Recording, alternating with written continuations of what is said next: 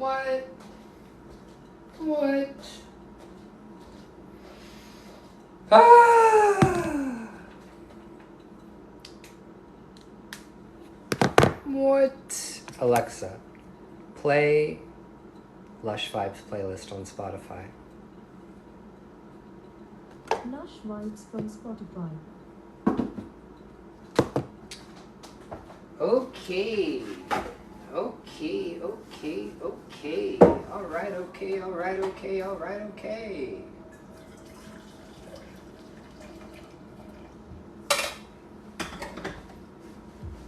Let's just go ahead and have some coffee.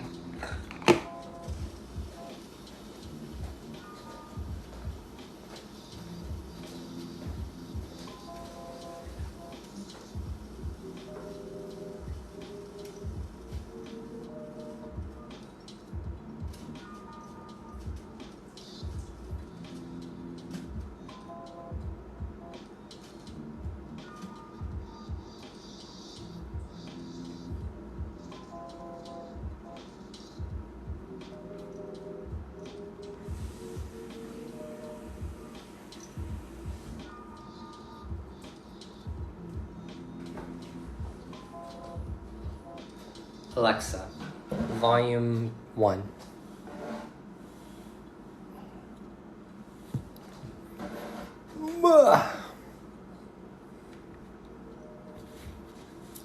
Hey, Summer.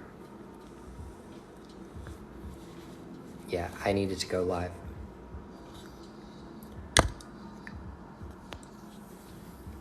Kiss my grits, mother effers.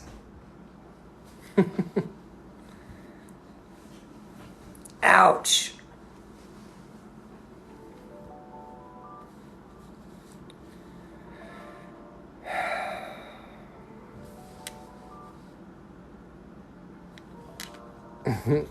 Hey.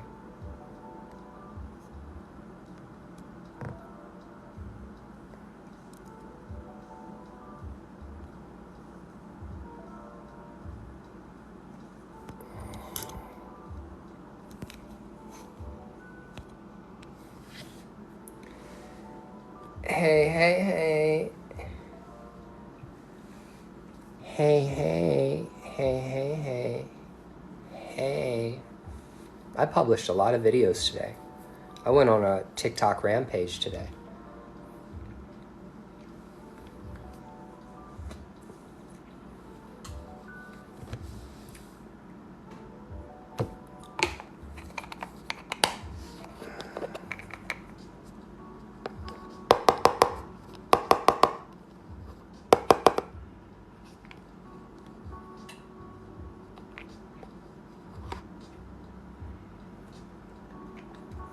I just came here for the drugs.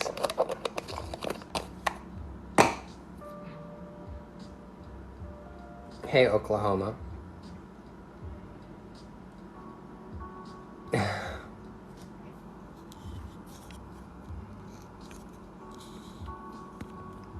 I mean, there was a period of time in which I really stopped.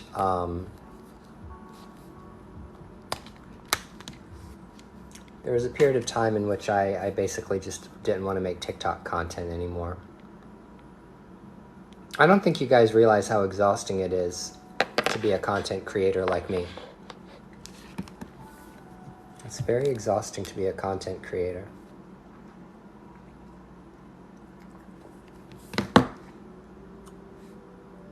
Especially if you're not popular, like I'm not popular.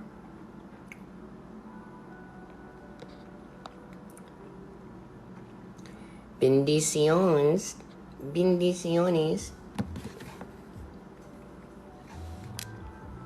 Hey. I'm gonna do 5 live readings. I'm gonna do 5 readings today. 5 or 6. I'm popular with people that matter. Not people that don't. I'm popular with people that like to learn.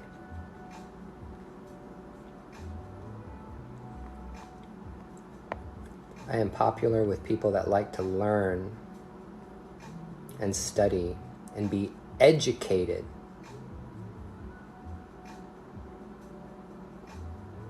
If you like me, you've got great taste.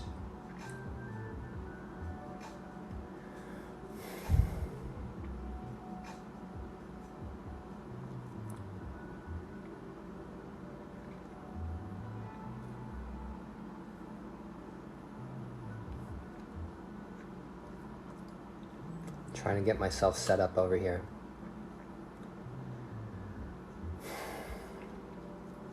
All right. I got some really amazing news though. Oh, Ashley. Yo, for real? Ashley wants a reading. Okay. I will do your reading in a minute. When am I coming to Texas? I'm never coming to Texas. I don't have any good goddamn reason to come to Texas. Why would I want to go to that godforsaken place? I'm just kidding. I know people actually have to live there.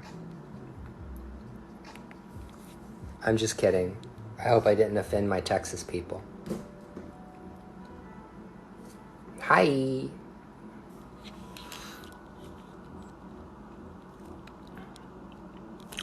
I'm making a list for people that want me to read them live tonight. It's $20 for 20 minutes. If you've never had a live reading from me, you haven't lived. So anybody who wants to get a live reading tonight, I'm only taking a handful of people because I can only do so many in a night.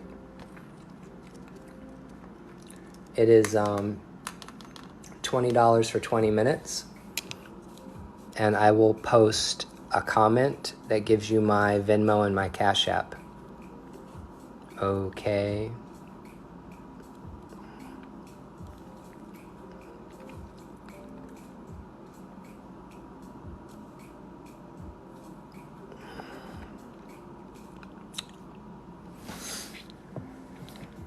Good to see all of you tonight. So the exciting news that I have is that my mambo that initiated me in Haitian voodoo is coming to live with me for a little while. She's going to come visit me for a little while. She's moving, she hasn't decided whether or not she's going to move here or not permanently, but she's going to come visit me and check things out. And if she likes it here, then she might stay.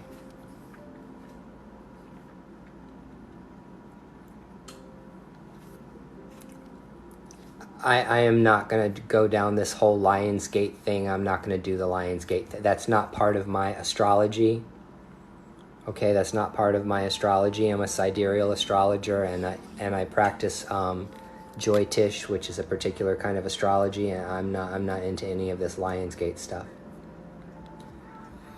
Oh yeah, I can't wait for her to get here. I want her to go live with me. To be honest with you, it's probably just a TikTok trend that doesn't mean anything. Like most of this stuff doesn't mean anything on this fucking app.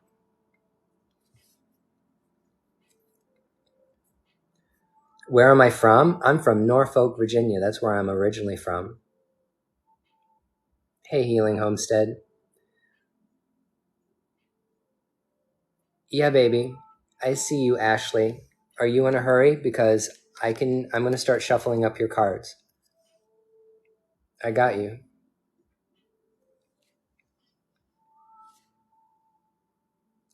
Oh, okay. Because if you're in a hurry, I can get to it. But if you're not, you could give me another minute to set myself up. Hey, Luna Sage. No, I got you. I got you. I see your beautiful face in my Cash App.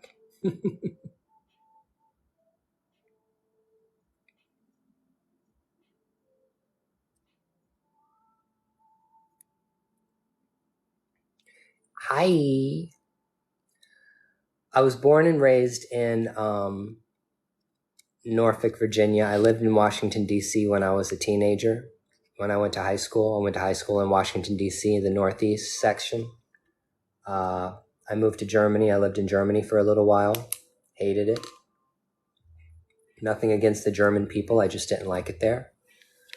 I moved back to Virginia Beach. And then in 2010, I moved to Boston. I moved to Massachusetts. And I've been in Massachusetts ever since.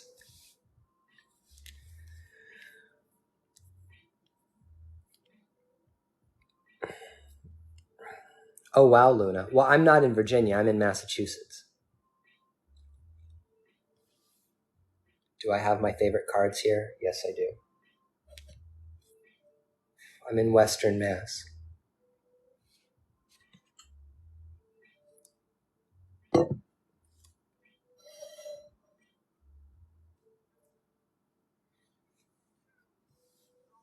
right, Ashley, baby, I'm going to start shuffling up your cards.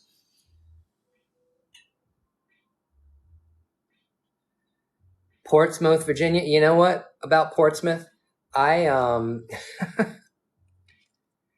I wore Hampton Roads out. Let me tell you, I wore that motherfucking place out.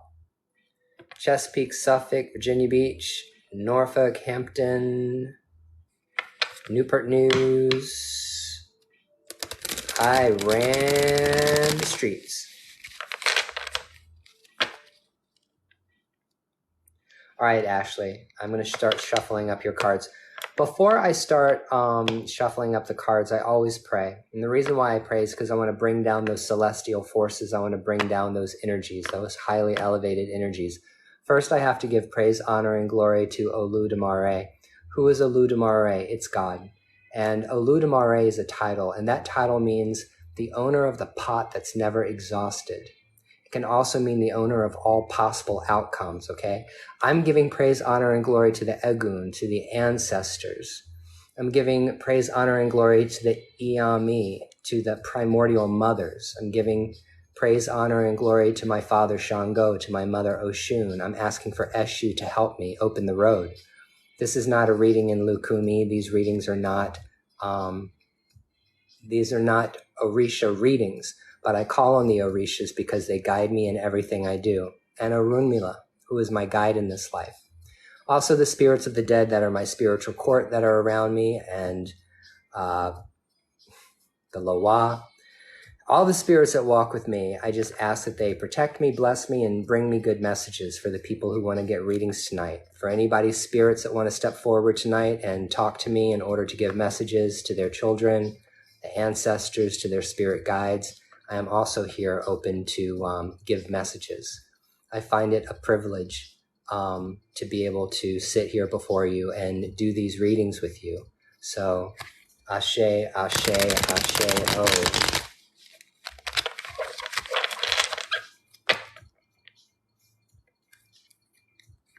Whenever you're getting ready to do divination for yourself or any spiritual work, always ask God's blessing. Always ask for your guardians, whether you call them devas, orishas, protectors, angels, whatever it is that you're working with. Always ask your spirits to come down and to give you support in your spiritual work, okay? May those negative entities be far away from me. May those negative spirits of misfortune be far away from me and for all of the people that follow me.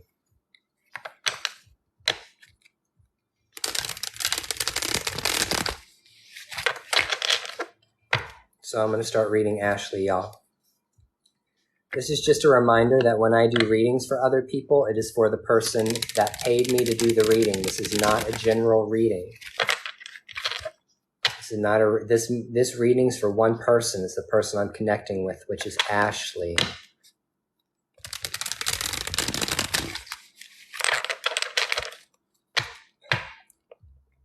Hey, Lauren.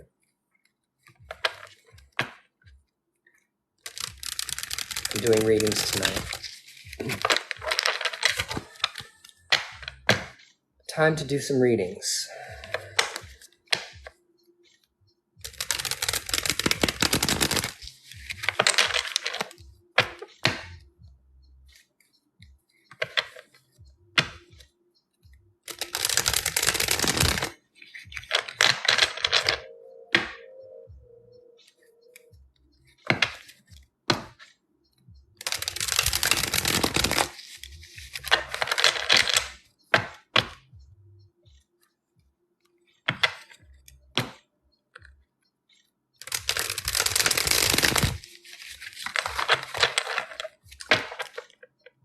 You guys are quiet.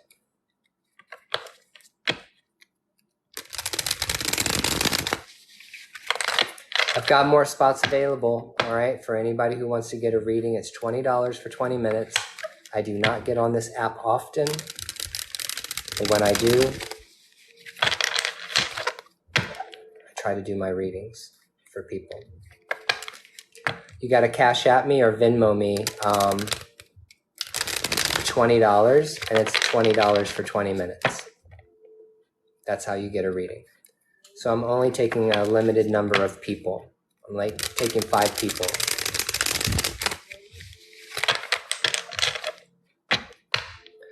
Can somebody put my Cash App in there?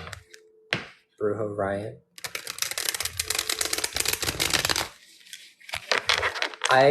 If you guys want to just hang out and watch me and listen to me, that is just fine. Brujo Ryan is my Venmo, and it's also my Cash App. Okay. BRUJORYAN. So if you want to hang out and chill with me, just listen to me talk, that's just fine.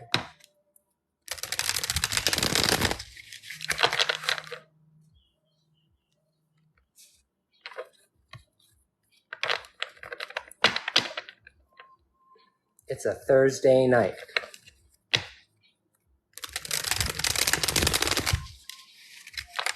I also have an option for people who want to pay for this reading that are overseas, because I don't do PayPal, but I finally created a service on my profile, on my website. All right, Ashley.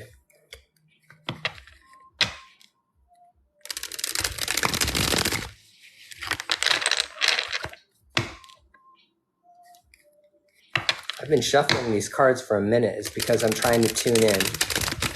I'm tuning in. Spank it like you spank your mama.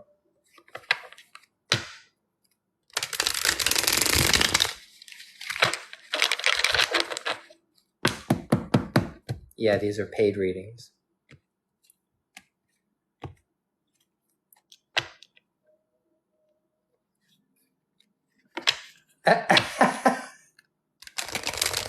That was dirty, I know. That was like a bad joke. Bad incest jokes.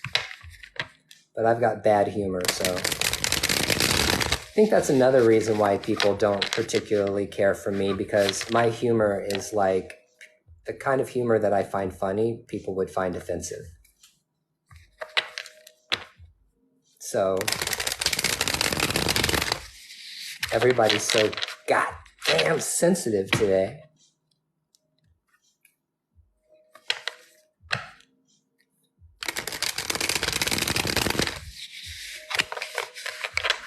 Yeah, straight to cancellation. Yes, straight to cancellation.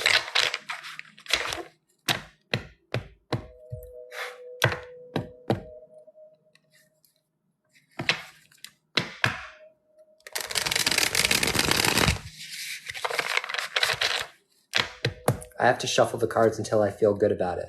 That's what takes me so long. I got to shuffle the cards until the spirit says that's enough.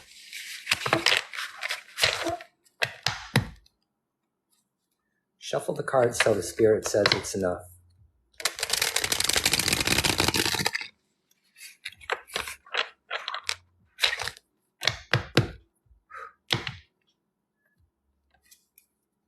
Hey, Lisa Marie.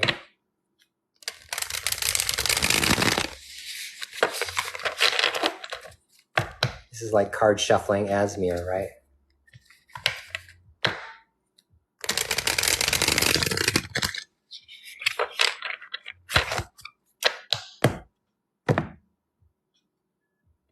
Oh, cool. Awesome. Oh, 2 people paid me. I have Stephanie, and Gabriella. Thank you, Stephanie, for the tip.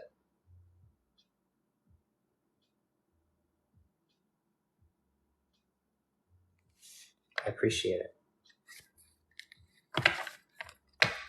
All right, so now I'm going to read Ashley, and then I'm going to read Stephanie, and then I'm going to read Gabriella. Okay. Okay. Okay. Okay. Okay. Hold on, I'm not done. Because when I read people, I read with 2 packs of tarot cards and 2 packs of oracle cards. That's what the Spirit told me to do.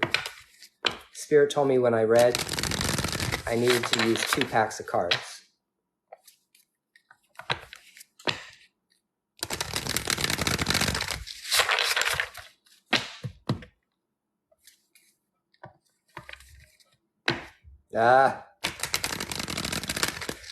I want to discuss retrograded planets and astrology after I do Ashley's reading, or after I do readings tonight. Can somebody remind me to talk about retrograde planets, like what that means in your birth chart?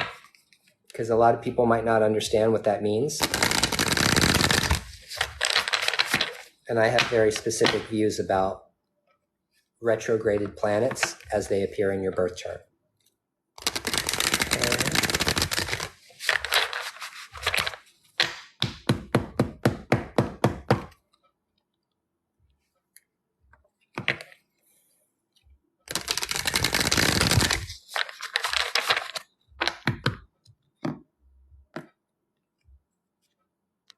All right, Ashley, I'm starting your time. Hey, Jay. You guys can talk as much as you want during my readings. It doesn't bother me at all. But just know that I'm not going to be paying attention to you necessarily. I'm not going to respond to anybody except Ashley when I talk to her. All right? So let's find out what the spiritual world has to say to Ashley tonight. Oh, that's good. Oh, that's bad. No, just kidding. Oh, that's good. Oh, that's bad. Let me do that. Let me start that trend.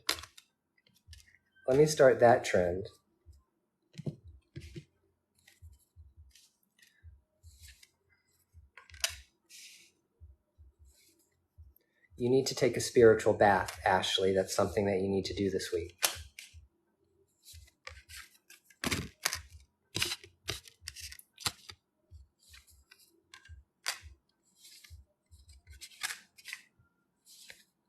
You also need to get outside. You need to spend more time in the sun, okay? You're not getting enough sunlight. Not getting enough sunlight can lead to like vitamin D deficiency. It can make you sluggish, okay? Did you get outside? Okay, good, because the message here is like, you need sunlight. You need to be outdoors. You need to get fresh air. You need to move energy in your body. Wow. Okay. Let's see what's going on here. So one of the things that I want to tell you, Ashley, is you need to do a refreshment on your ancestor altar or your ancestor shrine, okay? However you've set up your ancestor altar, just go ahead tonight after this reading and go wash the glasses of water out and wash them with salt and water, okay? Or you can rinse them out with some rum or gin, to clean them off, but don't use soap and water. Clean off your glasses, fill them up to the brim with cool water, get a tea light, like a little white tea light or a little candle and light a light for your ancestors. Okay, that's very important for you to do. Your holy guardian angel or your guardian spirit is very, very close to you. That's good. But my question to you is, do you know who your guardian is? That's the question. I think I've read you before, and I think your guardian spirit has come up before, okay? So I'm just wondering, Do you feel all settled in with your ancestor work and also your spirit guide team? Do you feel connected to them? Okay, that's very, very important. Working with your primary spirit guide. There's something that we do in my tradition of Ifa, okay, which is the most important entity that you want to go to. The first entity that you want to go to is your Ori, your personal divinity, okay? You always want to go to yourself first before you go anywhere else when you're looking for answers to your problems, okay? And you need to reach out to your guardian spirit, your primary spirit guardian, okay? But that spirit is very, very close to you and is trying to make a connection with you.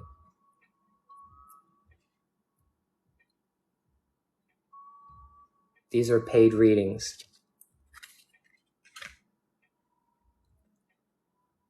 Okay, I'm gonna keep talking. I'm gonna keep talking, Ashley, because I didn't see.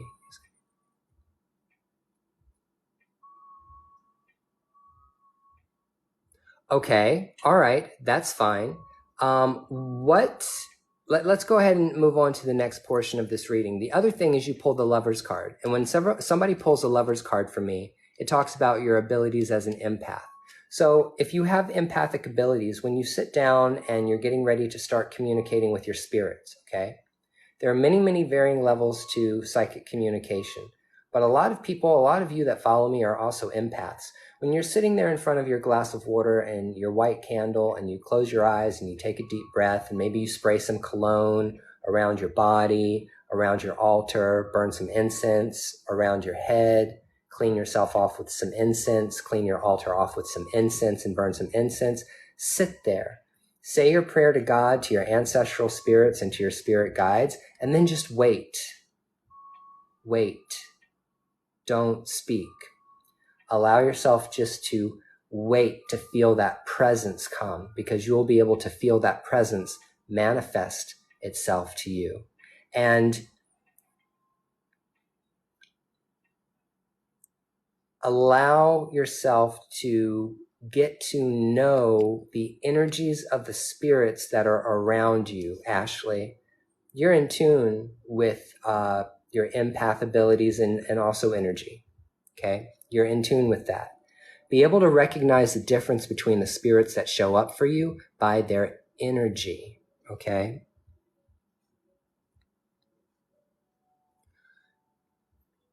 Good, yeah. So you can get to know which guides are around you by paying attention to their energy. I can know when my Madama is around. I know when my Congo is around. I know when particular entities come around. There are very palpable feelings that I have internally and around me energetically when I call on different spirits and those spirits come to work with me. So that's very important. Spirit is talking about like low-key depression. I'm just going to say it, low-key, kind of like some kind of sadness going on. It could be some kind of regret or some other kind of situation where you're having a hard time letting go of it. Okay, you pulled the Five of Cups. When I pull the Five of Cups for someone, it usually talks about a troubled mind, dealing with some troubled thoughts. You pull the Nine of Swords. The Nine of Swords talks about not getting great sleep, not being rested. Okay, all right. I'm going to say this once, I'm going to say this twice, I'm going to say it all night long. Ashley, listen to me. Other people's opinions about you don't matter. And other people's feelings about you also don't matter. And when you allow other people's opinions and feelings about you to affect you, you allow them to win. They are winning when they come around with their fuck shit, talk shit, and affect you emotionally, affect you mentally. That curse won't hit you. That hex won't hit you. That jinx won't hit you. There's nobody that can come around and hit you if you let that shit slide off your back like a duck in a thunderstorm. You need to close your eyes and you need to imagine yourself as a duck. Okay? You need to not give a fuck what anybody thinks about you. People come for me on TikTok, Ashley, every day because of my big fucking white face. They come for me every day. Anytime I make a video about Ifa, about the Orishas or the Loa, or I talk about my spirituality or my path and things that I'm doing, every day there's going to be some motherfucker that comes around that wants to talk shit. Block. Block them. Block them and block anyone in your life that wants to continue to rehash that energy in your life. That's energy. Let me tell you something. TikTok is spiritual garbage. TikTok is junk food for your brain. It's a cancer. Okay? Just like you got to eat good, healthy food in order to stay healthy, you got to eat vegetables, you got to drink water, you got to take your vitamins and your minerals, and you got to eat the healthy fats, and you need to eat the lean meats, and you need to eat the vegetables and all the things. That's real food. But scrolling through TikTok on this motherfucking app on Witch Talk and allowing these witch bitches to bother you on this app, it's like sitting around eating Doritos all day long. Fuck these people, Ashley. They don't matter. You got to shield and block your energy. You need a spiritual bath. You need a spiritual bath. Have I told you? Did you watch? Do you know how to take a spiritual bath? Did you watch my live when I was talking about spiritual bathing and how to clean yourself off? Because that's exactly what you need to do. As soon as you feel someone's heat on the back of your neck or, the eyes on the back, how do you know that someone's cursing you? Or can you hear me? Can you guys hear me? I don't know who was calling me. Somebody was trying to call me.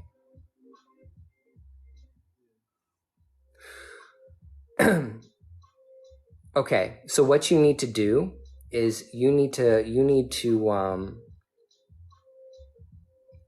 rearrange the furniture in your house. You need to sweep and mop your floors. Okay? You need to keep that ancestor altar candle lit. You need to go before your deities and put down some flowers and an offering and tell them what's going on in your life and tell them about these people that keep coming for you and ask them to put a barrier, a blockade between you and these people. But then guess what, Ashley? You have to do your job. Your job is to disconnect yourself from anybody that's associated with that energy. You're an empath. And if you're an empath, that means the people, places, and things that you're around affect you, and they affect you on the physical plane. They'll make you physically ill. They'll make you physically sick. Those energies. And so you need to separate yourself from it immediately. And then you need to brush yourself off, take your spiritual bath, and then forget about it like it never happened.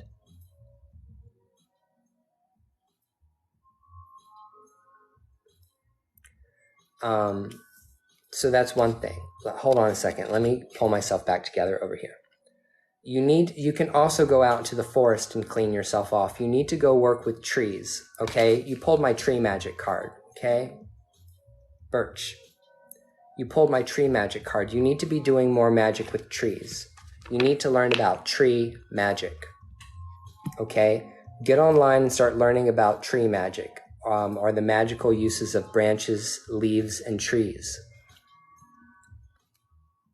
I'm only talking to Ashley in this life. I am not talking to anybody but Ashley in this life.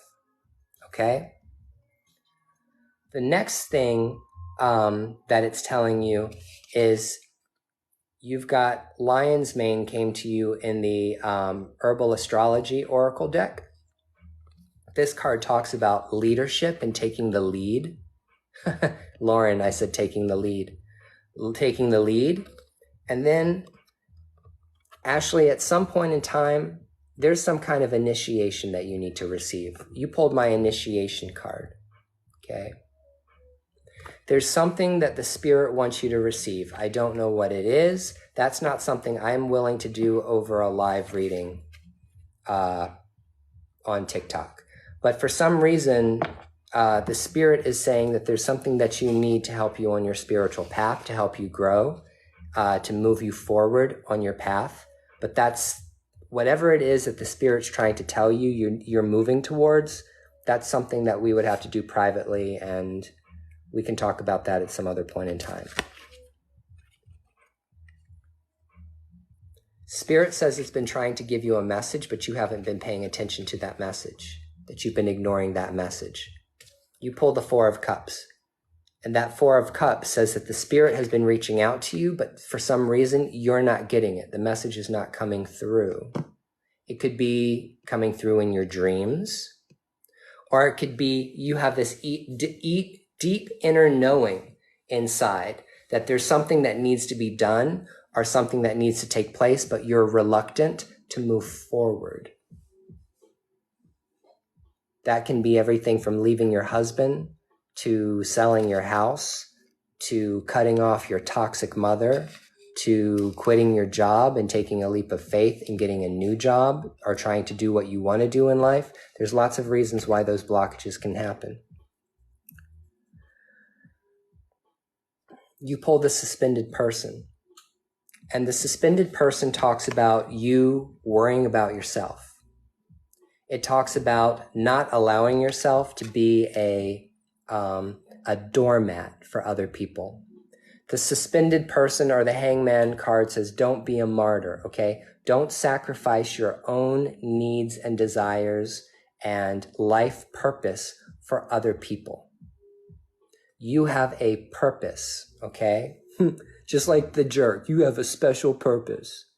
And whatever that special purpose is, you will become miserable. Listen to me, this is very important. Ashley, you will become miserable if you're not living in harmony with your life's purpose. Whatever your destiny is, whatever decisions you made before you incarnated, whatever pacts that you made with what spirits, or whatever agreements that you made with your spiritual court, okay, your egg bay, before you came to Earth, if you're not living in harmony with that, it can create a lot of disruptions in your life. So it's very, very important that you sit down with a pen and paper and really, really meditate and write down, what is it that I really want? What is my heart's desire? What is my burning desire? What is it that I need to accomplish in this life? Or what do you feel you need to accomplish in this life? And then perform divination on it. You have a grandmotherly spirit that's coming to me. And the grandmotherly spirit that I see coming to me is someone who had a lot of energy in life. She was very vivacious. She seemed like she had curly hair and it was long and she used to tease it out, kind of. And she looks like kind of strawberry blonde. She used to like wear a lot of makeup, almost like Dolly Parton.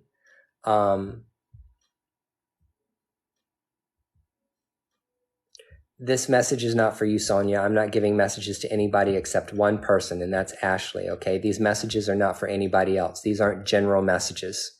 So please, don't think this is about you. Your mom or your nanny. This woman that's coming through for me, she has teased out her hair. It looks orangey to me, to be honest with you. She's like maybe strawberry blonde. She likes to wear a lot of makeup.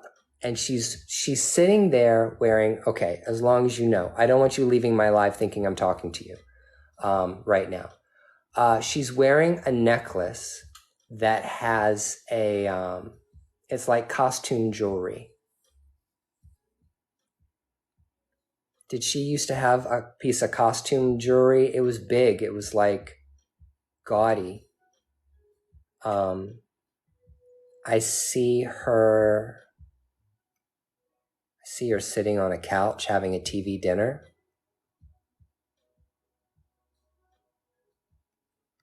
Anyway, this particular woman came through for you. And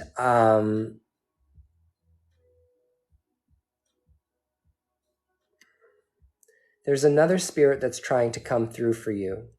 And the spirit that's trying to come through for you is a male person, not a father, not a grandfather, it's like an uncle or someone. It's someone who is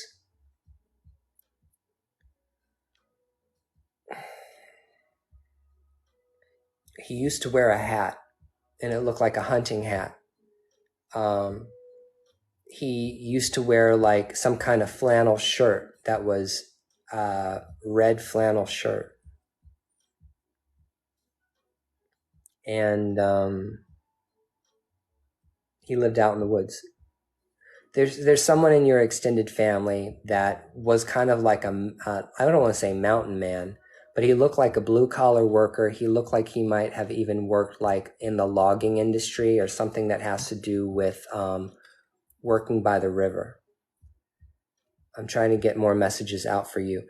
The spirit is saying that you need to pay more attention to your herbalism and that you need to be using more herbs and more essential oils in your practice. You need to be studying that.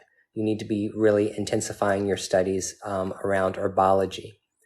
Spirit is telling you within the next 3 months, there could be some kind of situation that comes up that's going to either test your faith or make you feel like you want to quit walking your spiritual path. There could be some kind of blow up that happens.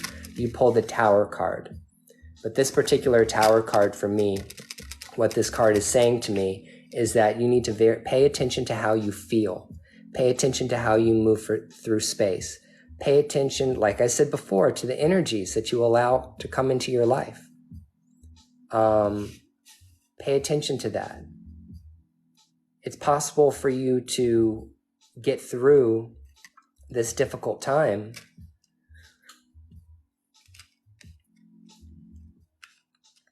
but you have to be very, you have to pay attention. You feel like that's happening to you right now? All right, you need to pay attention. Just pay attention. Pay attention to what's going on. Pay attention to your thoughts. Pay attention to your feelings, okay? If any negative feelings come up or any kind of negative thoughts pop up for you, all you have to do is be like, no, I'm not doing this today. I'm not thinking about this today. This is not going to be a problem for me today. I just woke up. I'm starting my day. Other people's problems are not going to be my problems today. I'm not going to be upset today. I'm not going to allow anybody to rattle me today. I'm not going to allow my faith in God and the ancestors and my spirits to be shaken just because there are people out there that are attacking me. And just keep doing it. If that's what you're doing, Ashley, just keep doing it. Your time is up. But those are all of the very important messages that are coming through for you. Okay?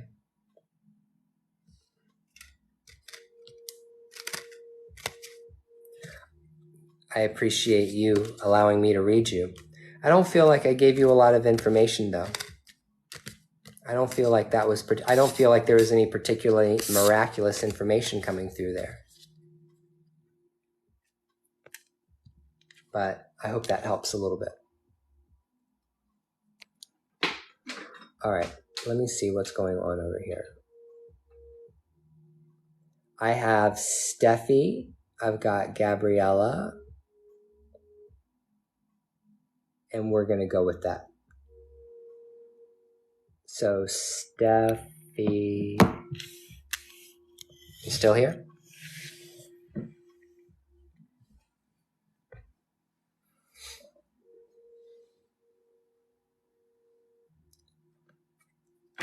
Great. I'm going to start shuffling up your cards.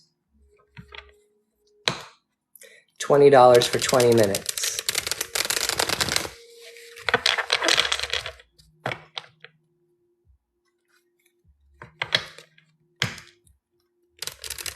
I don't mean to come across as a hard ass. I don't mean to come off as a hard ass. I hope you guys understand that.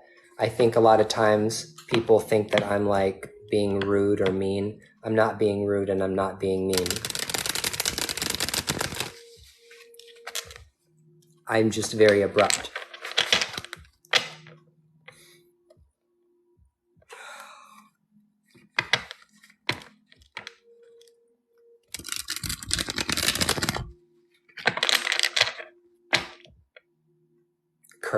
to the point. But that doesn't mean I'm mean.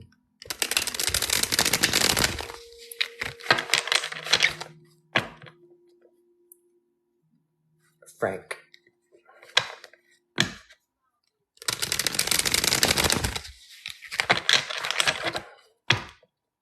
I never realized that when I'm serious or when I'm talking serious, I look angry. When I first got on this app, people would say, "Why are you so angry? Why are you so angry?" And I was like, angry? I'm not angry. Why are you telling me that I'm angry? I'm not angry. I didn't realize that when I'm serious or when I'm talking serious, I furrow my brows and I look like I'm angry. They were right. I just never realized that before because I never talked into a camera so much before.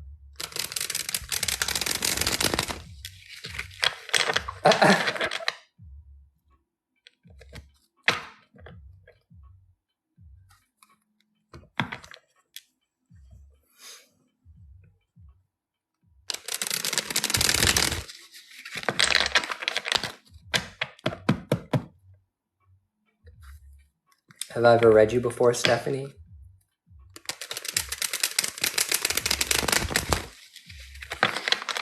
Steffi. Call you Steffi. Yeah, just relax. That's the point. Relax, dude. Chill out. Don't be so serious. You got resting bitch face.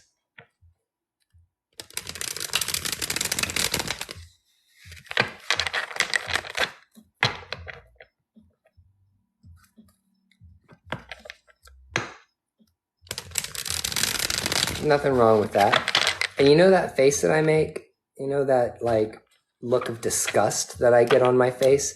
I've always made that face. I don't know where that came from. I've just always made that face. Ah, Ashe.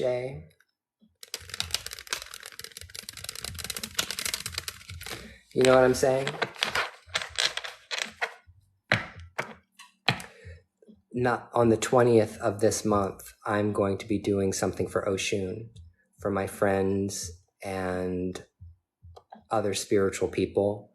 I'm going to have people coming over to my house. We're going to have like birthday cake. We're going to get some like lunch or something. We're going to take oranges and honey and cinnamon down to the river.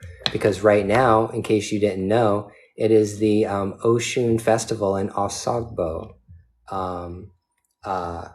Oshun State in Nigeria. August is a very, very, very, very big festival that they throw for Oshun in Oshun's Grove. Bendición. So I'm going to do a little Oshun thing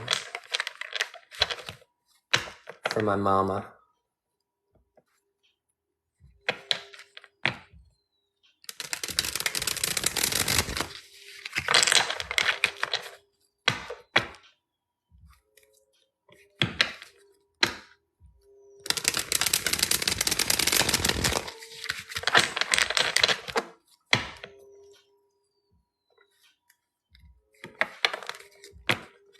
Yeah.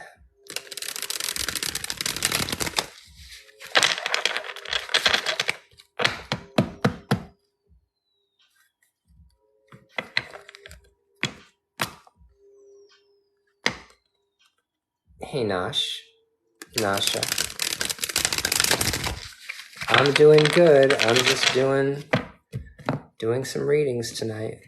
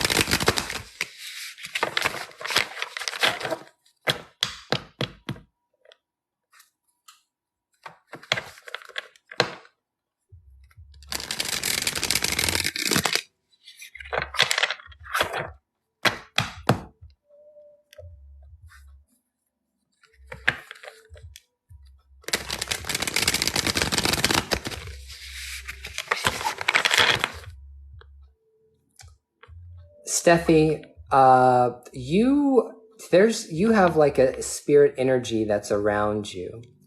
And that spirit energy that's around you is coming off like a Smurf to me. It's like a little blue energy, like a little blue light around your feet or like around your knees. You have some kind of nature spirit that's around you. That's blue. You ever see a little blue sparkly light down by the ground?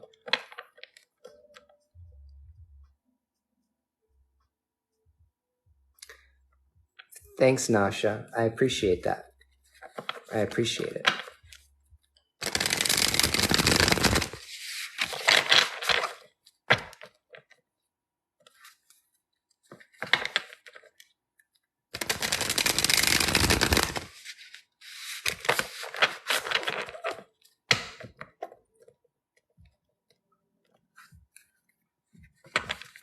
Yeah, all the white people get mad at me when I say white people can't practice hoodoo, and they all get all pissed. They all get pissed. Get over it.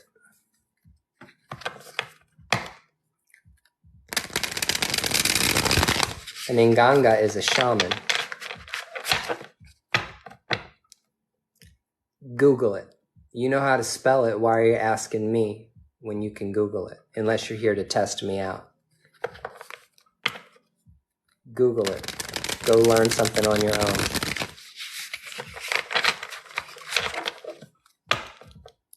Thank you. Yeah, Van, you can. I take Cash App and Venmo.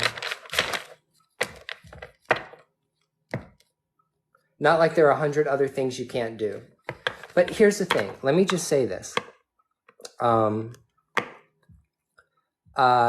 my readings are $20. So if you can go scrounge up $5 more, then I'll give you a reading.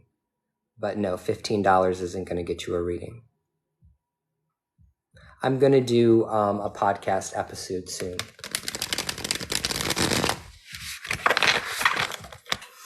It's Brujo Ryan. Brujo Ryan. BRUJORYAN. That's my Cash App. Put the $sign in front of it first. Hey, Jessica.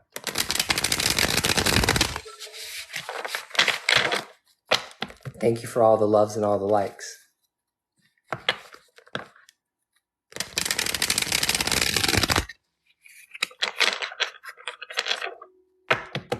The Inganga in Africa is a shaman. He's like the medicine man. He's the root worker. He's the hoodoo man or the herbalist. That's who the Inganga is in Africa. In the New World, the Inganga is associated with the pot. It's associated with it's associated with Palo Mayombe practices. The Inganga or the Prenda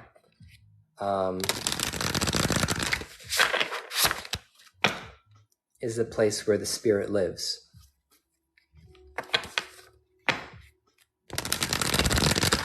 And when you are a palero, your godfather or somebody will help you construct your Inganga. Or if you're a spiritualist and you're spiritual like me and you work with your spirit so intimately, your Congo will instruct you about what they want you to put together for them as a spiritual pot. That's what that means. So there's an Inganga, there's a spiritual Inganga. The spiritual Inganga is not fed blood. So no animal sacrifice is performed over a spiritual Inganga. Okay?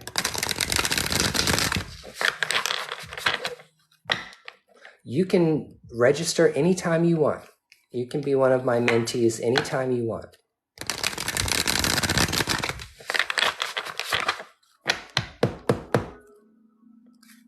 Hold on, Steffi, I'm almost there. I got a lot of cards.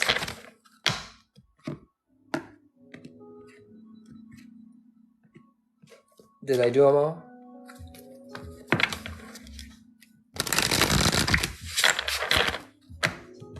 All right, here we go, Steffi. I'm starting your time.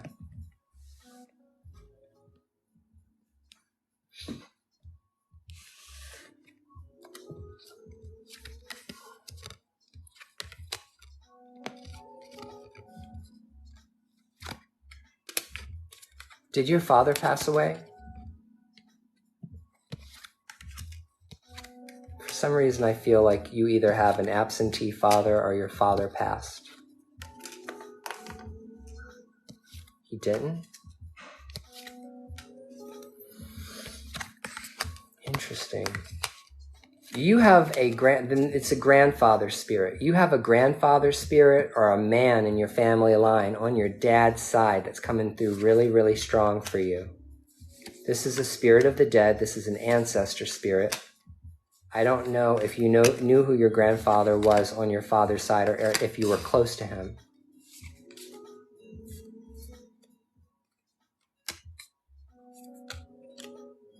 Well, for one thing, this isn't a guardian angel reading, but you got to hang on until I'm finished with my reading.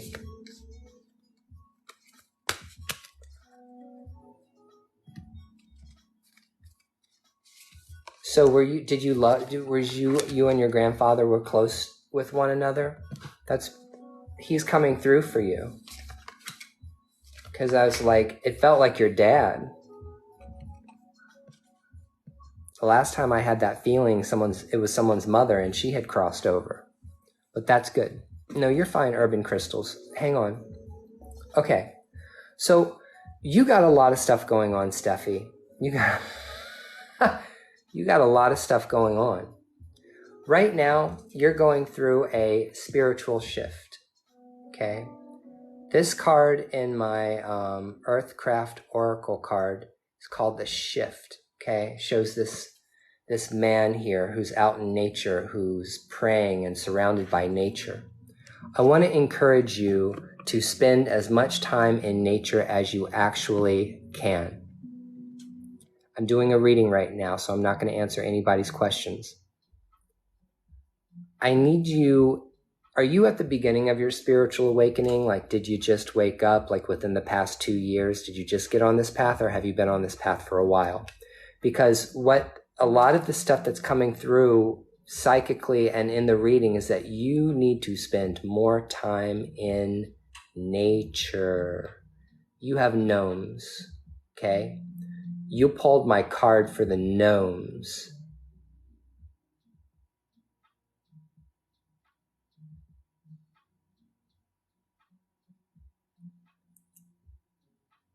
It's very important that you take the opportunity to go out into nature and work with nature spirits.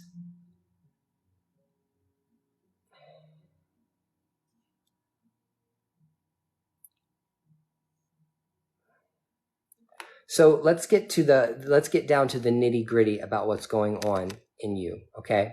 You're an empath. You pulled the Lover's card. And whenever I pull the Lover's card for someone, it tells me that they have abilities as an empath or empathic abilities. That's really, really beautiful. And in order to take care of those empath abilities, you have to be very, very cautious about the people, places, and things that you allow around you. Now, that being said, you pulled the Devil card, okay, in my Herbal Tarot. What does the Devil card mean? The Devil card is coming to warn you that there is someone around you that is either suffering from alcoholism or some kind of drug addiction or gambling addiction or some kind of impulse control related issue. Is there anybody around you in your life right now that is struggling with like compulsive behavior that's bothering you? God damn, what's up with these people? Why can't they fuck off tonight?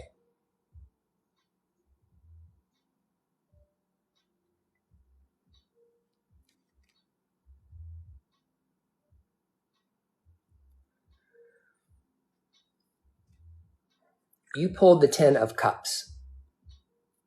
Okay, yes, you are. I know. So you have somebody around you right now that is dealing with that kind of stuff. You really, really need to think about whether or not you want to allow that person to stay in your, whether or not this person is someone that you need to keep around in your life. It's more like OCD. Okay. Is it affecting the quality of your life in a negative way? This is what we need to get to the bottom of it. We need to ask the question, is this situation creating problems for you in life?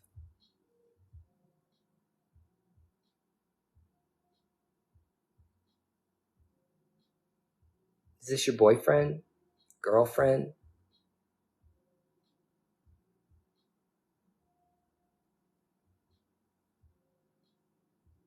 your wife?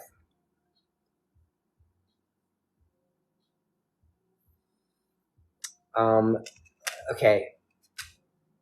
Are they getting assistance? Are they getting help? Are they getting treatment? This is always a touchy subject when I'm talking to somebody about like people they're in relationships with that have these issues. Okay. So you have a wife, she's OCD, she's got health issues, and she's getting, okay. All right. That's fine. But she's getting help. She's trying to get treatment for it. How long has she been going through this? How long has this been affecting you? Because I want to clarify, I'm not telling anybody just to dump their boyfriends, their girlfriends, their husbands, or their wives because they're experiencing difficulty in their relationship. I'm not saying that. That's not what I'm saying. I'm not going to turn around and tell Steffi to like dump her partner just because she's experiencing problems with her partner. But the issue at hand is that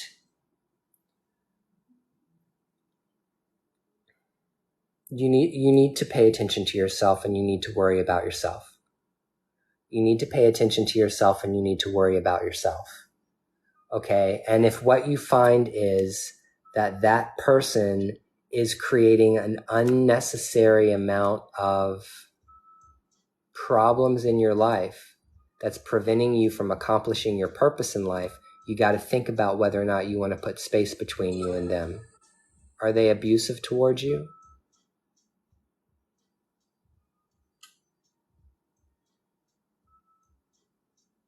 Like, are they verbally abusive? No? Okay. So here's the other thing. It's really difficult to talk about these kinds of subjects, especially if the person you're with is trying and there's not necessarily anything that they're doing bad to you. But let me tell you something. Okay, let me have a sip of my coffee and then I'm going to tell you the truth.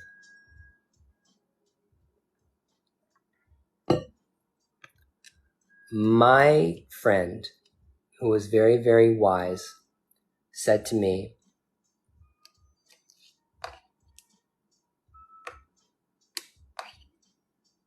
Ryan, you don't need any other reason to walk away from a relationship other than I'm not happy. I'm just going to put that there. I'm just going to lay that at your feet, okay? Nobody needs a reason to walk away from a relationship other than I'm not happy. They don't have to cheat on you. You don't have to cheat on them. It doesn't have to be dramatic. It doesn't have to be a thing. You don't have to go stir up shit or create problems or create drama in the relationship for it to end. I don't know why people think that relationships have to end badly all the time.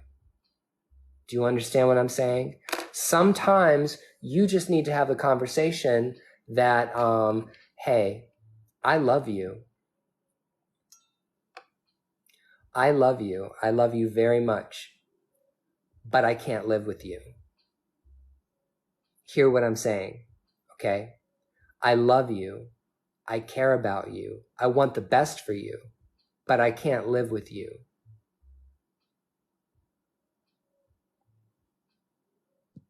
Because I feel like I can't breathe. Let me ask you a question. Do you get that feeling sometimes, like you can't breathe, like you feel like you're being choked off? Because if you're in a relationship and you feel that way, then yes, you need to think about your relationship. Does that look like Arula's beads to you? You know what they look like if you know how to ask the question. Let me keep going, Steffi. You pull the 10 of coins. And whenever I pull the 10 of coins for someone, it means that their ancestors or their ancestor spirits are happy with them. That's a good sign. Like two of the best cards that you can pull is the 10 of coins and the 10 of cups. For me, 10 of coins talks about your ancestors. Do you have an ancestor altar? Do you do any kind of ancestor work, or have you done that yet? Hey, Michael. You do have an ancestor altar. Okay, good. That's good. That's beautiful. That's probably why you got your 10 of coins. A lot of people get 10 of coins. 10 of coins and 10 of cups are popular cards that come up when people are doing spiritual work or when they're attending to their ancestors. Sometimes if the ancestors are not getting the attention that they need or want, you'll get a card. You won't necessarily get that card. Let me tell you about some of the spirits that I see around you.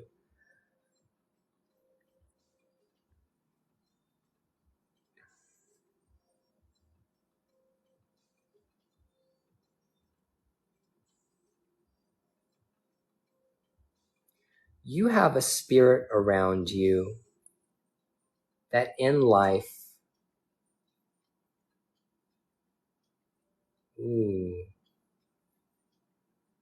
I don't know whether or not you do anything with Norse paganism or not, but I see a man who's white that looks like he's Northeastern European or North European or even Icelandic, who is got blonde hair, but it's dreaded. It's like long blonde hair that's pulled back and wrapped back and braided and dreaded. And he looks like he's wearing some kind of black leather vest. He's wearing some kind of black pant or pantaloon. And he's got like feathers and stuff dangling off of him. He also has some other kind of jewelry on, like metal. Like it could be like some kind of silver bracelets, necklaces and stuff. This person in life seemed like they were some kind of mystic.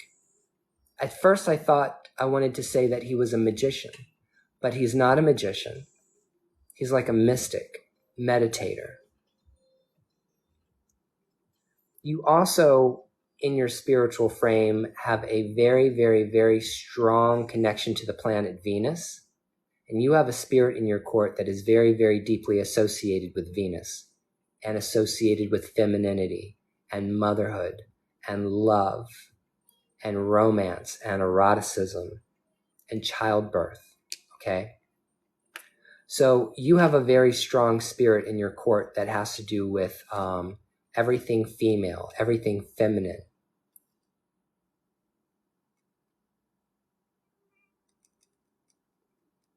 You need to be paying attention to working with plants. You pulled the medicine wheel, okay? The medicine wheel card is my card for herbal medicine. Herbal medicine, toxic plants, poisonous plants, magical herbalism, spiritual herbalism, okay? That's a very important card for you because it's telling you on your spiritual journey that you need to take studying herbology very, very seriously. But also take the study of essential oils seriously. Chamomile came for you. The chamomile card in the herbal astrology deck specifically talks about inner peace and building inner peace and having inner peace. Okay? That's very, very, very important to you.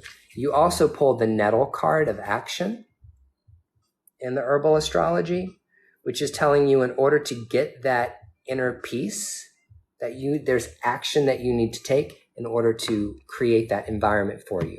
Remember that you're always creating your environment. You're always creating your reality.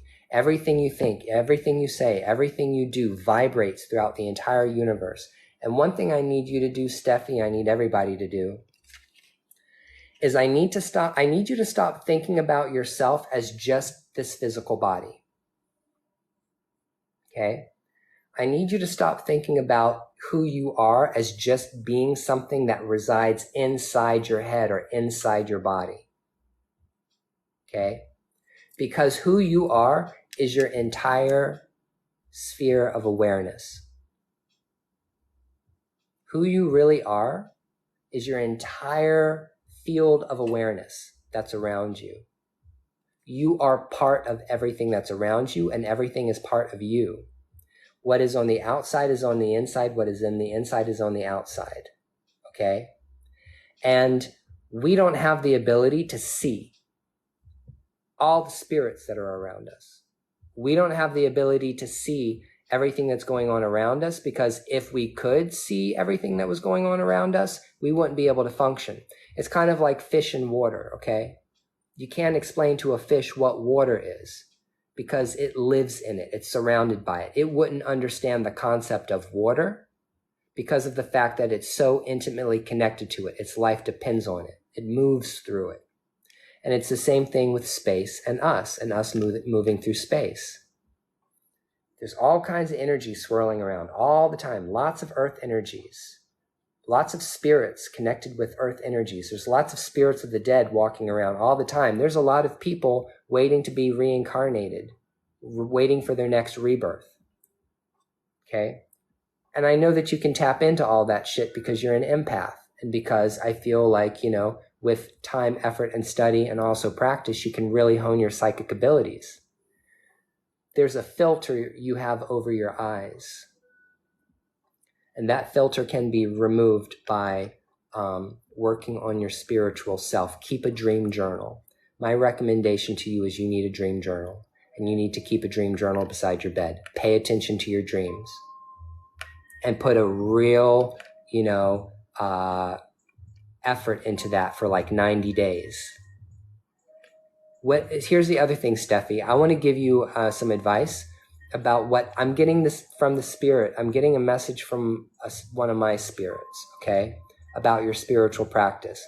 And this is something applying to you, but it applies to everyone. Whenever you take up a new spiritual practice, okay,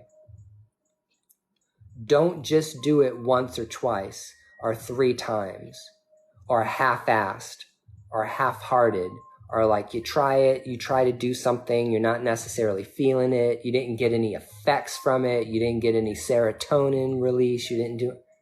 If you decide that you're going to take up a spiritual discipline or a spiritual practice, you need to do that thing for at least 90 days or 6 months. You need to do it for a prolonged period of time in order to see results. So you need to do a little bit of spiritual things every single day. A little bit of spirituality every single day for a prolonged period of time is going to change your life. Not, I'm going to do it now, I'm going to do it whenever I can, but no, you have to schedule it. And you have to tell everyone in your family, including your partner and your child, that this particular time right now is my time. Like literally, take a half an hour of your day and set it aside for you. 30 minutes. Everybody around you in your life can leave you alone for 30 minutes while you go sit down, say your prayers, straighten yourself out and like put down some tarot cards or whatever, but you got to do it every day. They're telling me you got to do it every single day. Pay attention. Okay? And when I say pay attention, I mean really pay attention.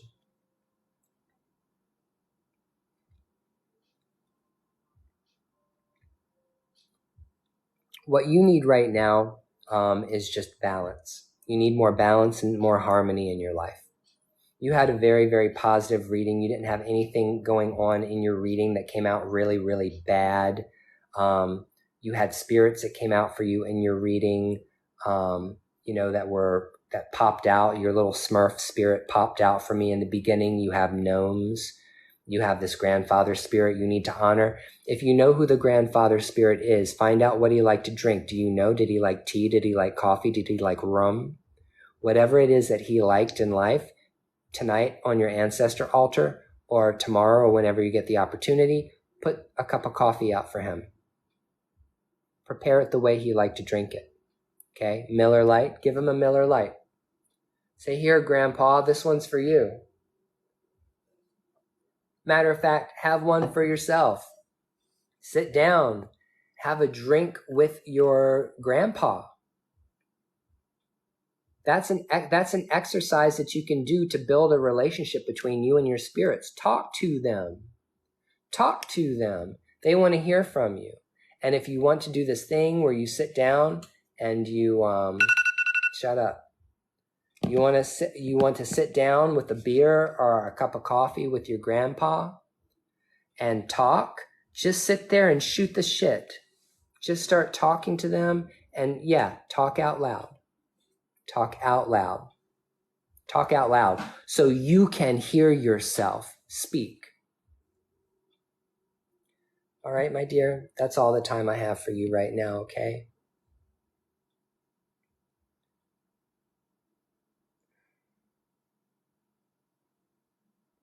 Oh, Lord, hold on a second, people. I got all these people to read. Holy shitballs. Hold on, people. I got nothing but love for you. I got Gabriella next. You know I'm going to have to take a bathroom break. Okay. Nobody send me any more money. We're all set for the night, okay? Gabriella, where are you? Hey, Sage.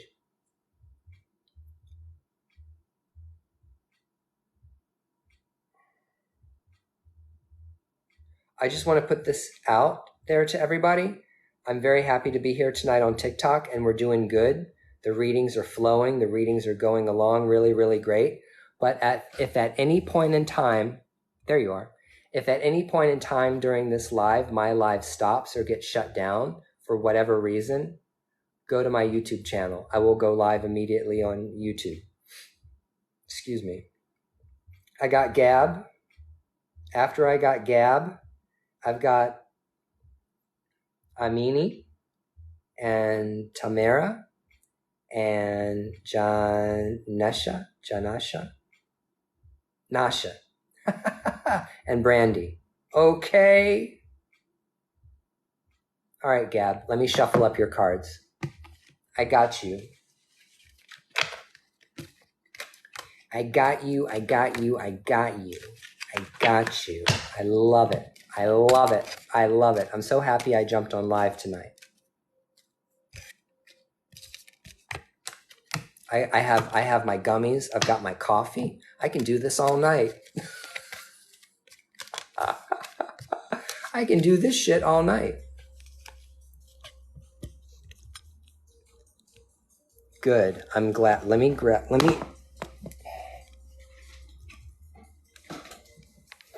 plug in my phone because my phone is going to die on me, and that would not be good.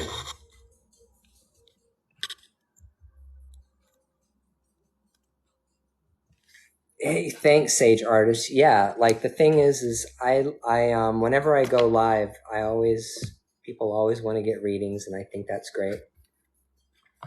Do the best I can over here.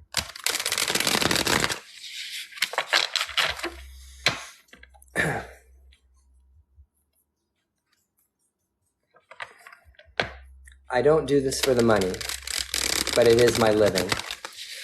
Let me say something. Let me say something, okay? About people that say spiritualists should work for free. Oh, you should be doing readings for free. Let me tell you something about that. The people who want to come around and tell readers that they shouldn't be charging for their readings or their spiritual services are the same people that will turn around and go to Victoria's Secrets and buy an $80 string to go up their rear end. Those same people that will sit around and bitch about you saying, I need you to pay me for my reading, are the same people that will go blow money on nothing. Do you see what I'm saying? But here's the thing though. Let me tell you something. If you're a spiritualist or you're a root worker or you're a palero or a yaya or you're, I'm just saying, if you're a spiritual person, whatever you practice, if you come to me, hey, ashe, oh. If you come to me and you say, Ryan, I need you to read me. I've got problems. And I say, okay, well, I do readings for people, but like I'll charge you $20 for 20 minutes. I don't have $20, but this is an emergency. I need this. I don't do those readings. I refuse to do those readings. Okay. Or maybe I would say, okay, I can read you now, but when you get the money, you're going to have to pay me later. And I'm going to tell you why I do that. Are you ready for it? If you're a spiritual person and you're doing readings for other people and you're improving the quality of other people's lives, those people owe you. They owe you. They incur a debt to you when you do free spiritual work and they benefit off of your spiritual work. It's called the law of karma. It's called the law of karma, cause and effect, okay? So if that person doesn't pay me $20 for the reading, or they're not able to pay for their spiritual services, okay, at some point in time, they are going to have to pay some way in some lifetime. So you're creating an attachment. You're creating an entanglement. You are creating an entanglement. You're creating a situation, a spiritual situation when you're helping people for free. That's why I don't think people understand that. And the truth of the matter is, in this place, in Ifa, we call this the marketplace. This is the marketplace. Okay, we come here to do business. All right? And everything has a cost. There is an exchange of energy that has to happen. Period. For anything to happen. There is an exchange of energy that has to happen, a transaction of energy that has to happen for anything to happen. So even in the spiritual world, spirits have to be paid for their work. People say, oh, well, you should be doing everything for free. No, because not even the spirits work for free.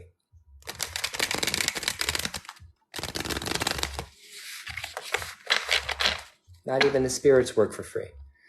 For somebody who asked, no, I am not a babalao, and I'm a spiritualist, and I'm doing just spiritual readings. These are just spiritual readings that I'm doing.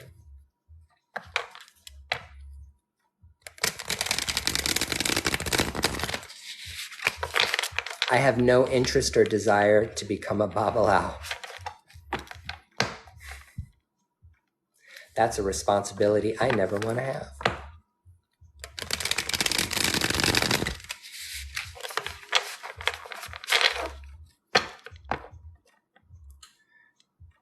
Yeah, well, people don't understand that concept. Of course I do, Joe.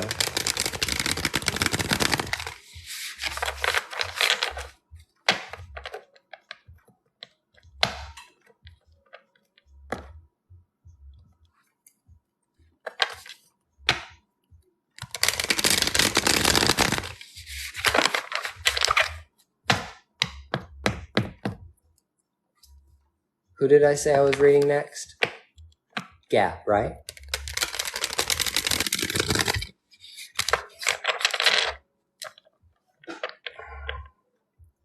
Okay. Getting there.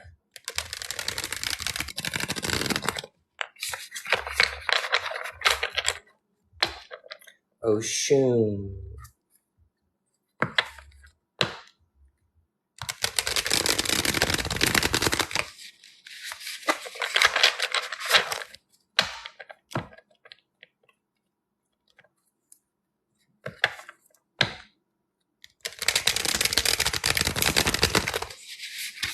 Surprise.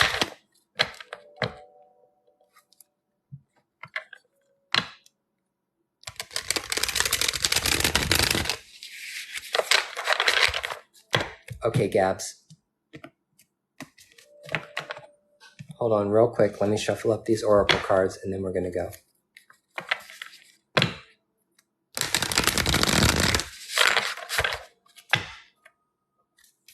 All right, everybody. Like I said, I'm getting ready to do a reading. So I'm going to be focusing on the reading. If you talk and you ask me a question, I'm not going to answer you because I'm not talking to you. I'm reading Gab. It's the only person I'm talking to.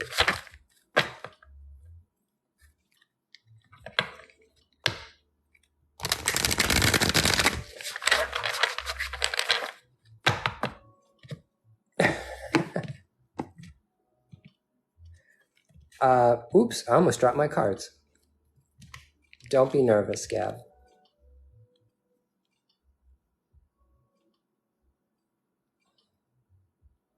Okay. Here we go. I just started your time.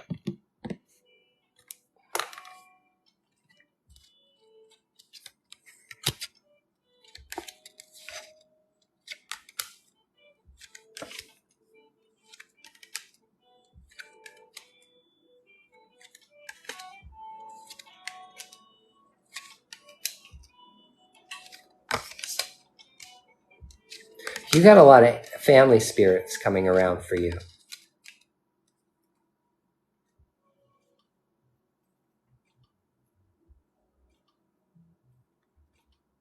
You got a lot of ancestor spirits coming around for you.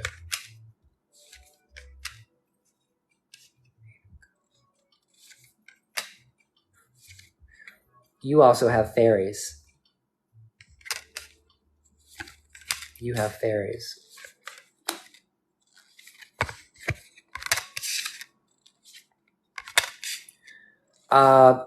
Do you have a daughter between the ages of 14 and 16?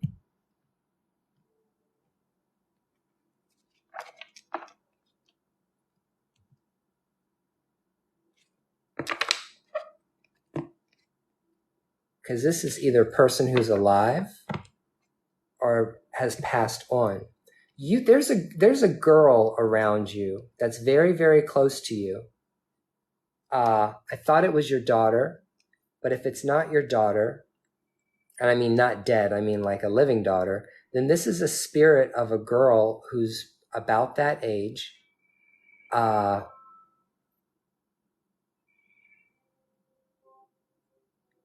She's coming through kind of indigenous to me. She's got black hair, straight black hair, and she has indigenous features, and I mean Native American, like native to Native American. And she's thin, and her hair is cut off here, short. She's wearing some kind of like dress that's a combination of like baby blue and blue. And you picked this spirit up. This might be a spirit that lived on the land before you moved there to wherever it is that you are. Or this could be a spirit that you picked up at a cemetery or a graveyard or some other place out in nature that it was wandering around. You have a spirit. So, yeah. So I feel like you have a girl that is like following you around, which she doesn't seem dangerous in any kind of way. She just seems like she's attached herself to you. This is this is not necessarily a bad situation. But this is a spirit that's going to have to, you're going to have to do something with this. We're going to come back to her. You pull the devil card though. This is a card that I want to address. You pull the devil card, and whenever someone pulls a devil card, it talks about,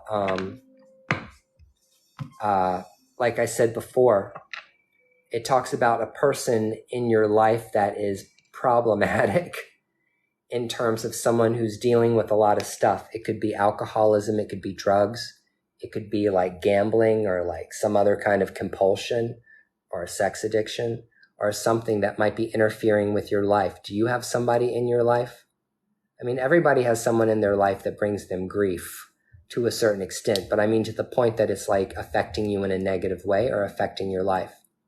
Because if you don't have someone in your life like that right now, be very, very, very careful about the people you invite into your life. Be very, very careful about the people you're inviting into your life.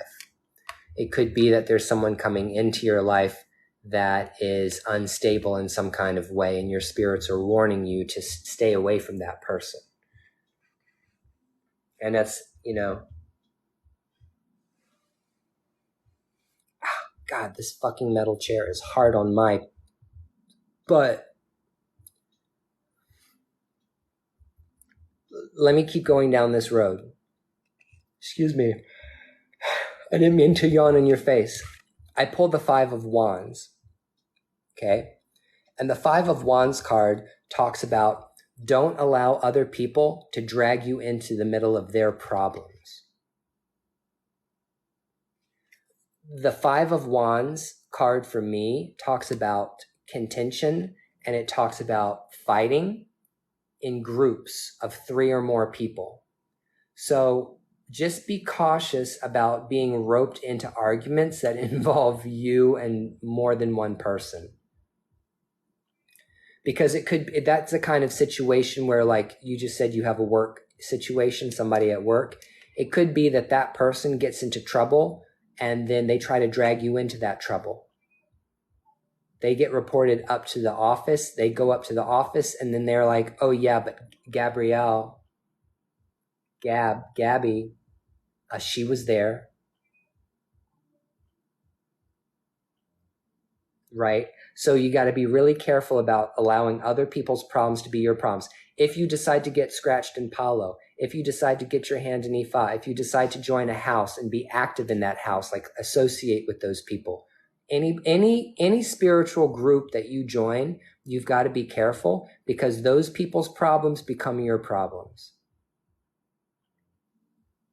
The drama that's going on with all those lamas is going to come into your house, okay, if you're not careful. So you got to be very, very careful with your energy. I'm not answering questions right now, Jacob. I'm doing a reading. Come back later.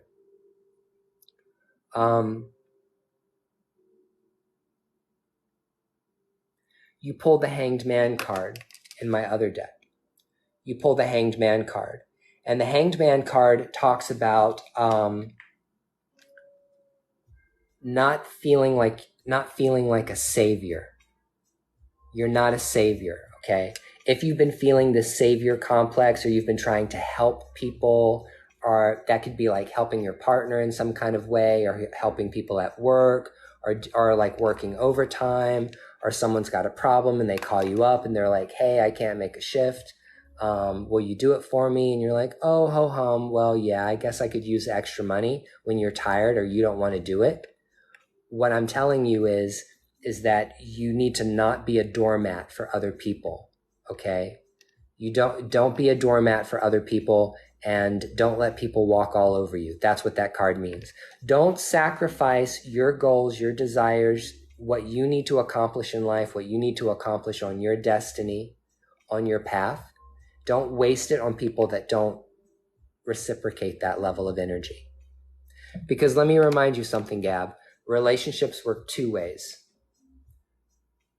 You bring 50% to a relationship, that person brings 50% to a relationship. You bring 100% to the relationship, they bring 100% to the relationship. Relationships are 50-50. If you're giving 60% and they're giving 40%, it can't continue that way. If you're giving 80% and they're only giving you 20%, if all the energy is directed in one direction and it's not coming back to you in the opposite direction, you got to rethink that relationship. And I don't just mean your lover. I don't just mean your boyfriend. I don't just mean your partner or your girlfriend or your husband or your wife. I mean your parents. I mean your fucking kids. I mean your kids, your children. Do you see what I'm saying? You need to make sure that you're treated well, and you need to make sure that you're treated with respect. And anybody that is not treating you well and anybody that is not respecting you needs to get the fuck out of here. Okay?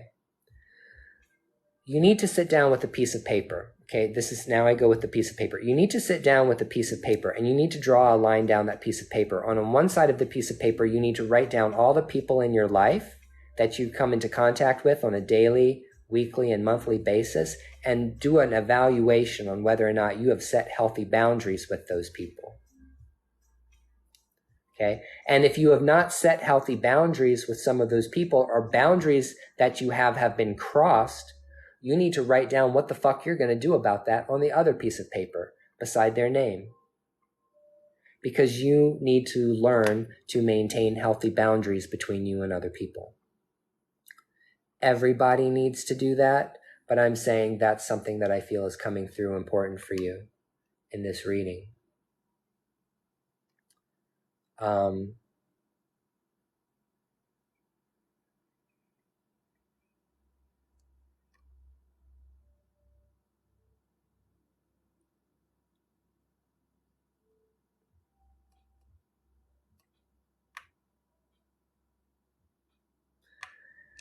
I don't know. I wouldn't go down that path. I'm trying to like focus in on these spirits that are ancestral spirits or spirits that are with you. You have two grandfatherly spirits that are with you and a grandmotherly spirit. The grandmotherly spirit I see coming to me, she's got brown hair. It's about shoulder length. She's wearing a purple dress. And this woman in life was very, very sharp-tongued. She was someone who was cold as ice. She was someone who didn't put up with any bullshit.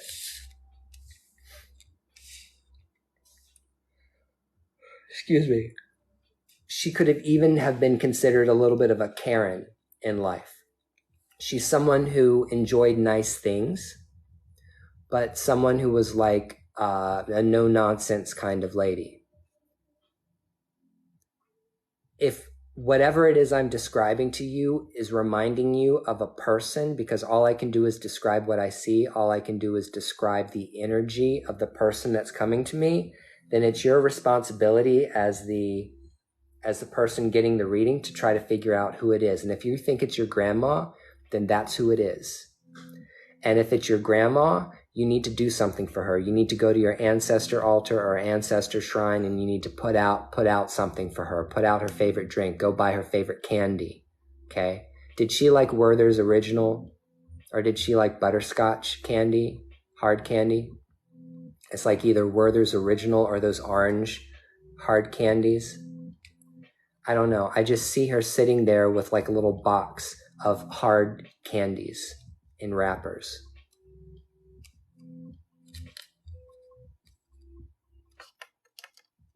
That might be what she wants. So if she liked candy in life or had a sweet tooth, give her something sweet. Okay, yeah. Just give her some candy. Or put out like her favorite beverage. Spirit is talking about relationships. You pull the Two of Cups. And I don't pull this cup. I don't pull this card often. But this talks about relationships and it talks about love and romance. It talks about you finding love and romance in your life. Are you in a relationship with someone? Does this relate to the relationship you have with your partner? If you have a partner, is it a good one? Because this card is talking about cultivating romance in your life?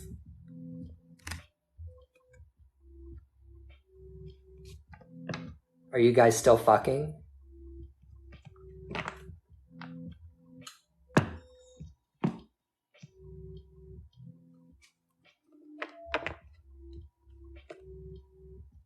Kinda. Okay. All right. See, I just I'm sorry. I call people out. Okay. So, what we need to do is, how long have you been together? I'm about to turn into Dr. Ruth. Okay.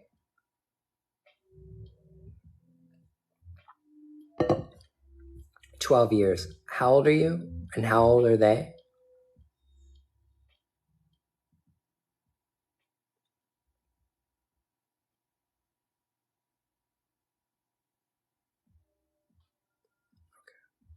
Is it a dude?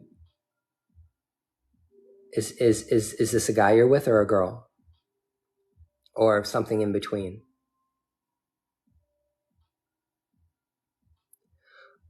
Okay. So here's the thing about men, okay? The thing about men is at a certain age, we start to cool off. After the age of 40, especially after the age of 50 and 60, our sexual lives start to diminish because we lose testosterone. And also, we're tired, we get really, really tired really easy. And what I need to recommend to you is that you need to think about trying to reinterpret your love life with your partner and have a conversation about sexual gratification, eroticism, sensuality, sexuality, and how you guys can maintain your intimacy.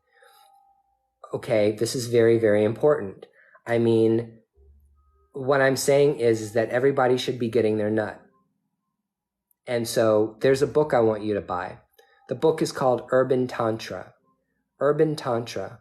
It's a very, very good book. It actually can teach people how to transmute spiritual energy to sexual energy and sexual energy to spiritual energy. It's a very good book. But it also might give you some ideas about how you can explore intimacy with your partner so that you can both be satisfied and that you can both get it what you need, maybe in a different way than you did when you started out 12 years ago. That's what's coming through for me. And I'm sorry to call you out. This is why people book private readings with me and they don't like getting read live, because I will literally, I'll be honest with what I see. Okay, moving on. Let me see what other messages I can give you about these other spirits around you. There's two grandfatherly spirits and a grandmotherly spirit. I told you about the grandmotherly spirit, right? You realized who she was. You have a dark-skinned man who's related to you in your family. On my knee-jerk reaction is to say on your father's side of the family. Oh, okay. Well, yeah. But pull that book out tonight. But I feel like there's a man who is related to you somewhere in your father's line. And that particular man, he seems like he could be of mixed race. He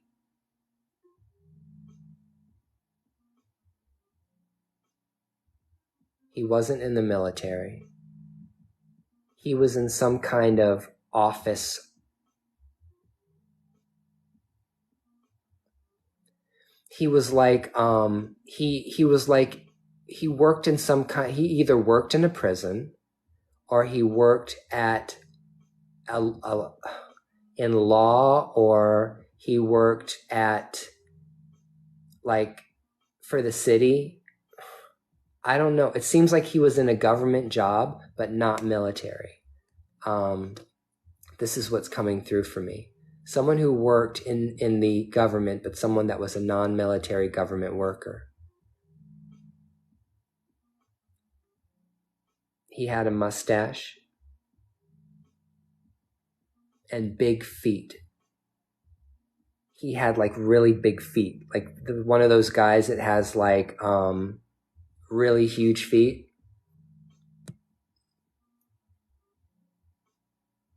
Oh, that is obviously he's probably not around anymore.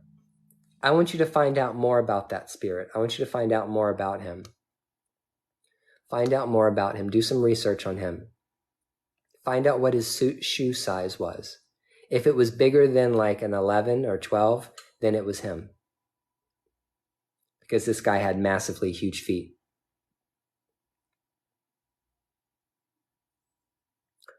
Holy fuck.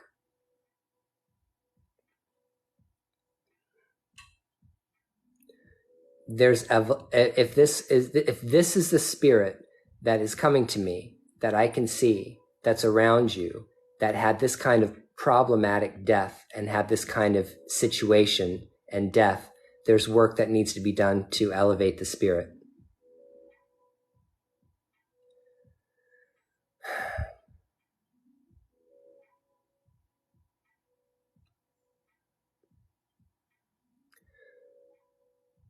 This spirit that I see, he doesn't seem violent in any kind of way. He doesn't seem angry in any kind of way either.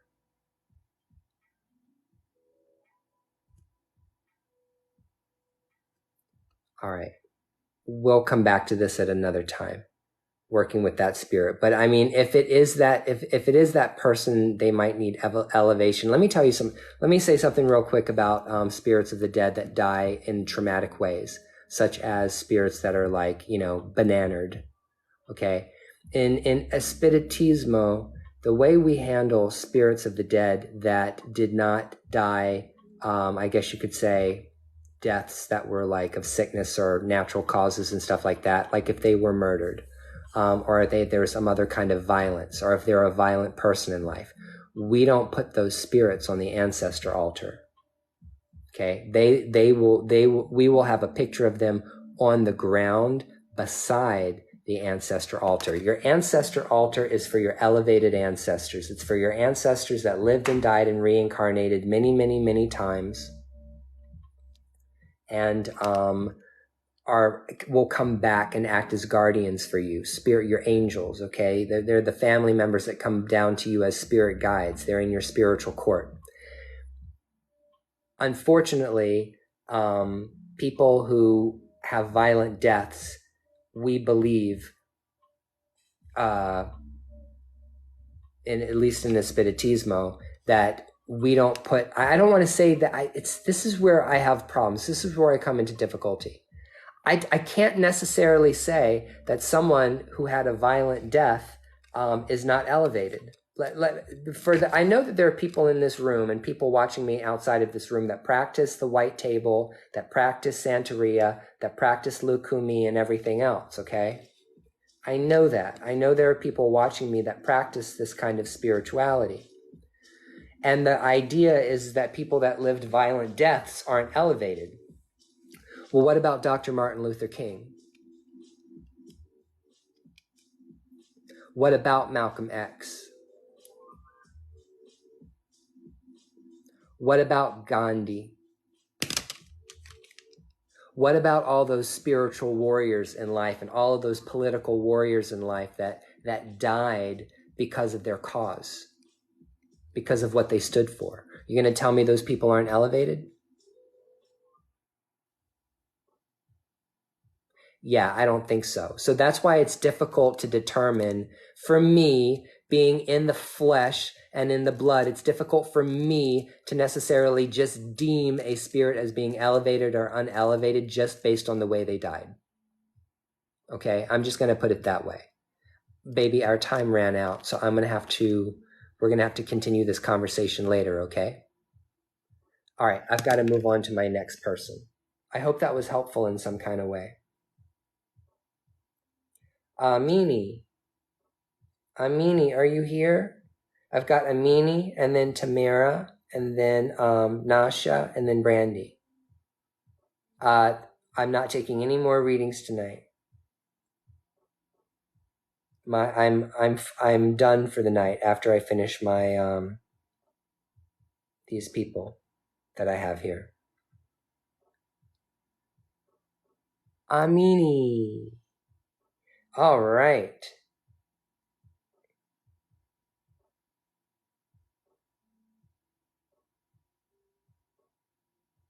Coolio.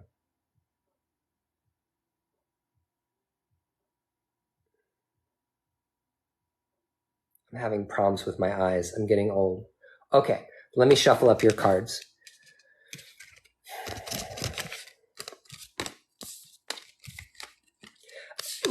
Let me just say, be careful about being too dogmatic about anything. Be careful about being too dogmatic about anything, because I guarantee you, for whatever view you have, there is always an opposing view. Always. If you have an opinion, there's probably somebody out there that has a different opinion about it. So what I'm saying is that, there's only so much you can know being with the limited amount of senses that we have. So what I'm saying is just don't be dogmatic. Being dogmatic about anything isn't necessarily good. I'm very strongly opinionated, but when it comes to like my belief system is fluid. It's open. It's open to interpretation. It's like I believe in this until proven otherwise. And if proven otherwise, then I'll change my mind. But that's why I'm in the tradition that I'm in, is because it changed my mind.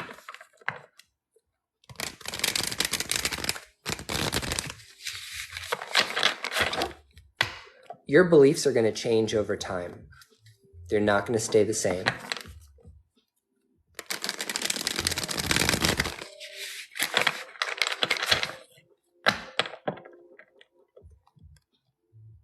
But that doesn't mean that you have to throw the baby out with the bathwater, okay?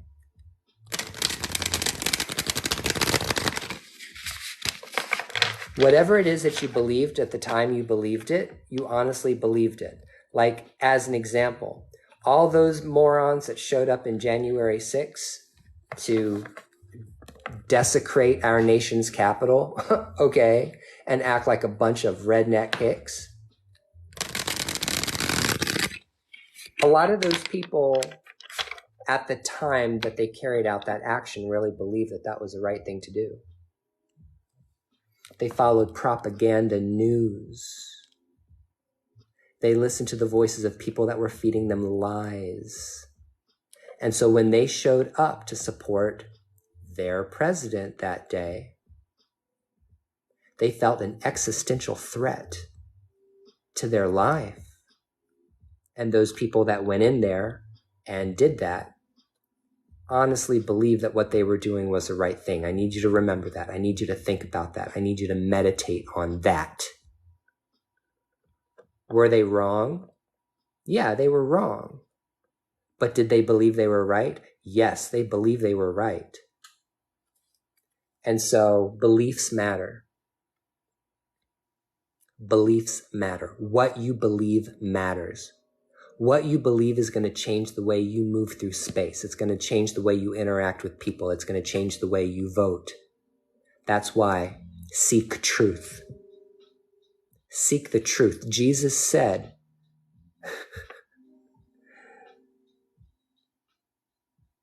you will know the truth and the truth will set you free.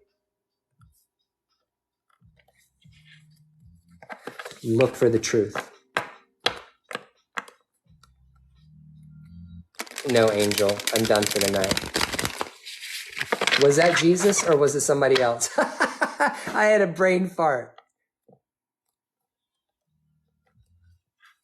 Was it Jesus or somebody? John 17 something, you will know the truth and the truth will set you free. Lord. Search for truth first. Angel, I might go on tomorrow evening. If you want a reading, come back.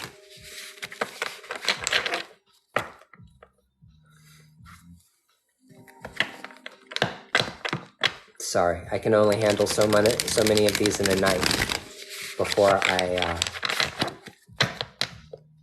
lose my freshness. Lemon fresh.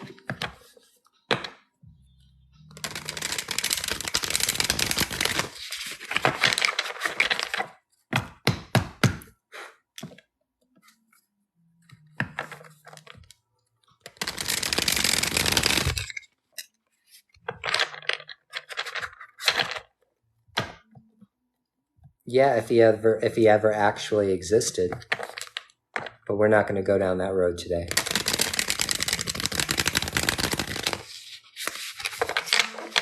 Oh, I feel like I want to go down that road, but I'm not going to go down that road today. He probably did.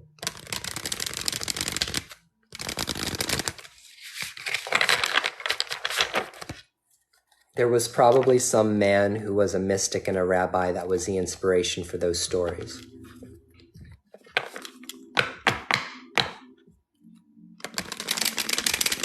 Oh my God, this guy James just thought he said something to you, Lauren. He thought he just said something to you, like he put you in your place. Did you see that? He said Jesus was a Jew. Yeah, we knew that.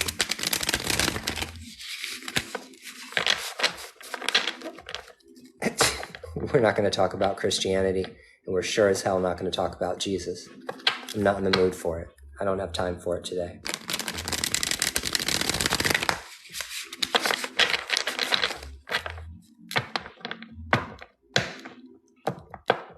Yeah, I was going to say, you came off pretty hardcore with that. You came off pretty hardcore, dude.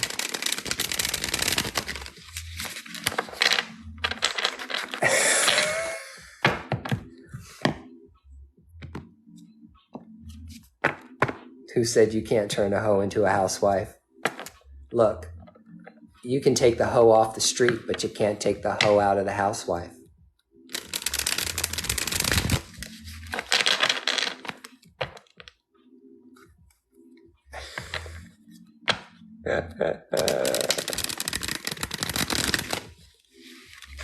Once a hoe, always a hoe.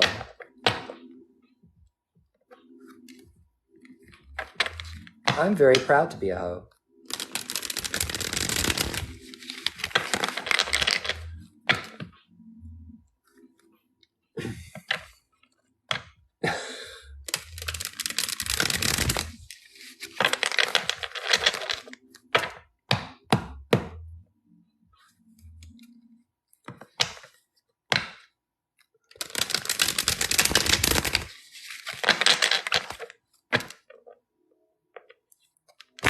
You guys know I used to harvest corn, right? I used to be in the corn industry.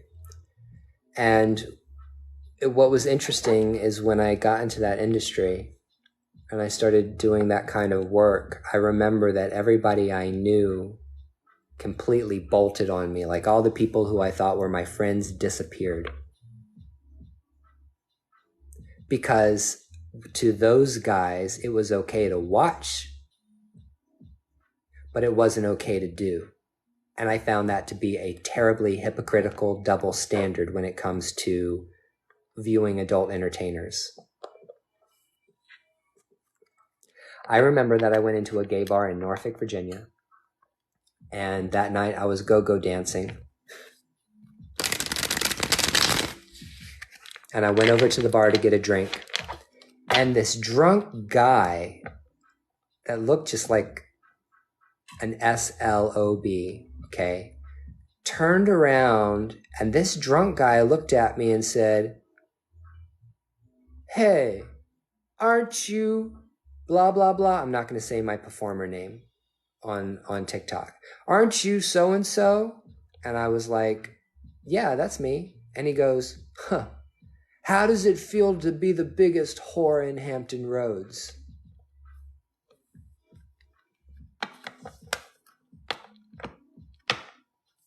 He said that to me. How does it feel to be the biggest whore in Hampton Roads? And you know what I said? Because I'm smart, okay? I come back really, really fast. Like I am not slow, okay?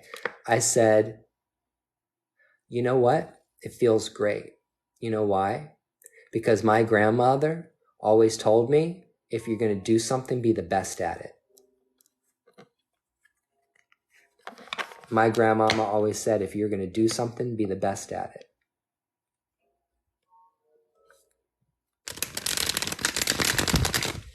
And I was the best at it for a minute. So,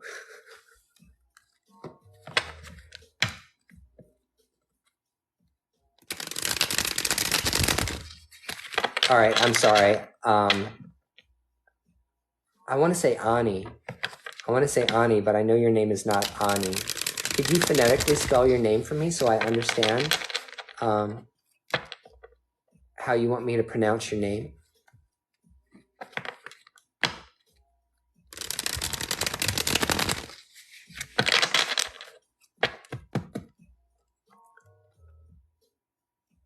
Vanessa.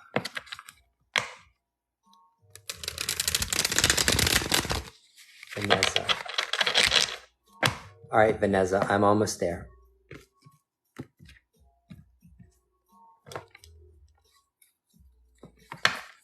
Awesome.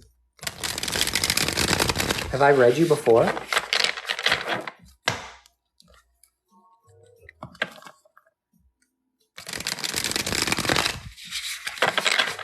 Okay.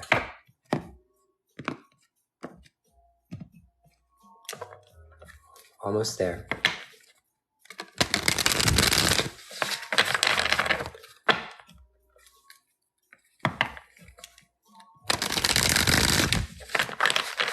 Are you Kurdish? Miguel, I'm done with the readings tonight. I'm not doing any more. I've got more readings to do, but I'm not taking any more clients. Oh, that's awesome. I'm just wondering if you're Kurdish.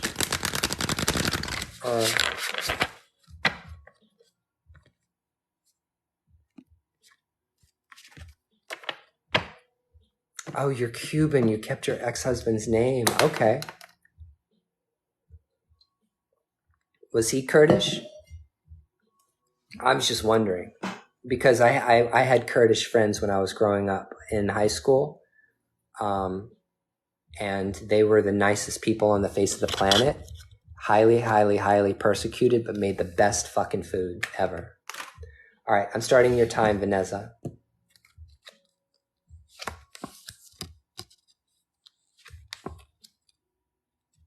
Persian, yeah, Iranian.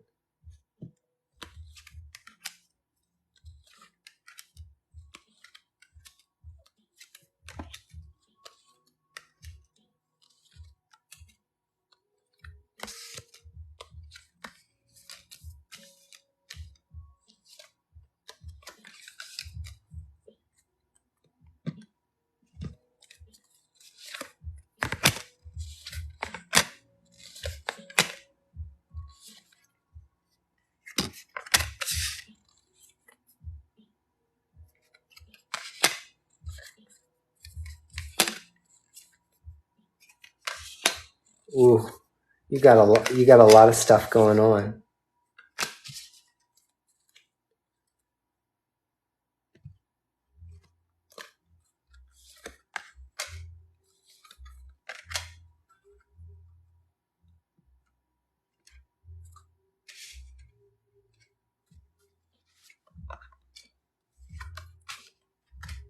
Okay.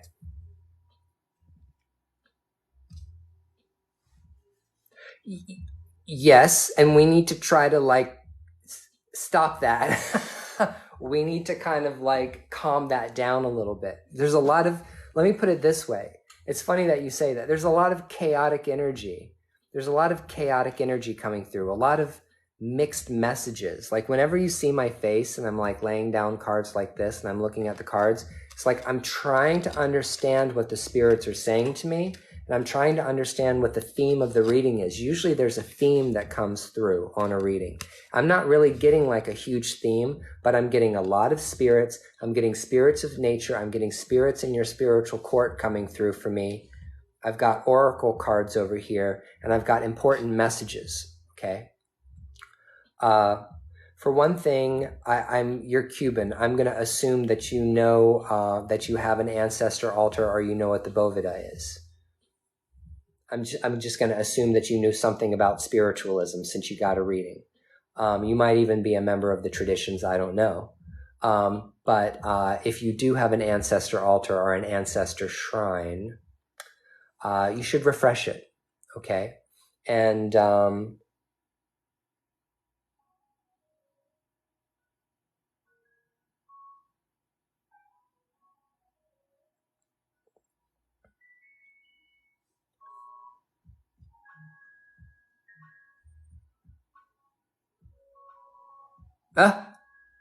what? Your dad wouldn't let you practice what? Are you living on your own now? Or are you living, Ashe, are you living on your own or are you still living with your father? You said you have an ex-husband. Are you with somebody new or like what's your living situation like? He told you it was the devil. Was he Catholic? Is he like hardcore Catholic or something? Are you in a house? Or are you being taken care of? Do you have godparents, stuff like that? Are you moving along on the path?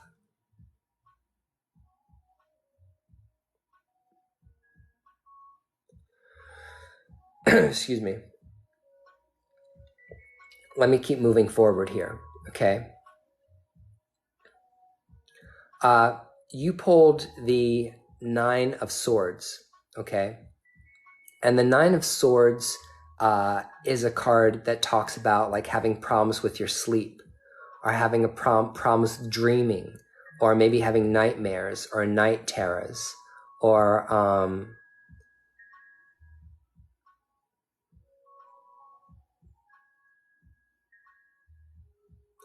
okay, Vanessa. Okay. Hold the phone. Hold on. Time out. Let's take a step back. You need to create some boundaries between you and the spiritual world. There's like a laundry list of things that you need to do if you're starting out on this path spiritually and you're starting to open yourself up to magic, witchcraft, working with spirits, ancestors. All right, you're out of here. I can't deal with this. This is not your motherfucking reading, asshole.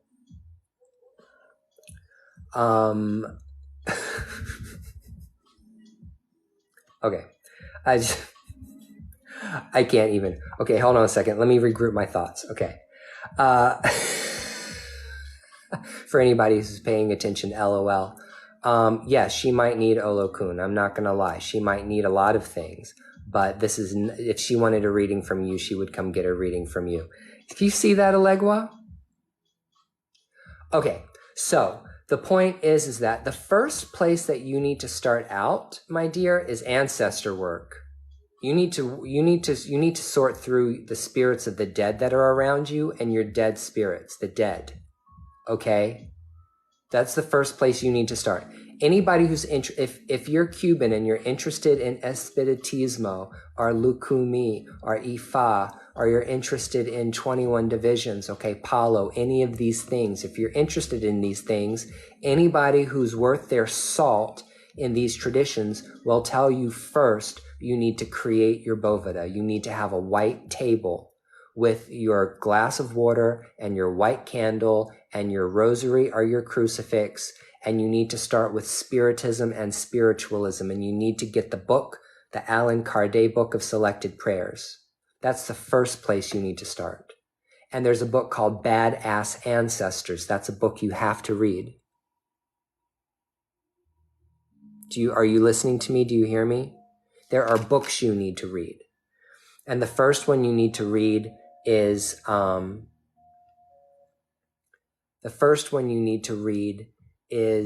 Badass Ancestors by Patty Wigington. Okay? The second book you need to read is A Collection of Selected Prayers by Allan Kardec. Those are the two places that you need to start your spiritual path before you start diving into witchcraft, okay? Some random lady told you to get it. I probably told her to get it. I'm doing a reading right now. Nikki.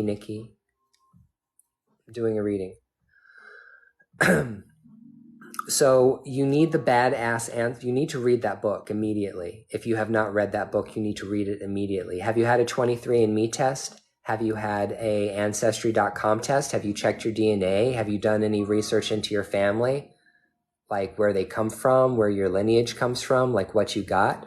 Because the other thing I'm going to recommend to you is I think it's very, very important for I am not someone that does this stuff based on genes and ethnicity. That has nothing to do with it. People might think I'm about eugenics or something. I'm not. When I tell somebody they should get their DNA test done, it's because it's a great opportunity for you to see where your family has migrated from over the past couple of thousand years, okay?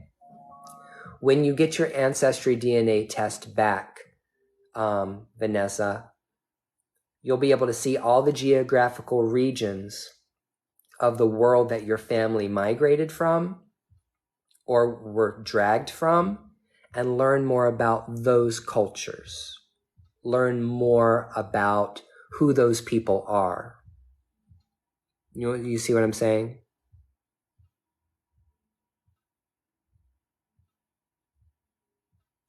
Yeah, well, you don't have to worry about your father anymore.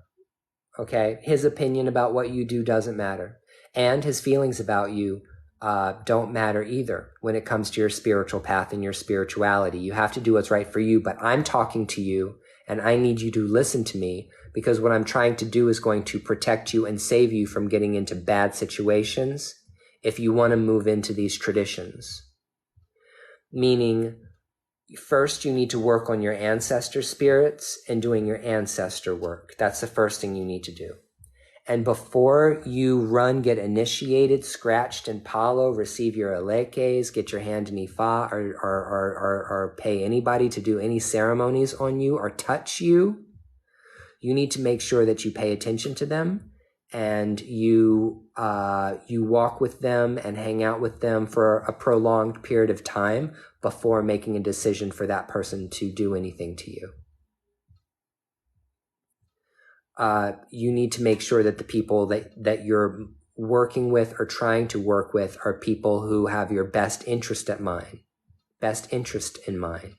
Pay attention to the people that you surround yourself, the people, places, and things you surround yourself, okay? Now, I am in an Ile of people that practice Orisha tradition, the Ifa tradition. If you need an Ianifa, if you need a priestess that will give you a reading in Ifa and divine for you what it is that Orunmila, the Orisha, is expecting for you to do, I can hook you up with that, okay? If you like me and you like my vibe and you like my energy and you wanted to get a reading from me, I guarantee you would love my priestess, who also does readings, okay? And she's a priestess. She has the license to be able to do that. And if you're interested in voodoo in any kind of way, I can also send you to get a reading from my mambo, because I am in a house of voodoo, and I have a mambo that I work with in Haitian voodoo. So whether you're interested in voodoo or whether you're interested in Orisha, if you're interested in getting a reading in those things outside of this spiritualist reading, then I can help you out, okay? I can hook you up. Blah, blah, blah, blah, blah. Let me get back here.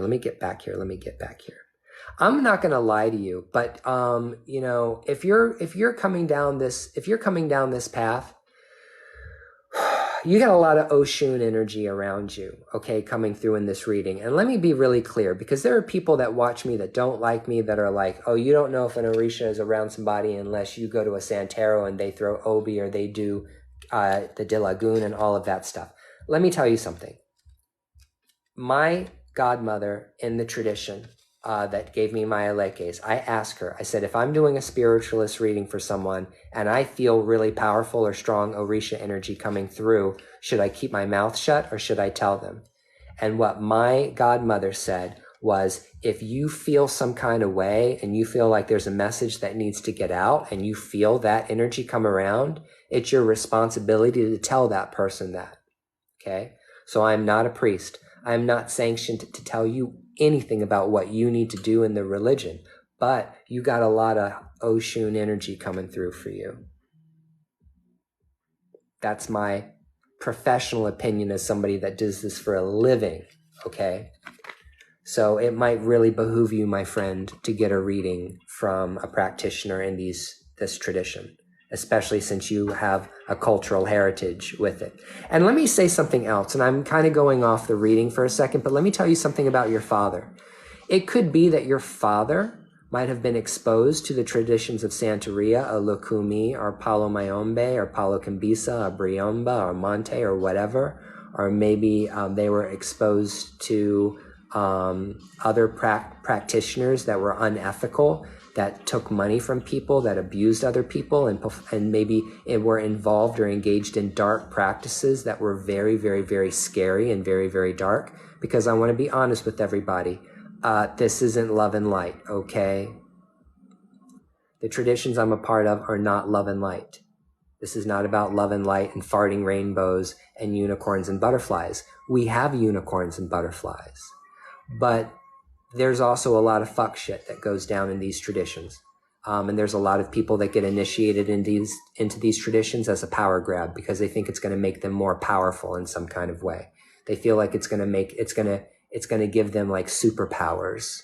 Okay. And those negative spirits, those negative entities will come around those types of people and they'll just leech on and they won't let go.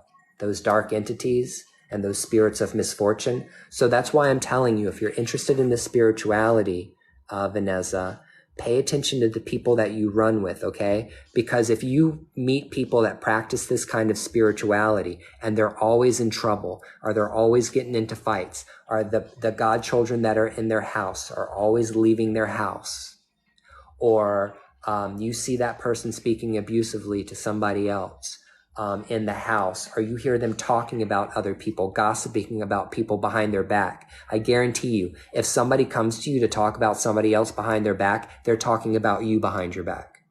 So you got to be really careful, okay? If you'll know the energy of the people, and let me tell you what real spiritual energy feels like. Real spiritual energy feels like peace. It feels like peace and quiet. It feels like calm. It feels like being at home. It feels like wrapping up in a smooth, comfy blanket, okay, by a fire.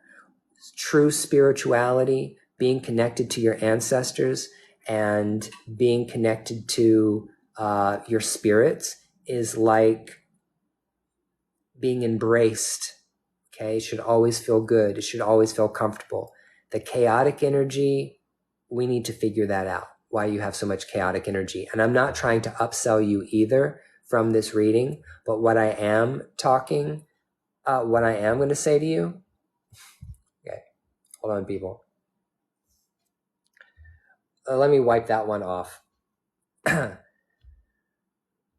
not trying to upsell you in this reading, but what I'm saying is right now, it would behoove you to book a private reading with me so we can talk face to face for over an hour and actually talk about your spiritual path and where you're at and what might or might not be the best way for you to proceed working on your spirituality in order to, keep you on point. Now, I do want to say that you do have fairies around you. You have fairies, okay? You got nature spirits around you. Nature is very, very important to you, okay? Working with nature, going out in nature, going out and taking walks in the forest or finding a nice trail so that you can be out in nature. The more you can be out in nature and be around that fresh air and being around those trees, that's going to really, really, really protect you. Okay. The next thing you need to do is you need to learn how to take a spiritual bath. And I'm going to tell you a very simple spiritual bath to take in order to clean you off of negative energy. Okay. Do you have a bathtub, baby?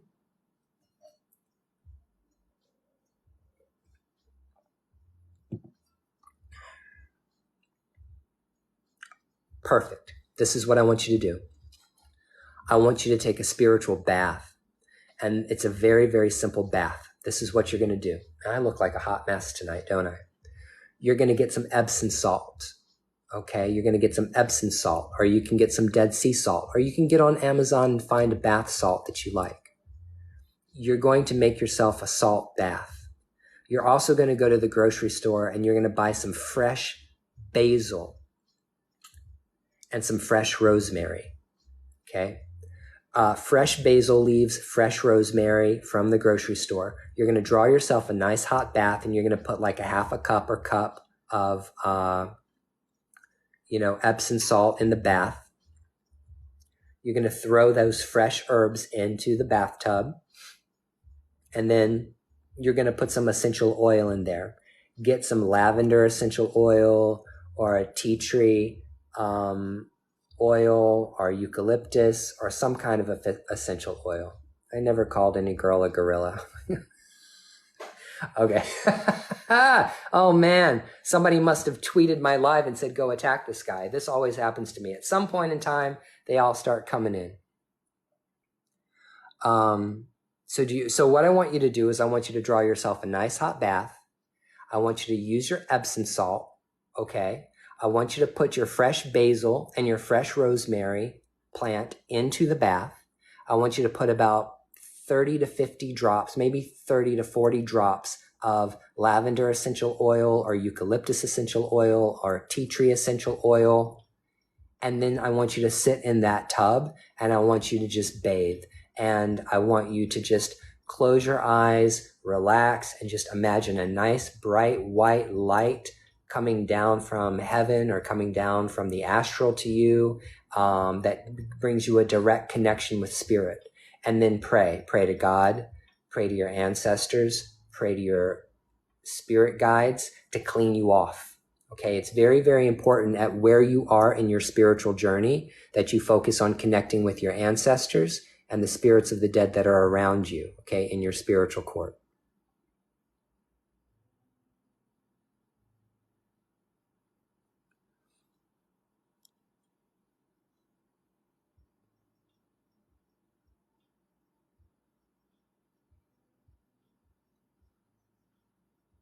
So did you get all of that? Okay, you were writing it down. Okay, good. I like that. You're taking notes. That's just fantastic. I like it. Taking notes is very, very good. You pull the Chariot card. And what I'm trying to pull as many more messages as I can out of the reading now before we're done. You pulled the Chariot card, okay? The Chariot card talks a little bit about your personality. And what the Chariot card talks about is that you're a very driven person and you're a very motivated person. You also have a lovely balance between yin and yang, okay? Light and shadow, positive and negative, masculine and feminine. You seem like in general, there's balance to you, okay? And we want to alleviate or remove some of this chaotic energy so that you can bask in that, so that you can be deeply connected to that, okay? To what it is that's going to be your spiritual studies. Now, your time is up, but I'm going to tell you something else, and I'm going to tell this to you, and I'm going to tell this to everybody else, okay? Your spiritual path is not something you do. And your spiritual path is not a religion that you practice. Your spiritual path is your life. Your spiritual path is you. You are the spiritual path. It is you that is the spiritual path that you have to walk.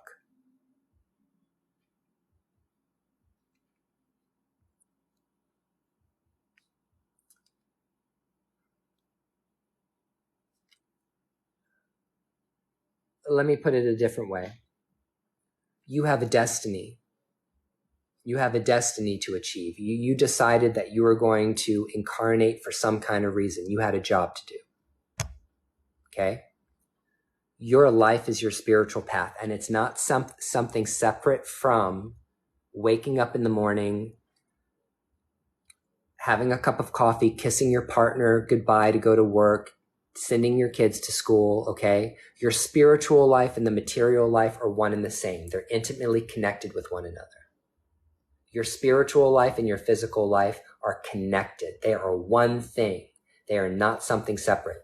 You are not one person when you wake up in the morning and smoke weed and watch Netflix and eat pizza, and a different person when you go to yoga and do a yoga class, or go to church on Sunday and take communion, or show up at, a fete and to get mounted by the loa. That's not something separate from that's not separate.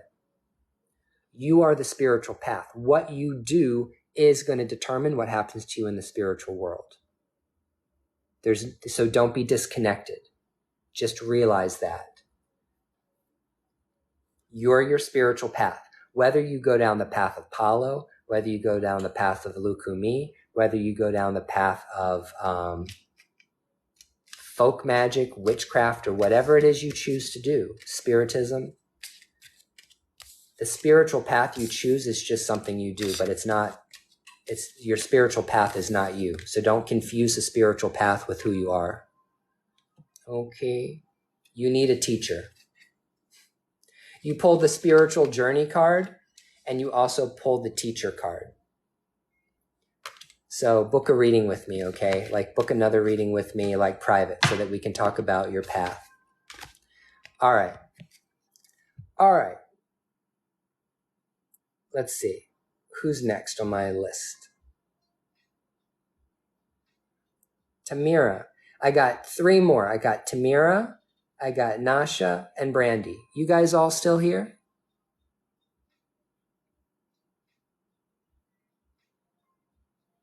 So the thing is these people, they think they're cute by coming into, yay, got you. Got you.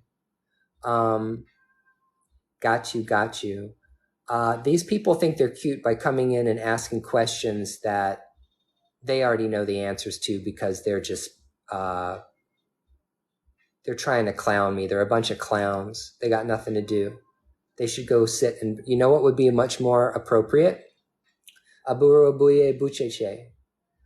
What would be more appropriate is they could go home and sit in front of their Boveda and talk to their spirits. That's what would be more appropriate than to troll people's lives on TikTok. If you got nothing to do but troll people's lives on TikTok, you got no life. Okay, you don't have a life. You think with all the important things people can do with their life, like helping other people, doing spiritual work, doing stuff with their spirits. I mean, hell, even grabbing a bottle of lotion and go rubbing one out, there's better things to do than troll people on TikTok.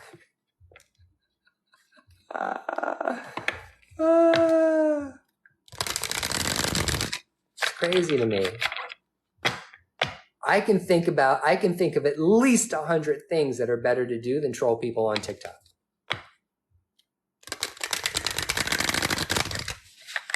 Right, or be supportive. Or better yet, if you don't like somebody, block them. But I mean, I've just never gotten that culture. TikTok is a lot like Twitter. It's that same kind of antagonistic attitude people take towards other people for no damn reason.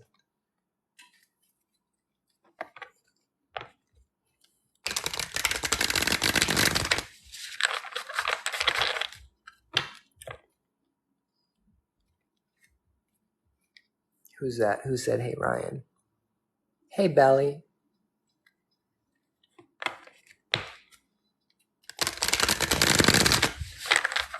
Or Belle. I need to do some yoga, y'all. I'm sore.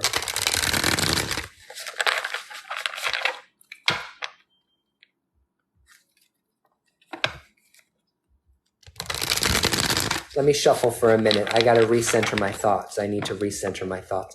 I also want to take a moment to stop and say, once again, that I am giving honor and glory to the ancestors and to the ancestral spirits, the ones that walk with me, the ones that help me on my path, the ones that help me divine my Madama, okay?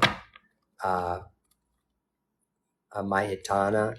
I have my spirits around me that help me with this work, to keep me cool, to keep me on point. So I want to thank the spirits of the dead that walk with me, that help me do this work. We're going to keep moving forward undistracted. So praise to the ancestors, praise to Eshu, praise to the man of the crossroads, the one that stands between Orun and Aye.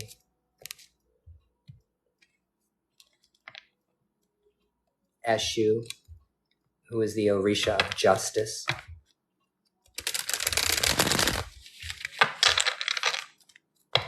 Eshu, who is the companion and friend of Orunmila.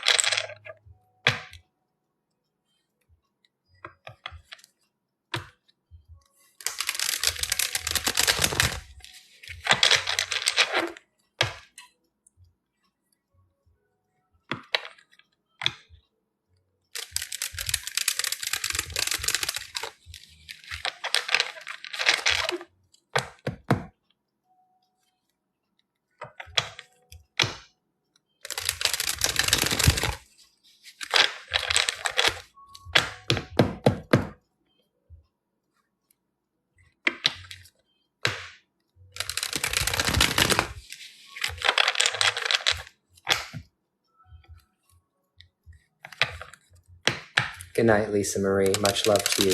Thank you. Thank you for hanging out and being supportive. It means the world to me.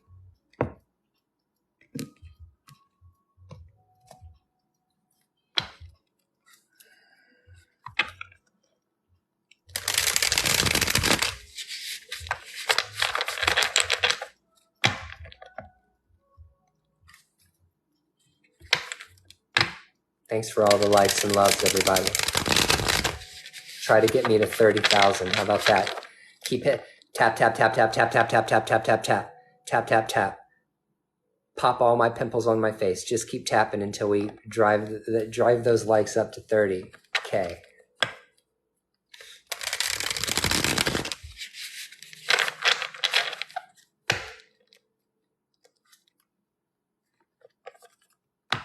Ashe, ashe, ashe. Oh, oh, you're almost there. Come on now. I'm almost there.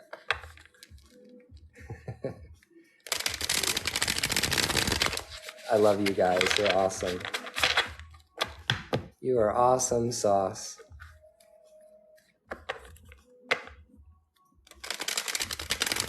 Awesome. Awesome, Mandy.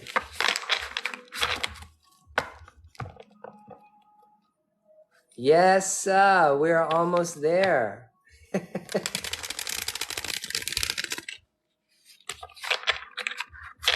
Show your love for problematic witches. Show your love for the problematic witches.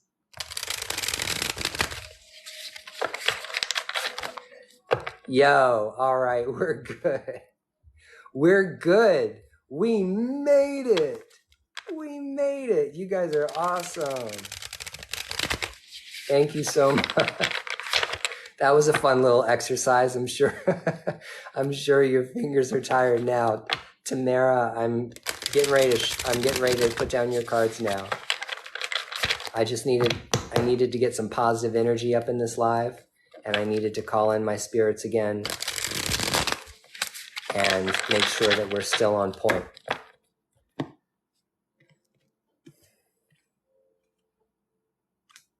Okay, last deck. I'm sorry. I use a lot of decks, so I have to shuffle a lot of decks.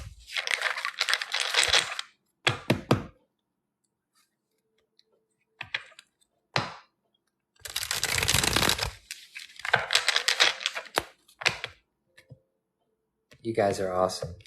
All right, I'm starting my time. Hey, my life in weirdo. It's a good thing I recognize your username because you said ooga booga and I was like, I was going like this because I was gonna block you.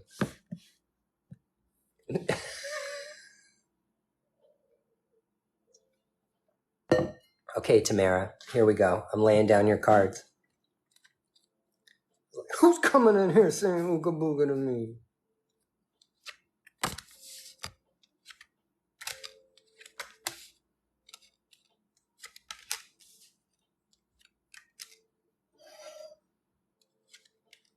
I know you did.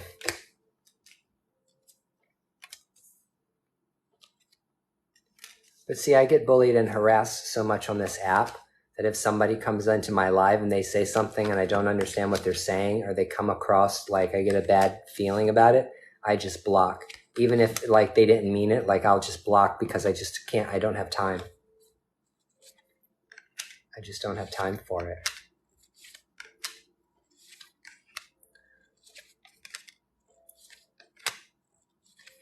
Wow.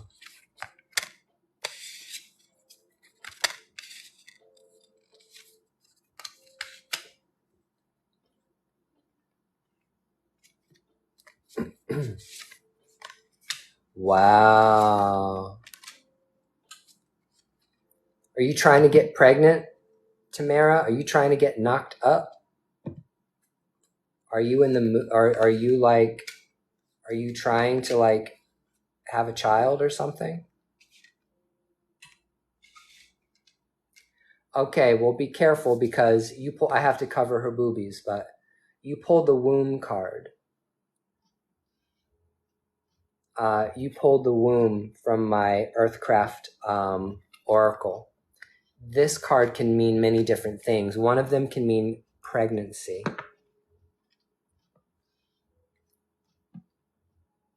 Another one can mean maturity as a woman. Another one can be pay attention to your reproductive health, okay? Pay attention to your health. Pay attention to your ovaries. Go, if you haven't seen your gynecologist in a while or your doctor, go in, get a checkup, okay? Make sure that you're taking care of your hormones, and that, you're eating a diet that's going to promote healthy hormones and not damage it. Yarrow tea. Yarrow tea is really, really good for women and female hormonal balance, but you need to study it. You need to look up on it. Don't eat any soy. Don't eat any soy products, okay? Soy is horrible for men and women, okay? For one thing, your body doesn't digest it. It is not an adequate source of protein, and that genetically modified soy is going to drive up your estrogen, whether you're a male or a female. That's why you see these women that say, oh, I'm going to become a vegan, I'm going to become a vegetarian, and they're eating tofu, everything, and their stomach gets all effed up, and they're always gassy, and they get bad breath, and then they start gaining weight, and then their menstrual cycles start going out of control. It's the tofu, it's the soy. So everybody, that was just a helpful hint, and Tamara, good. Keep staying away from it. Spirit is talking about sleep for you. You pulled the Nine of Swords, and the Nine of Swords talks about issues going on with your sleep or blockages in your sleep. It could mean like nightmares. It could mean like night sweats, night terrors. It could mean, what do they call that? When you get frozen? What do they call that? When you freeze?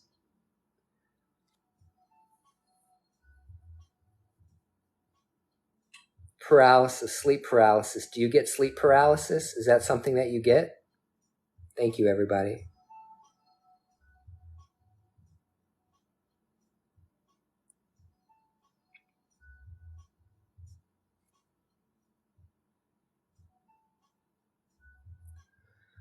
But I guess the question is, have you been having bad dreams?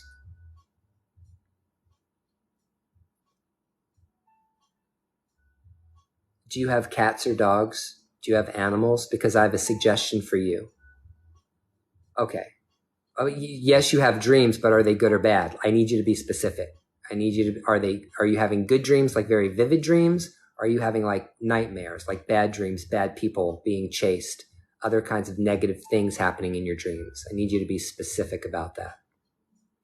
Regardless, I'm going to tell you what you need to do. Very vivid. Okay. Do you have a dream journal? Because you should be maintaining a dream journal. You need to write this stuff down.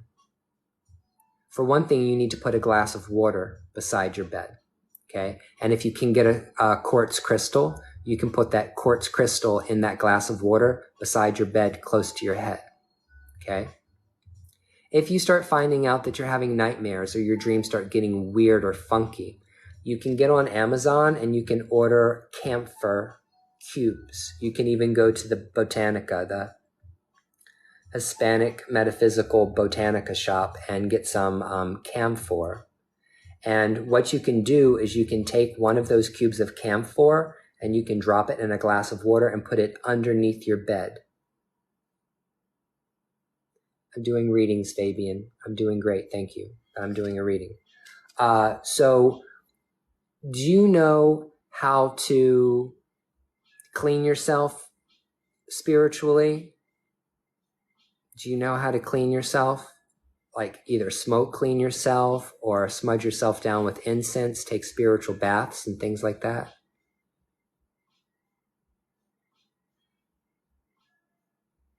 Okay, good. Well, here's the thing. Let's talk about psychic dreaming for a second, okay? You have very, very vivid dreams. Can you lucid dream? Do you know what lucid dreaming is? You can go to sleep at night and have vivid dreams where a lot of stuff is going on in your dreams and you wake up and you remember your dreams. You have the ability to travel in your dreams or take control over your dreams.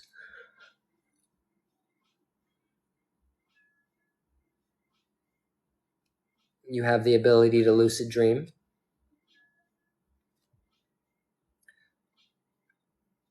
But you can lucid dream. You know that you're dreaming.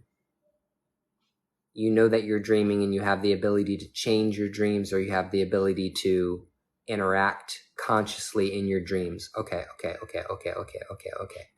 So we're going to take it to the next level. Have you created an astral temple? Have you ever tried to create an astral temple for yourself? Do you know what the astral temple is? Okay, I'm giving you a homework assignment, okay? I'm mentoring you right now. This is what I do in my mentorship sessions. I find out where somebody's at and I try to give them things to do in order to improve. I'm going to teach you what an astral temple is, and I'm going to teach you what I want you to try to do. The astral temple is like a place that you create in your mind. You use your imagination. Just like you would go outside and start laying bricks on the ground and start building a house physically, you will start doing that in your mind for your spiritual temple. Your spiritual temple can be anything you want. It can be an old rustic Catholic church in Ireland. It can be a Tibetan Buddhist monastery in the top of the Himalayas. Okay, it can be an underground cavernous place, or like the top of a tree. It can be whatever you want. You can be as creative and as imaginative as you want. But you start building your astral temple by dreaming up and imagining this space in your mind. Okay? This takes creativity. It takes creative visualization techniques. So what you want to do is there's a meditation you want to do. As you're building your spiritual temple, you're going to sit there, you're going to take a deep breath, you're going to relax, you're going to say your prayers, make sure you're in a safe spiritual space. And then you're going to start doing a meditation where you start constructing in your mind the place that you want to go when you dream. If you dream about caves a lot, I need you to go ahead and work with that energy, because cave energy is earth energy. Cave energy is womb energy. Cave energy is womb energy. Energy consciousness. So what I need you to do is I need you to imagine a cave. And I need you to imagine a cave. And I need you to imagine going down into that cave. And when you get to the bottom of that cave, that's where your spiritual temple is. That's where your majestic spiritual working space is. It's a magical space that you're going to go to in your dreams. This is advanced magic. Advanced magic for beginners. This is advanced techniques because there's requirements. The first thing you have to be able to do is remember your dreams. The second thing you have to do is be able to lucid dream, right? Be able to take control over your dreams. The next step up from that in dream work is creating an astral temple and seeing if you can project your consciousness into that temple while you're dreaming. And if you can do that, I guarantee you, your spirits will start coming to you. You will meet people in that cave. There'll be ancestors. There might even be divinities in there. But you've got to create a spiritual space that you're going to go to call in your dreams in these entities. And let me tell you something. Girlfriend, if you can achieve that shit, there's no one that can teach you anything in the physical plane anymore. Getting readings will mean nothing because there's nothing that you won't be able to learn from your spirits when they come to you in your dreams and they teach you directly. That's direct revelation. That's shamanism at its core. Okay? It's deep. That's deep stuff. That's really deep.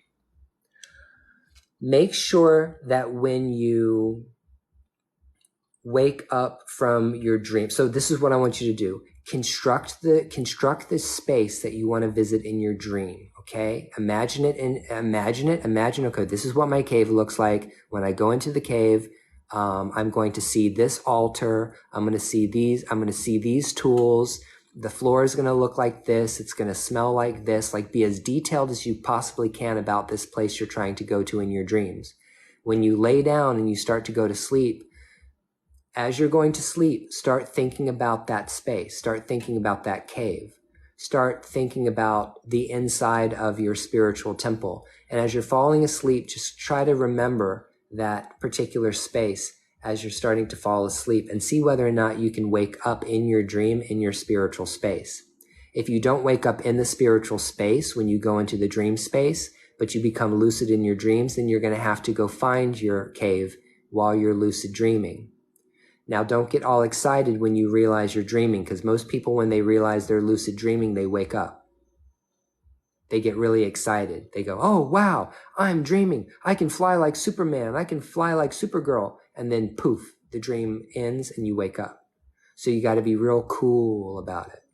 When you realize that you're in your dream space, lucid dreaming, then start to find your cave. When you get to your cave, that's going to be the place that you start wanting to do spiritual work. I mean, literally, you can do everything in a dream space that you can do in everyday life in your mind. Fly to your cave. Fly to your cave. But anyway, let me explain something. Let me tell you why this is so important, okay? Your DNA is a motherfucking code. It is a code. Your DNA is a code, just like a computer, okay? It is a code, and it contains all of the memories of your ancestors. You are the most recent version of your ancestors. You are Ancestor 2.0. And your DNA is a chain. It's a link that binds you all the way back from every motherfucker that was ever born before you, all the way back to the Big Bang, all the way back to God. Because who is the first ancestor? God. From God's womb, everything was birthed into existence. It was birthed into existence, okay? And we are a continuation of that birth. We're its children. It's why Jesus was crucified, because Jesus Christ felt this deep connection to what was a paternal image of God, but felt such a deep closeness with the supreme reality that he identified it as his parent, and they killed him for it. So what I'm trying to tell you to do is pay attention to your dreams, because your ancestors can come to you in your dreams. You can have ancestral memories that get triggered in the dream world. I've had ancestors come to me in my dreams. My Metet has come to me in my dreams. Oshun and Yemjo-ya, Yemo-ya has come to me in my dreams. So these things can happen to you, and they can be quite profound, and they can be very, very, very intense. They can be terrifying, and they can be exquisitely beautiful. But this is a big spiritual path for you, okay? You have fairies around you, nature spirits, you have gnomes around you. You pull the Ten of Pentacles, okay? The Ten of Pentacles is the happy ancestor card. That's really, really beautiful. Okay, that's really beautiful. So the Ten of Pentacles is a good sign. Spirit is telling you that you need to take a break, that you need to take a retreat, that you need to take a little time off. You need a vacation. I see that you said that your uncle visited you, but it seems like the Spirit is saying that you need to chill.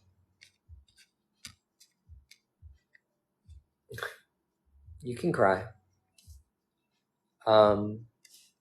Spirit is talking about balance.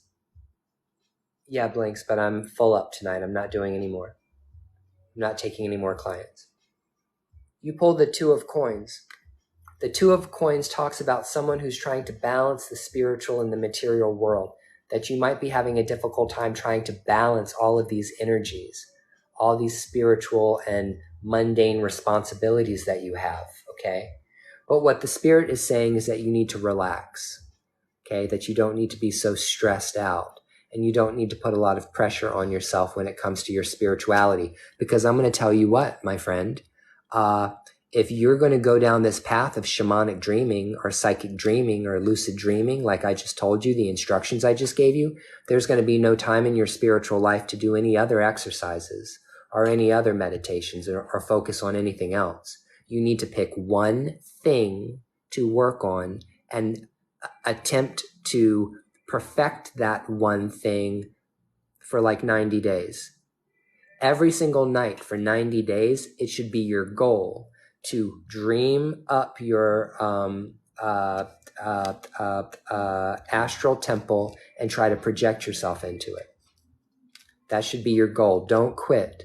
Matter of fact, don't quit until you accomplish your purpose. Don't quit until you accomplish that task, okay? Make it like a holy grail test for you, okay? There's a book called The Tibetan Yogas of Dream and Sleep. It's a Buddhist book. It's about Bon Buddhism, okay? It's a great book. I would recommend that you buy it. I recommend that you read it. I'm not necessarily telling you to go down the Buddhist path. In your reading, it did come out that you've got some kind of priest with you or priest around you. One of the spirits that walks with you in your spiritual court was a priest in life. And when I mean a priest, I mean like some kind of monk. Like it could have been a Buddhist monk. It could have been like a yogic monk. It could have been like a Catholic monk. But that particular spirit in life was in some kind of monastery or some other kind of situation where they were single, celibate, took a vow of poverty and all of that.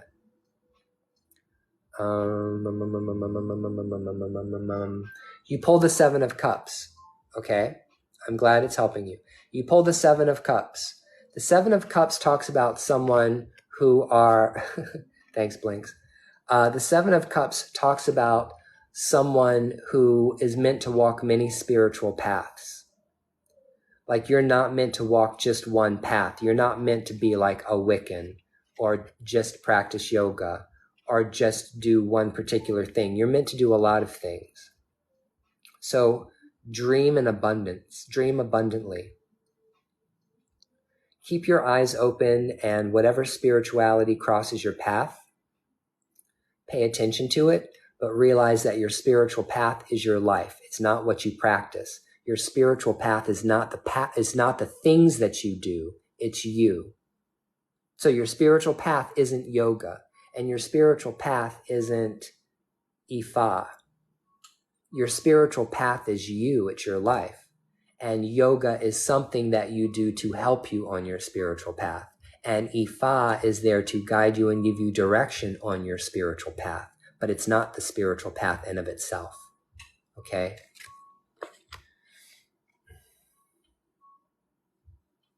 Got 30 seconds left. What else can I throw out there in 30 seconds?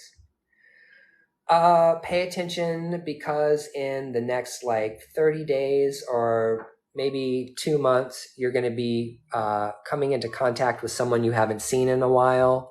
That's the Six of Cups. The Six of Cups talks about reunions. It could have been someone from your childhood, a childhood friend, or someone you went to high school or college with. But it seems like there's going to be a repeat visit in your life from somebody from your past, okay? And that's your time, and that's all the time I have for you, my dear.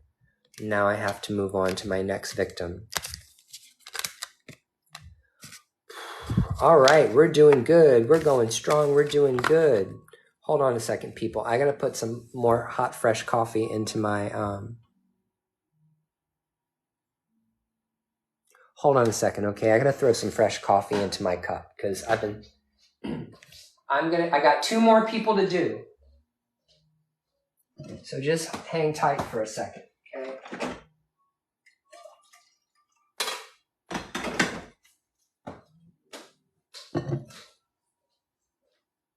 I gotta pee, and then I'll be right back and do my other reading.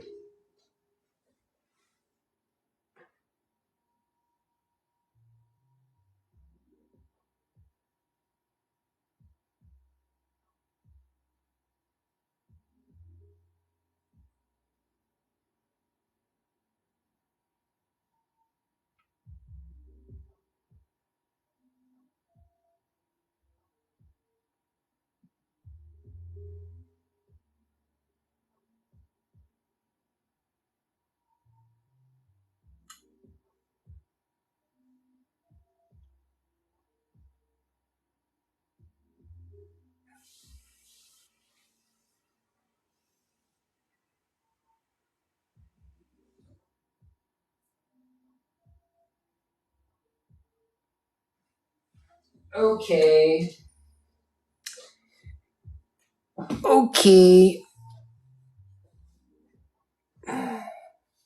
Have a great rest of the night. Will I tell us how to... Yeah, okay. So here's the thing. When I finish my readings, I'll still stick around and chat. I'm not jumping off my live just because I finished doing my readings. Hey, Daphne, what's up, baby? How are you feeling?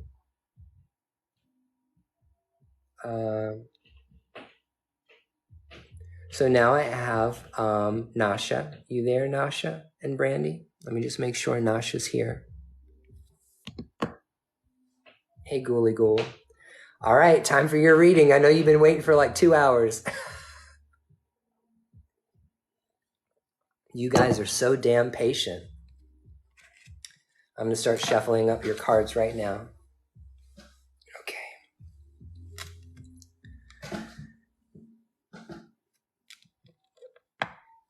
But yeah, anybody that wants to get a reading from me face to face, go to my TikTok profile, click on my website, and it'll say book a consultation, book a spiritual consultation, and you can book me through my Booksy. Okay.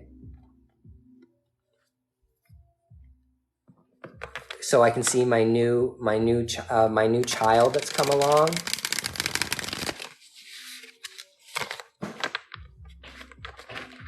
You are not allowed to have any more babies, Daphne. You are done, okay? God damn, I'm going to tell you, the ancestors love you. They loved you. Good night, Mandy. Look, the ancestors love you. The ancestors love babies. Every time a baby is born, an ancestor comes back or a spirit comes back. Okay? How do you know that an ancestor has returned from the nether world, or if it's a spirit in the family that reincarnated for their next rebirth? Whenever there's a child that comes into the world that's special, that's unique, that's spiritual, okay, spiritually minded. If you have a lot of kids, or you've seen kids and you see kids that are just more mature than other kids, or they seem more quiet, or they reflect more, or you can tell that they're more serious than other children, they're more mature than other children, they seem like they have an old soul, that's an ancestor. That's an ancestor that's returned.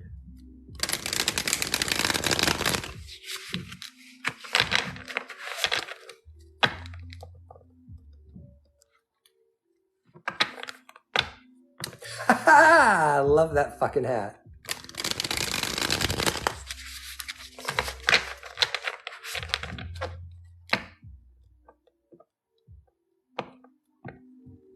No, my readings here are like 20 minutes.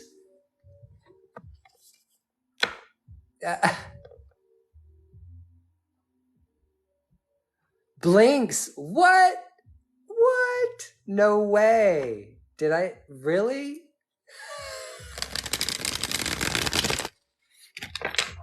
Good for you.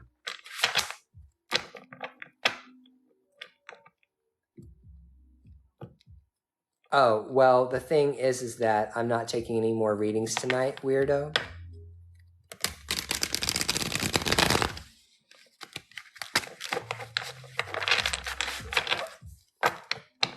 I think it's going to be a girl.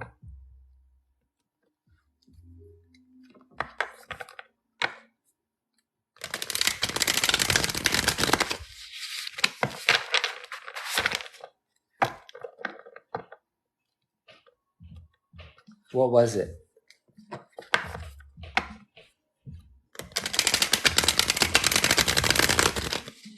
Hey, Ape.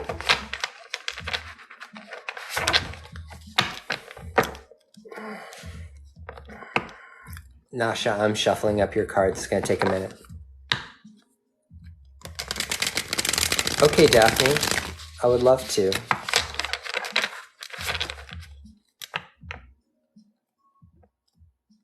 Oh, I did? Did I say that? Oh my God.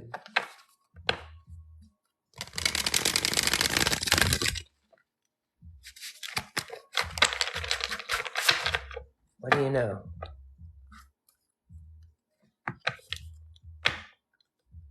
Yeah. Get your birth chart done by me. My birth chart readings are awesome. You'll learn a lot about yourself if you get your birth chart read. You learn a lot about yourself. It's worth the investment. There are two things that are worth the investment, okay? Getting an ancestry DNA test to find out where your ancestors come from, and getting your birth chart read by me. Those are two necessities for any spiritual person that follows me, okay? Because you will learn a lot about yourself from finding out where your ancestors come from, okay? And you will also learn a lot about yourself by looking at the placements in your chart and finding out, what your mission is. Your birth chart can teach you so much about yourself if you have somebody that does it right. And you guys know I'm anal as hell.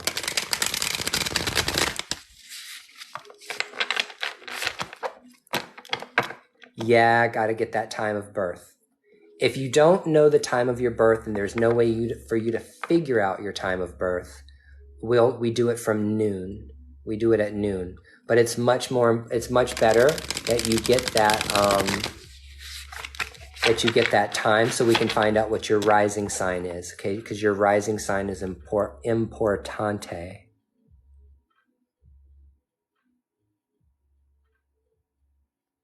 Good for you, Apewood. I have no idea what that is.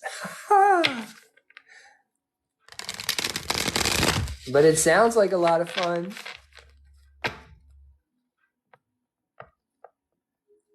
It's right there. If you go to my website, if you click on the website on my TikTok profile, and you go to services and products, you go to services and products, and you'll see that the birth chart reading is on there. It's $65. Somebody paid me for a live reading, and I haven't given it to them yet. I owe somebody a reading.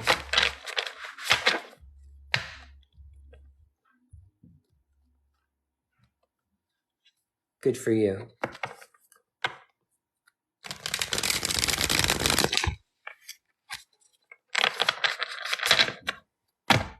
One more time. I'm following the lead of the spirit. I'm letting my spirits work.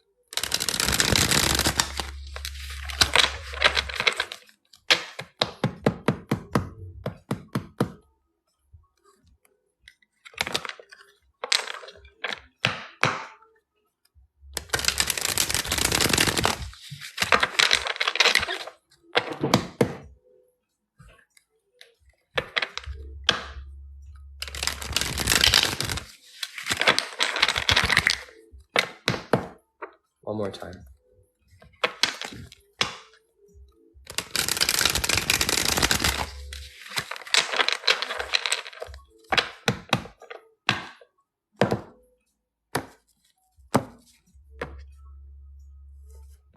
You guys are weird.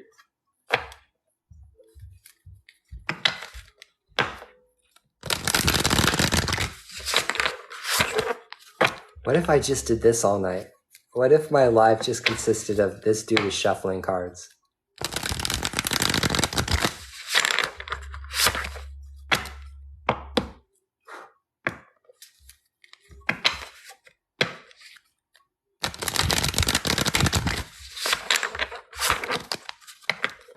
Hey, Ray.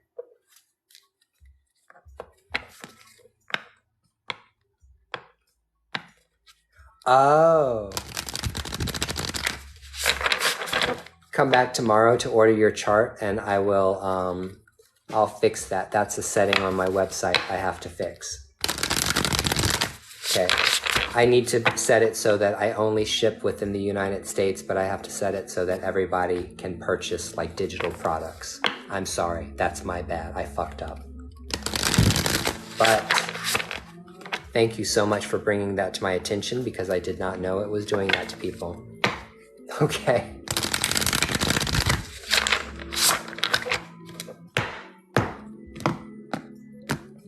Almost there. One more deck.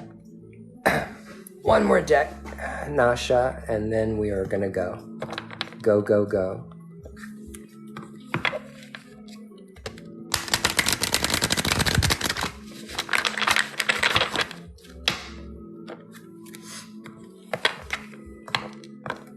I can't wait, weirdo.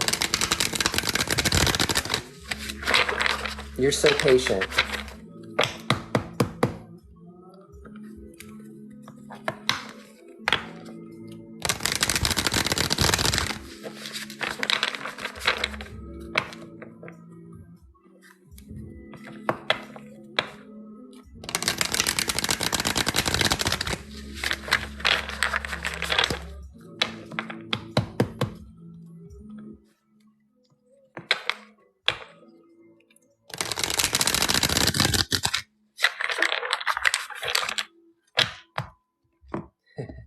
Last night, I was getting ready to,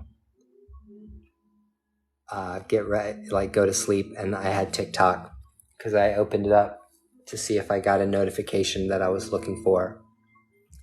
And there was some girl, and she was sitting there with all this McDonald's stuff, and she had the long nails. Oh, God, I don't do the long nails, but she had the click, click, click, click, click, click, click nails. And the name of her live was Long Nails and McDonald's Drive-Through Asmere. And she was just like picking up McDonald's stuff, like pretending to wrap hamburgers with her nails. Click, click, click, click, and all that. I was like, okay, that's awesome. And she had like 500 people in there. I was like, get out. It was like, and I was thinking to myself, I was like, girl, you better be taking tips. Like, you know, she's sitting there doing a whole soundtrack. Okay, Nasha, here we go. Let's see what the Spirit has to say to you.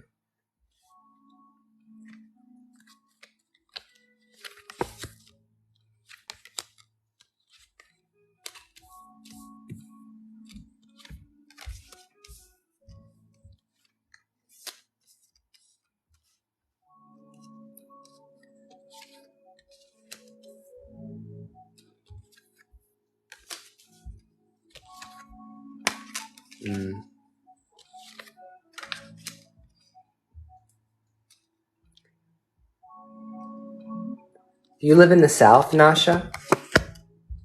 I mean, like Georgia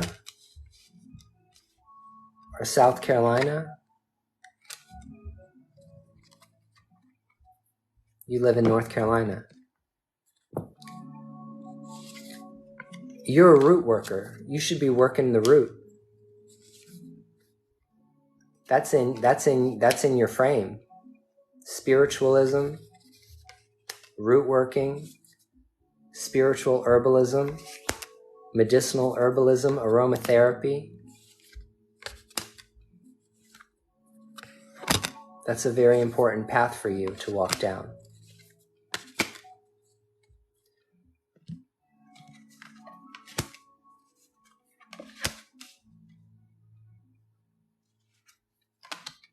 Oh my God. Okay, Daddy. Yo, I'm gonna tell you something, and people might not like this if I say it to you. But guess what? I don't give a good goddamn, because whatever I say, okay? And you pulled some major Shango energy for me. This is my Shango card in my Earthcraft Oracle. Okay? That's a man on fire, okay? The Orisha, of thunder and fire. You had some really hardcore Shango energy come out through you. He is like, I am Shango. Boom. You're a fire sign. What are you, an Aries or a Leo? Or Sagittarius? See, at the very last minute, I was like, you're Sagittarius. Okay. All right. That's all right. So yeah, I just had to throw that out there. You got a lot of fiery energy. Okay. Like I said, I'm not telling you that Shango is your father. I'm not telling you Shango is your guardian Orisha. That's not what this is about. I'm just saying, you got that card. You got a lot of that energy. That might be something you want to do in the future. You might actually want to, get a reading from an Ian Ifa or a priestess, to find out whether or not, Ifa is a path for you, whether or not you need to receive him, okay, in the tradition, which I can give you that information if you want to do that. But now let's go back.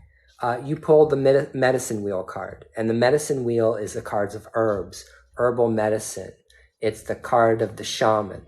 It's the card of the root worker. It's the card of the palero, okay? It's the card for people that are meant to help people as a healer, okay? Healing is a very, very important aspect of your practice.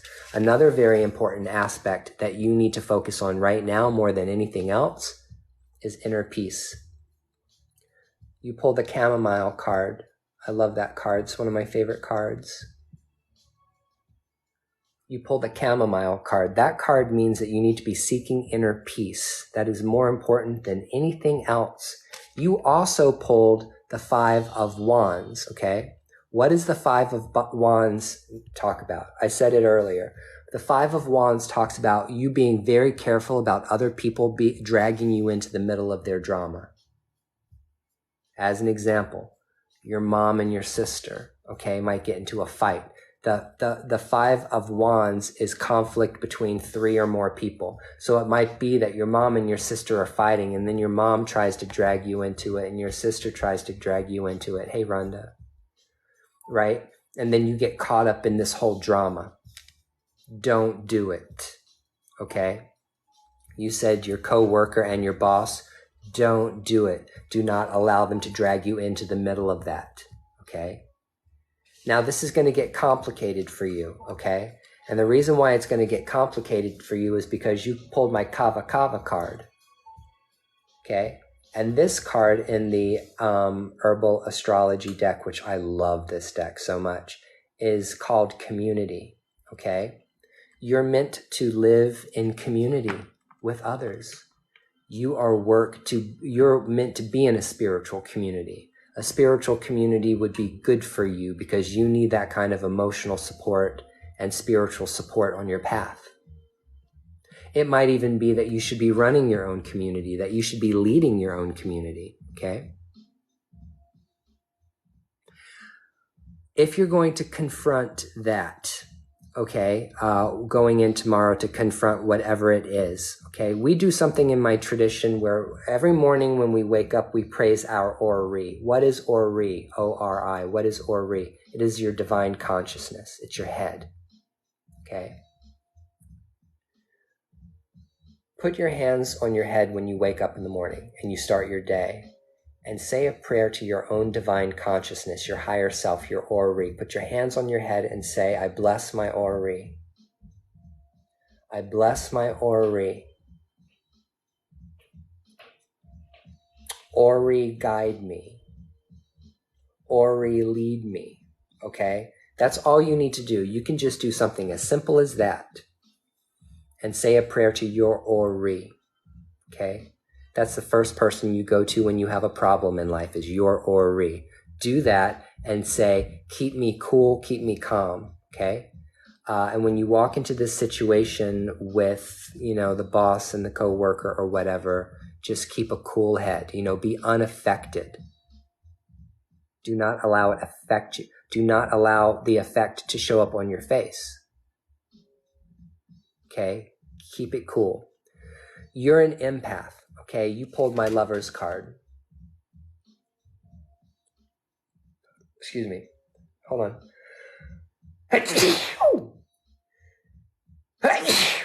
Excuse me.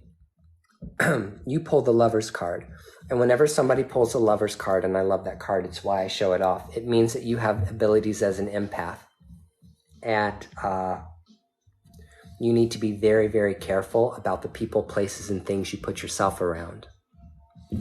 You need to make sure that whenever someone pulls the empath card, I need to remind you that it's time for you to think about your boundaries with other people and reset your boundaries. Make sure that your boundaries are strong between you and the people that you run with. Okay, healthy boundaries. I'm going to teach you really, really quick how to find out whether or not there's somebody that needs to be eliminated from your life, okay? If there's someone in your life that frequently oversteps their boundaries with you, what you can do is you can pull away. Just take a step back. If they text you, don't respond back to their text. If they're calling you all the time, trying to drag you down, trying to get your attention all the time, don't answer the phone. Just put a little space between you and that person, okay? If someone is a super narcissistic hog and the only reason why they're coming around is to siphon off your spiritual energy, they will automatically double down on their trying to get a hold of you. And then they'll say, why didn't you text me back? I texted you. Didn't you say I texted you this morning? Why didn't you text me back? Okay. When you're dealing with somebody like that, you're dealing with some that's negative energy that you don't need in your life. Another way to tell whether or not there's somebody that you don't need in your life is set a boundary. Recreate a boundary. Set a new boundary with someone and see how they react. You see what I'm saying? Set a new boundary with your friends and see how they react. Because anyone who doesn't respect you is automatically going to be offended when you set a boundary. They're going to take it personally. And they're not going to look at it as you saying, hey, I got to do this for me. Hey, I got to take care of my own energy. Hey, I got spiritual stuff to do. Hey, I got a life that doesn't involve you. Now, don't say it like that. I'm just saying when you say, hey, I need space, or hey, I need to do my own thing, or hey, I got shit to do, and that person gets offended because you've put a boundary up, that's someone that you need to reconsider being in your life.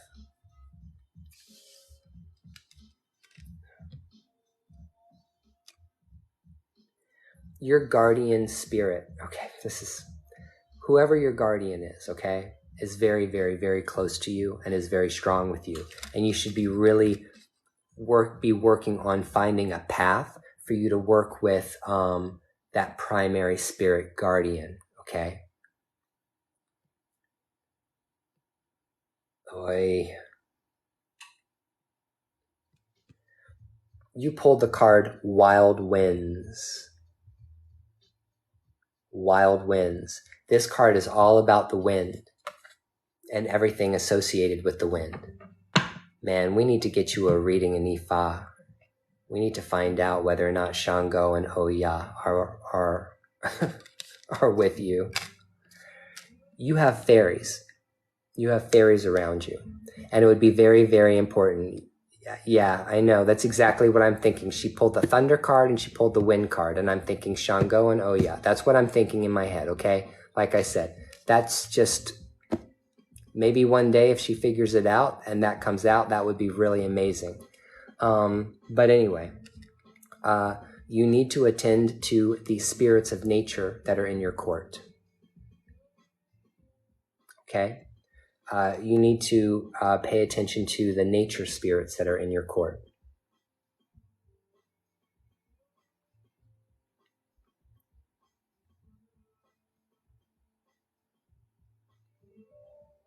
You need to go out and leave an offering in the forest. You need to go out and you need to do something for the fairies, okay?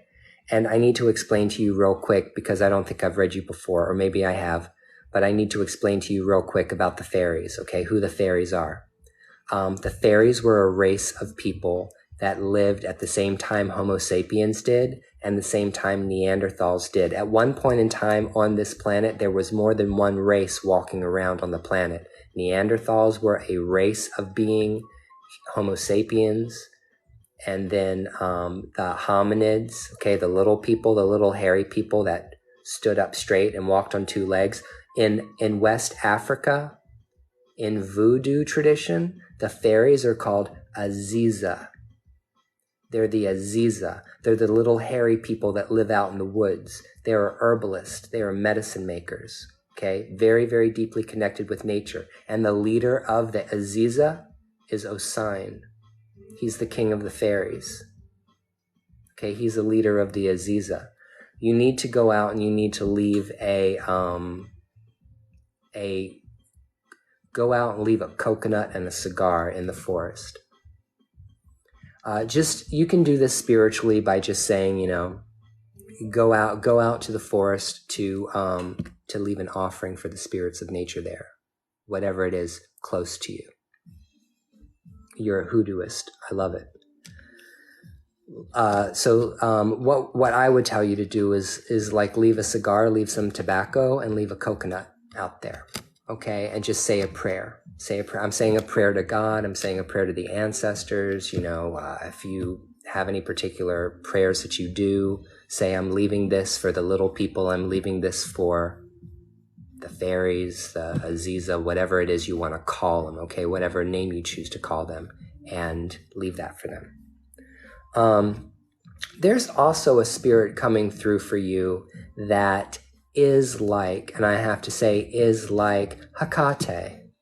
She is a lot of witches love Hecate, that particular goddess or titan. And I'm feeling strong Hecate energy coming through for you too. I don't know if you've ever thought about her or worked with her or seen images of her, but she's an ancient, she comes from the Greek pantheon of deities, but she's older than that. She's Persian. Her cult goes way back, farther than Greece. But I'm feeling that energy coming through for you, and you might want to think about putting out an offering for Hecate and asking whether or not she's with you or not. Somebody spell Hecate, Hacate, Hecate. Some people call her Hecate or Hecate. So there's many different ways to spell her name, but I'm feeling this energy coming through for you. Okay? So who is Hecate? Hecate is a liminal spirit, okay? She exists everywhere, all the time, all at once. Hecate has also been considered the world's soul, okay? She is one of the primordial mothers. My Ianifa, my priestess in Ifa, would say she's one of the Iami. And it's the primordial mothers. It's all the mothers. It's the mothers. It's the female forces that created this place. Hecate is one of those, along with all of the other primordial mothers. So we're talking about big clit energy over here, okay? That was very important in your reading. You have a grandfather spirit that's with you. And I don't know how much you know about your grandfathers or whether or not you are close to your grandfathers or not, but I am seeing a man that pretty much walked the same path that you did. I don't know if did any one of those grandfathers also practice root work? Because you have a grandfather that walked your spiritual path, that walks with you in your court. Okay. On your ancestor altar, you need to put out something for him. He's coming around to remind you that, hey, give me a cup of coffee, give me a cigarette. Did he used to smoke cigarettes? Like Marlboros?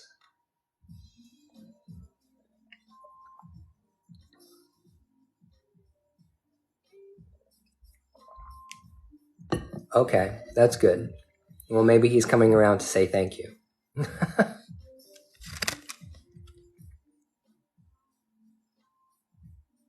It's all right.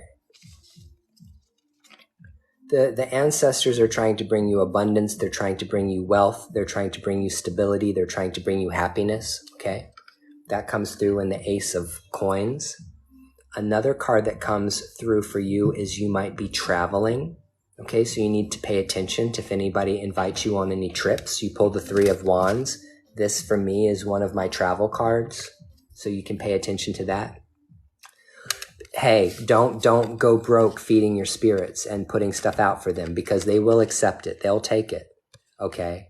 But just kind of like reel it in. Just remember, a glass of water and a candle is all the spirit needs.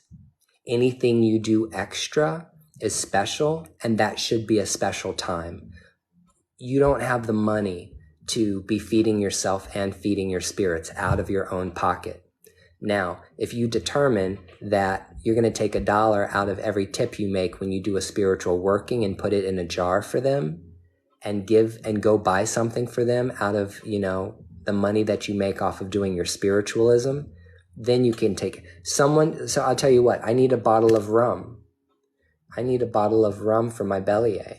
I need to go buy him new rum. Guess what? One of you out there bought me a bottle of rum. See what I'm saying? So like when people pay me to do these readings, they're not just paying for me. They're also paying to buy things for my spirits and to feed my spirits. They're putting gas in my car. They're feeding me. And they're also buying liquor and candles for my Loa or for my spiritual court. See what I'm saying? So, but a glass of water and a candle is just fine for them. Don't go broke on it.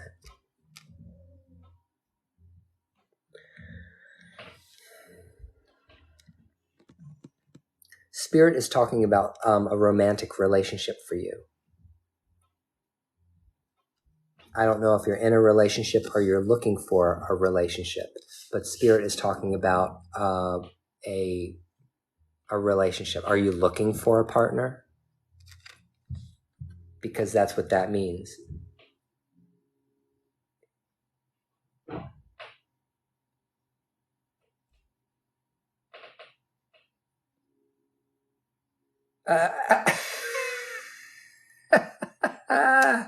She said she knew they were going to bring it up. That's hysterical. Okay. That's your grandmother talking. That's like one of your grandmothers talking to you, right? Why aren't you with a man? Where is your man? Why haven't you found a man yet? Oh, you've been married 3 times? Okay, well, 3 times and you're out. 3 strikes and you're out. You're done. Let me go ahead and get to this. There's 2 more spirits around you that are very, very important. And these are spirit guides for you. Interesting thing enough, both of these spirit guides are coming through as male for me, and both of them are coming through for me. One of them is coming from Northern Africa.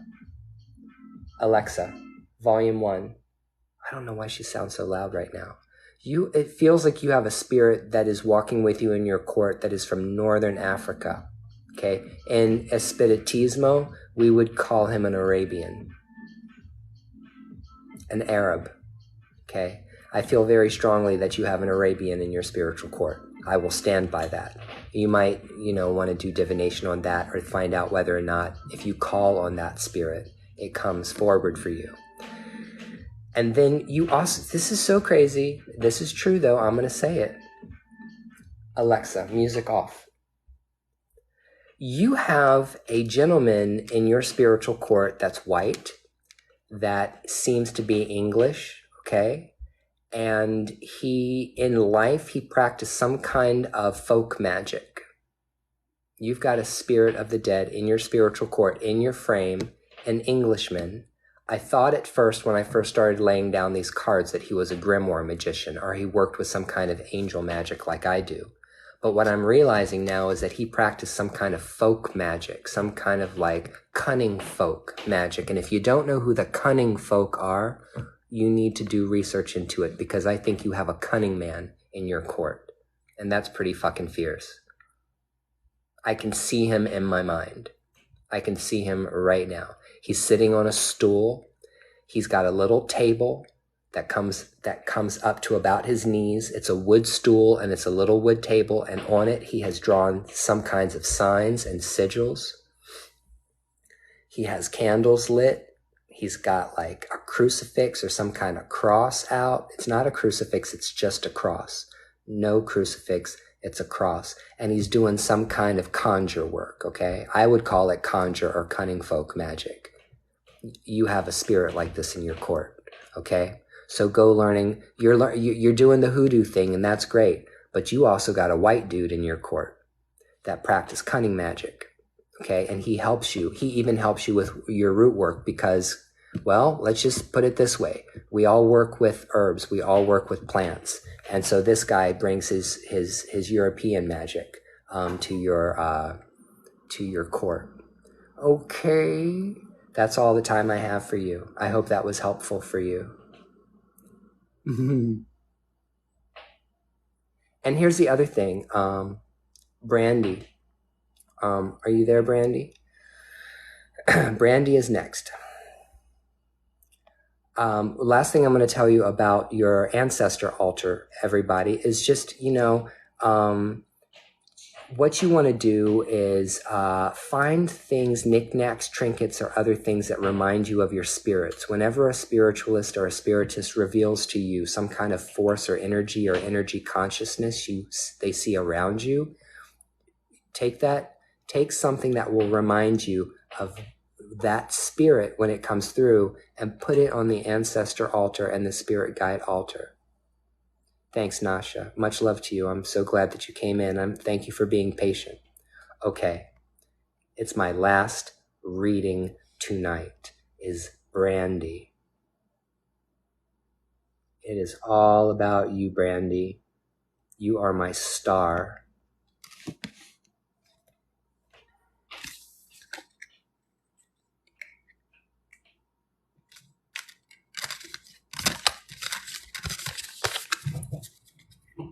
I'll tell you something else. Another thing you can do, wow, look at that. I'll tell you something else you can do.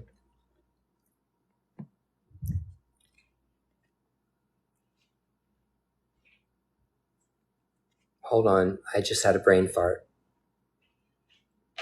Alexa, play Reiki music on Spotify. Reiki music from Spotify. I just had a thought in my head.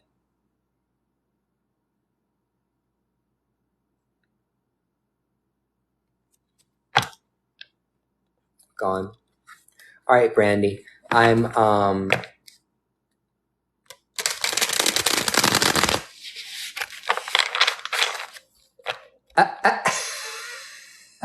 sorry.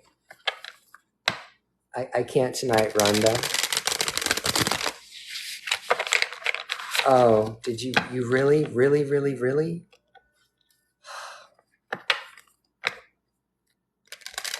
Is it an emergency?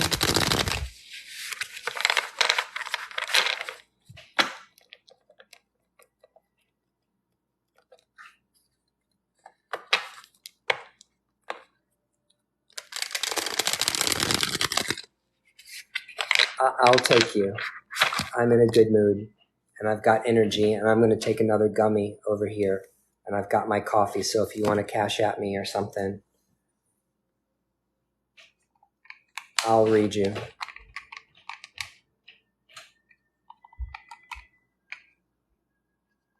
I'll read you. I'll take one more because you're my friend. It's the only reason why I'm taking you. Because you're my friend.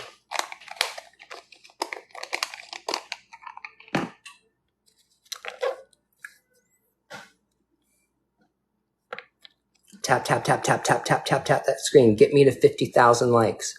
Come on, people. It's time. Pop my pimples. Pop, pop, pop, pop, pop, pop, pop, pop, pop. Bang that phone up against your head like this and give me all those hearts.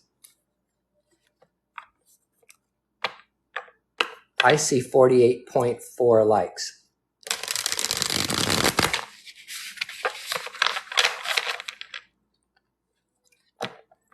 I see 48.8 likes. Oh, I do? It's not registering for me. I don't even know what that means.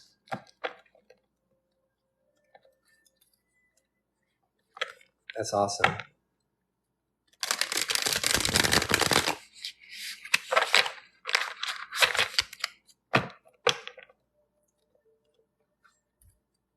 Hey, Grant.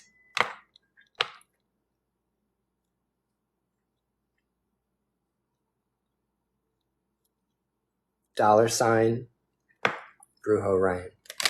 So, like, what happens if, Kiki, what happens if I get to 100,000 likes? I know, Brandy, you've been so patient. Do I get, like, does TikTok send me a new butt plug or something? Do I get a toy? Do I get a baby Jesus butt plug? I keep getting paid. TikTok ain't paying me.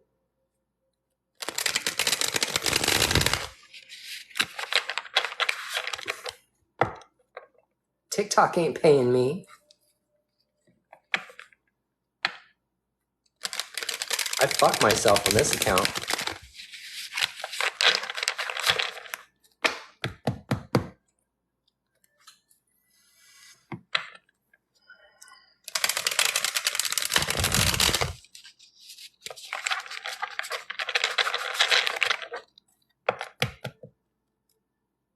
I'm so mad. I went to the grocery store yesterday and ordered prosciutto, and I asked them to give me the imported, and they gave me the domestic.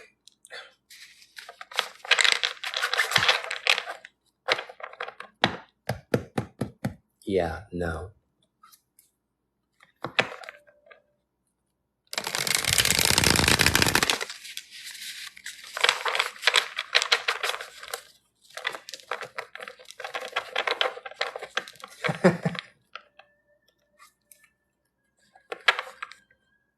Bougie Ryan.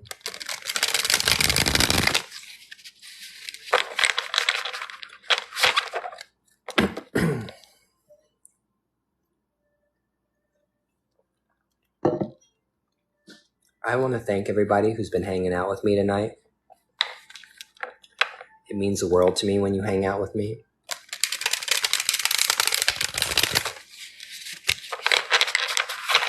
When you sit here and you give me your moral support and your spiritual support, while I'm doing my readings. I don't know you. We might never meet in real life, but I love you.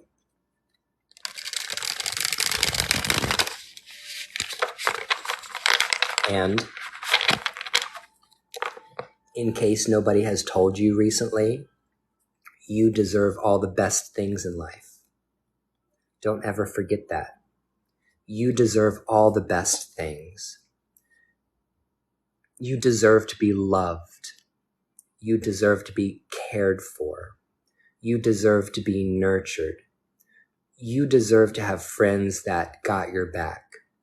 You deserve to wake up in the morning and have a smile on your face. It's okay for you to do so. You have the ability to wake up in the morning and bless your own Ori, your own divine consciousness. You get up in the morning and you say a prayer to God and the ancestors to help get you through the day. You start your day. You have your cup of coffee or your tea or whatever it is that you have, and you start your day.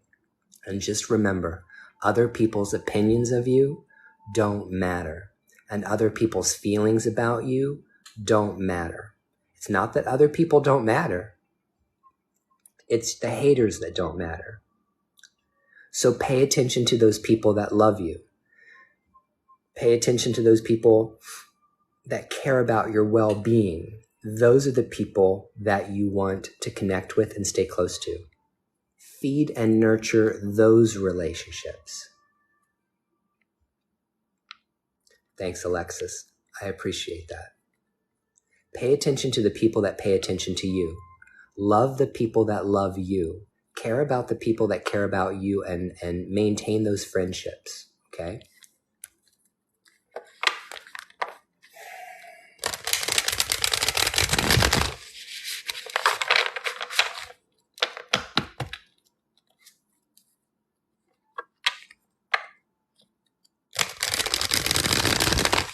I went on this thing for a while where I was doing a lot of panels. I was doing a lot of live panels, and I was inviting a lot of people up all the time. And so a lot of my lives just became these kind of panel lives, which I do enjoy doing. But I also need my content to be about me helping other people and doing my motivational speeches.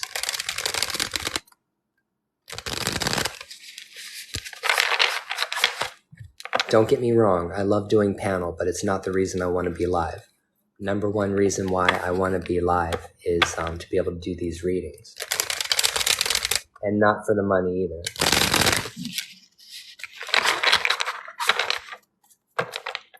Okay.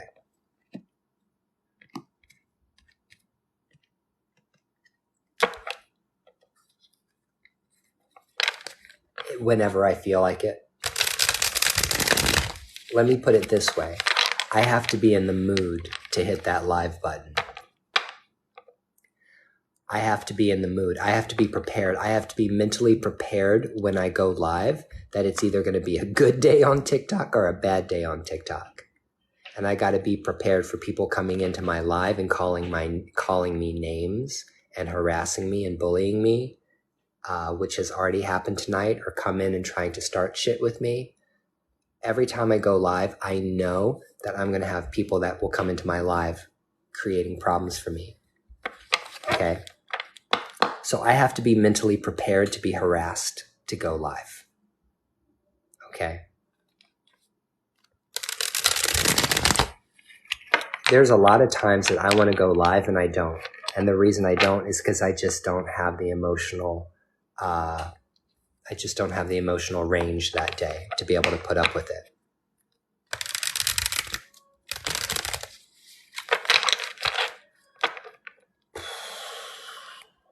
All right, Brandy, we're almost there.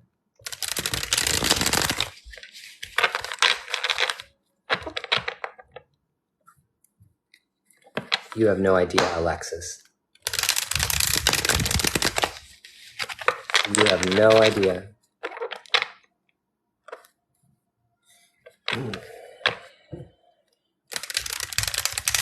This app has worn me out.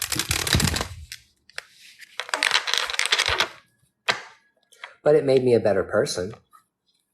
It revealed a lot of negative aspects to my character that I was blind to. So we could rename TikTok to the Shadow Work app. That would be a more accurate description of this app. The Shadow Work app. Okay? That's what this app should be named. Not TikTok, the Shadow Work app. Because I guarantee you, TikTok will bring your shadow side out. Eventually, with everybody.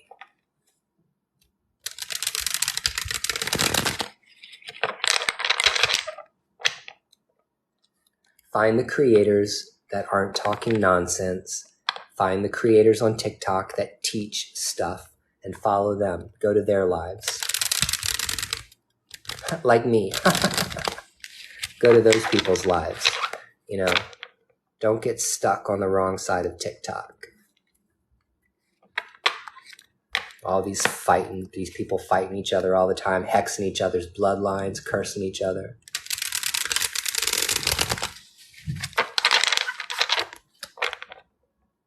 Man, what a waste of energy. You know what? I think it's funny as hell that somebody cares enough about what I'm doing that they'll go down to Botanica and spend the money on gas to go to Botanica and spend $10 on a candle for me. That's awesome.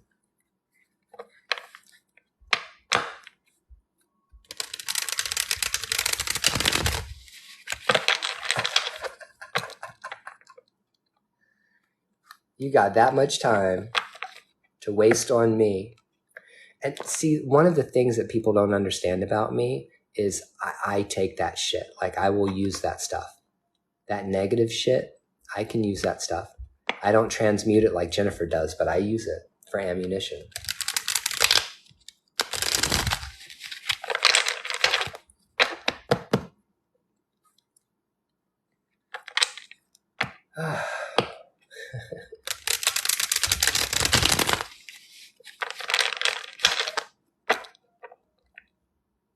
Yeah, I know. Okay, Brandy. Let me do a quick shuffle on my oracle cards. And then I'm going to read you, and then I'm going to read my friend Rhonda.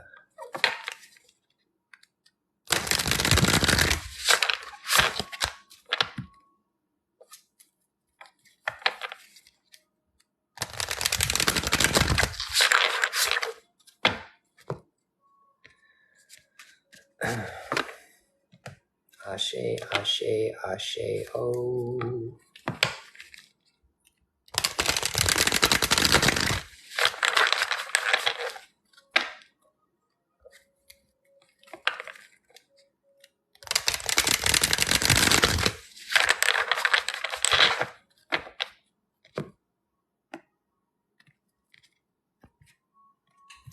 Okay. All right, Brandy, I'm starting your time.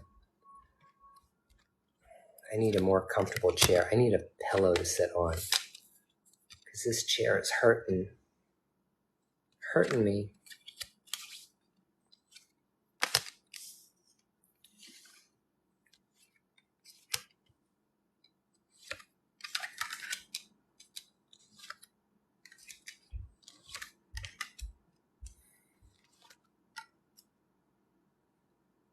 Oh.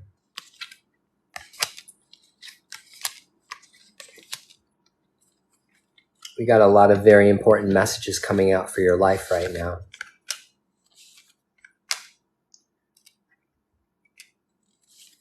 Interesting.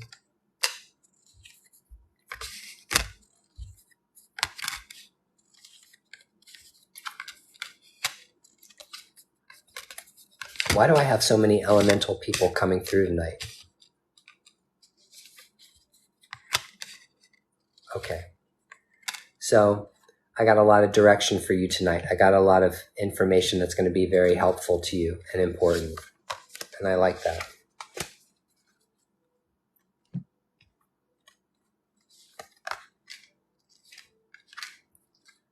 Okay, here we go. Exciting. So the first thing I need to tell you is that you pulled the 3 of Cups. I love this cup. I love this card. I can't talk. This is the 3 of Cups, okay? Whenever I pull the 3 of Cups for someone, it means that you're a spiritual person and a spiritualist, that you need to be focusing on ancestor work and focusing on your spirit guides. Spiritism and spiritualism is a really, really big thing for you. It's something that you need to pay. It's importante. Okay? So I don't know how much you know about spiritualism or how much you know about spiritism, but this is something that you need to do. Creating an ancestor altar and calling on your spirit guides. Your spirit guides love you very much. Okay? You pulled the 10 of Cups. And whenever somebody pulls the 10 of Cups, it means that the spirit guides or the spirits of the dead that are around you love you very much and they're trying to help you. Spirit is talking about a difficult childhood. Spirit is talking about childhood trauma. Spirit is talking about neglectful parents. People, there's things that you needed in life that you didn't get. Okay. Talks about PTSD. Talks about trauma. Okay. You pulled the 7 of Wands. Okay. That 7 of Wands says that you take the high road. You take the high road. Okay. It's like the world is against you, but there you are standing there with that wand in your hand, ready for to combat. Okay. You're a survivor. That is a card of the survivor. Okay. So you need to just take a moment and appreciate how strong you are and how much work it has taken for you to get to this point in time. Very positive message from the spiritual world. You pull the 6 of Wands. Okay. And whenever someone pulls the 6 of Wands, it talks about victory. It talks about success over your enemies. This card, the 6 of Wands, says that you have everything that you need to be victorious in life, to be successful in life.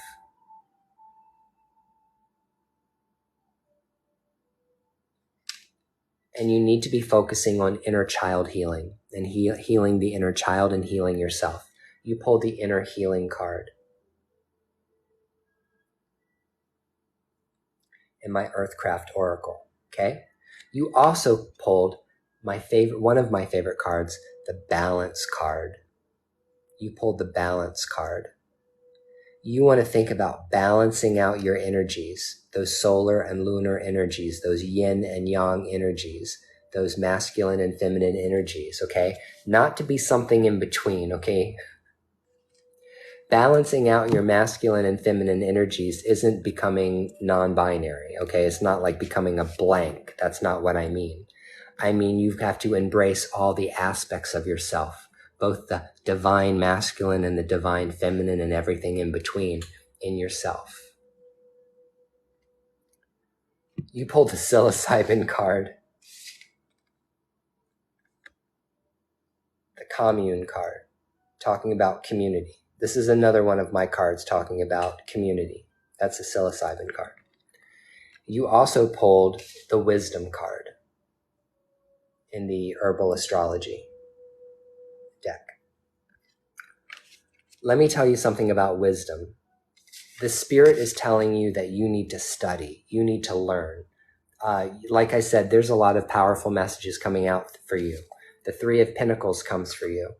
Whenever somebody pulls the Three of Pentacles, that usually talks about study. It talks about learning. It talks about education. It talks about maybe going back to school or taking up a new skill for a job profession, or doing training that's going to get you higher paid work, or lift you up in the ranks, get you a higher paying job. Okay. And here's the thing about wisdom and knowledge. Self-knowledge, most important, and then just knowledge in general and wisdom about the world in general, is that's something that can never be taken away from you. A lot of people say the most important thing in life is love. Love, love, love. All you need is love. That's not true. What you need is self-knowledge. Self-knowledge and wisdom is more important than love every day of the week. Because what you fall in love with today, you can fall out of love with tomorrow. What you hate today, you might love tomorrow. What you love today, you might hate tomorrow. So love is fleeting, okay? But wisdom is not. Self-knowledge is not. Make self-knowledge and wisdom the most important part of your journey, because they can take anything away from you. They can take your children away from you. They can take your partner away from you. They can take your friends away from you, your family. They can take your freedom away from you. They can even take your life. But guess what they can never take?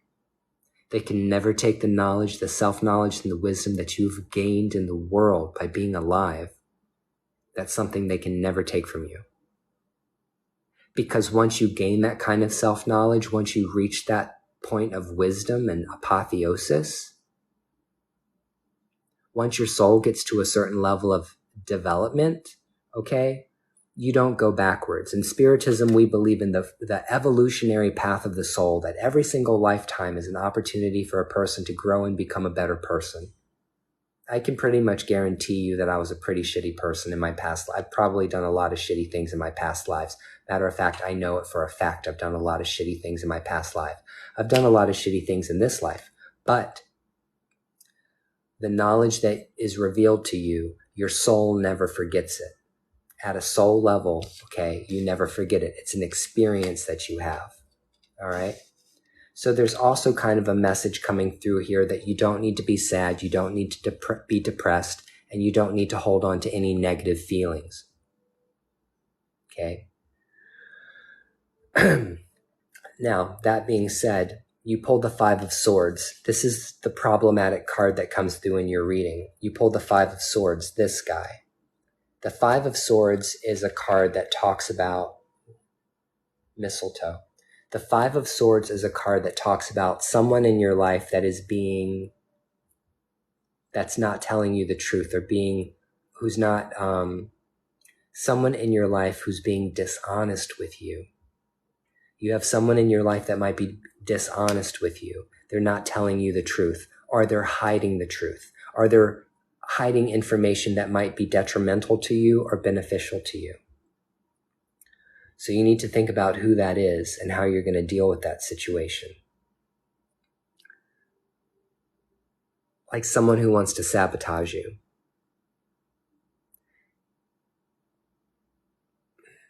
Like someone who always gives you backhanded compliments. Is there someone in your life that will give you a compliment, but it will always be through sarcasm? Like your father, or like your partner, or somebody like that? But it comes through in a form of it's a kind of deception. It's a deception. It's a intimidation technique to make you feel bad about yourself. That's what backhanded comments are. They're insults, or backhanded compliments is what they call it.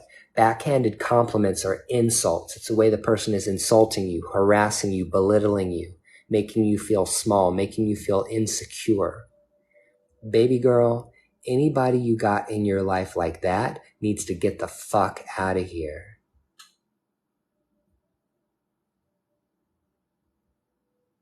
Anybody that treats you that way needs to get the fuck out. Or you need to get the fuck out. Somebody needs to get the fuck out. But that kind of shit is detrimental to your health. Emotionally, mentally, spiritually, and physically. you need to heal the inner child. And part of healing your inner child is speaking up for your inner child. Because whenever that person talks to you in that way, you get thrown back to when you were 5 years old, 7 years old.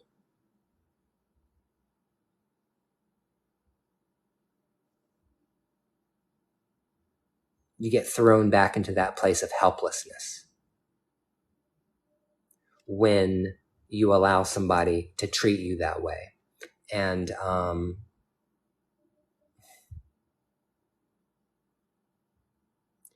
and they need to be out of your life because you deserve all the good things in life, and you deserve for people to treat you well.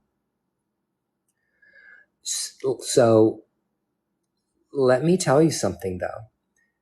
You have a spirit in your court, and in Espiritismo Criollo and Creolized mediumship and spiritism, we call her Madama. You have a Madama in your spiritual court. She came to you as a spirit guide and is walking with you. And if you don't know who Madama is, she's a folk saint, okay? She's not just one spirit. She's many spirits. And the Madama is a black woman, okay? An African woman who was a slave in the New World, who worked inside the house, okay? She was usually looked at as like Aunt Jemima, okay? That's the image that people draw up in their head when they think about the Madama. But Madama is a highly elevated spirit. She's a saintly spirit. Those are all the women that were root workers, hoodooist, women who practiced herbal medicine, herbal healing, herbal remedies. They also practiced divination, okay? Very, very, very powerful spirit in your court. Not a lot of spirits showed up for you, but Madama did. You need to research who that is and just realize that she's showing up for you in this reading.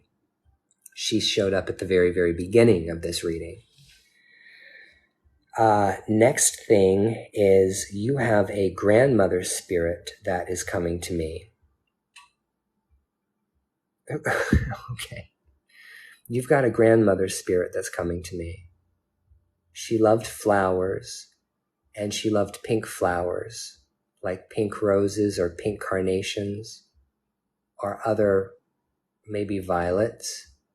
Not violet. Violet's purple. Something else. There's some other kind of flower. Looks like a violet, but it's pink.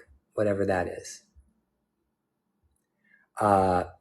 This person, I don't know if you have a grandmother that you are close to or were close to that died recently, but it seems like she might have liked Pink, the music Pink. I mean, the Pink, the artist. She might have thought that she was pretty or thought that she had a pretty voice or something like that.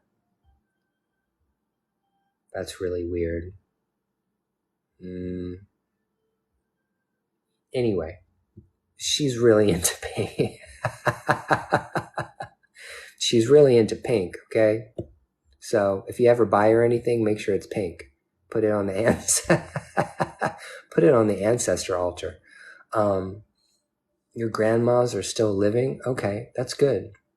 This is a woman in your maternal line that's like a grandmother. She's one of your grandmothers, one of your grandmotherly spirits. And remember, it took millions and millions of people for you to get here, okay? So God knows where these people come from. They could go back 2-3 generations. They could go back 8 generations. Who knows? But the point is that you have a grandmother spirit that's coming to you that really likes the color pink, and she wants you to know that she's here.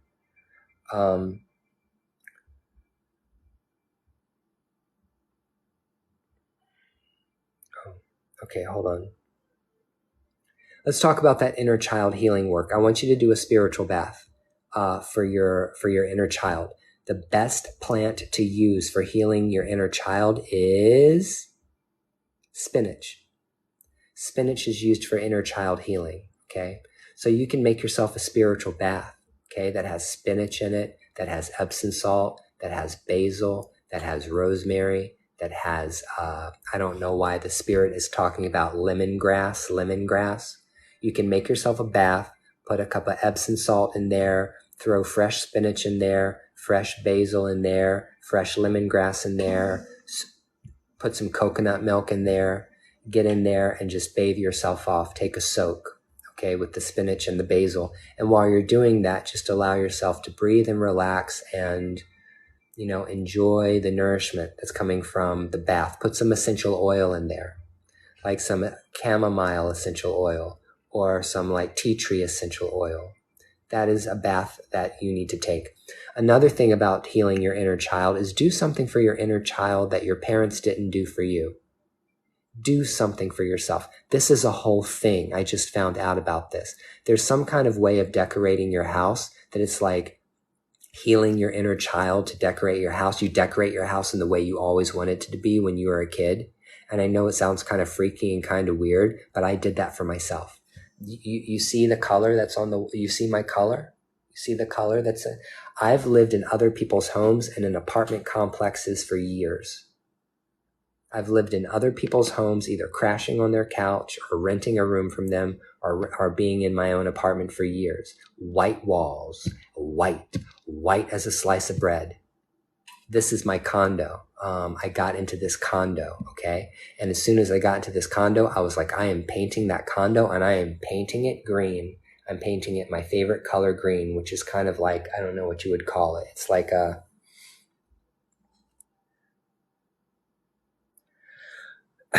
moss green. But I did that. And I'll tell you what else I did. I put up an altar for Prince, the artist. I put up Doctor Strange posters all over my room. Okay. I created the kind of bedroom that I always wanted as a kid. It's fucking witchy as hell. It's like Pinterest witch level shit in there. And the reason why I did that was because growing up, my parents told me that if I wore crystals, that demons were going to get into the house. Literally, like if I played with crystals like rose quartz or amethyst or precious stones, or if I wanted to wear those things as jewelry, that demons were going to get into our house if you wear that. Okay? So what I'm saying is when I grew up and woke up and said, well, fuck you and that, okay, I created a room that reflects my sorcery, my witchcraft, my magic, everything that I am. My home is a reflection of who I am. And you need to do that. You need to put things out around that make you feel good, that give you that serotonin release in your house. See what I'm saying? If you loved Rainbow Bright when you were a kid, or you loved My Little Pony, get on eBay and buy yourself a Rainbow Bright doll. Buy yourself some My Little Pony. I still haven't bought myself a troll. You remember those trolls with the big bushy hair and they had the jewel in the belly? My parents wouldn't buy me that because they said it was a demon. They said it was demonic. Those trolls in the 80s that everybody had and loved, my parents wouldn't let me have one of those because it was demonic. I'm sorry, I'm going off on my own dramas over here. I'm dumping my dramas. But what I'm trying to tell you is I'm telling you my story to help you understand what you need to do to help you. And what you need to do is what I did. You need to take the time to actually be kind to yourself and surround yourself with things that make you happy, things that make you feel good from your childhood. Okay.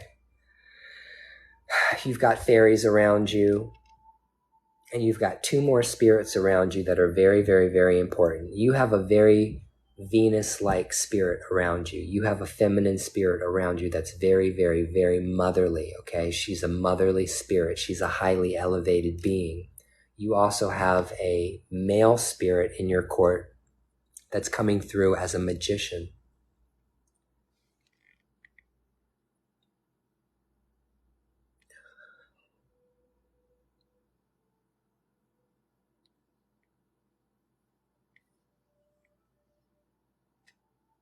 I gotta verify. I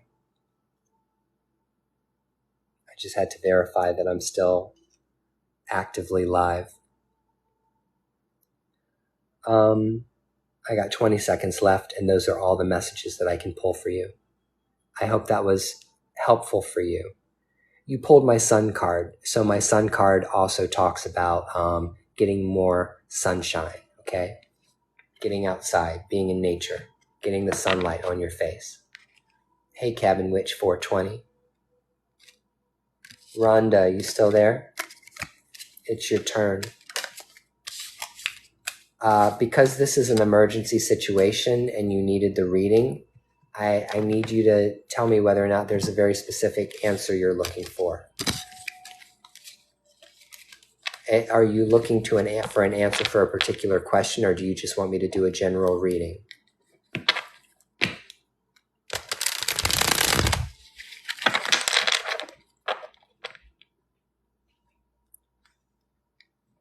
Or you want me to do a general reading and see what comes out?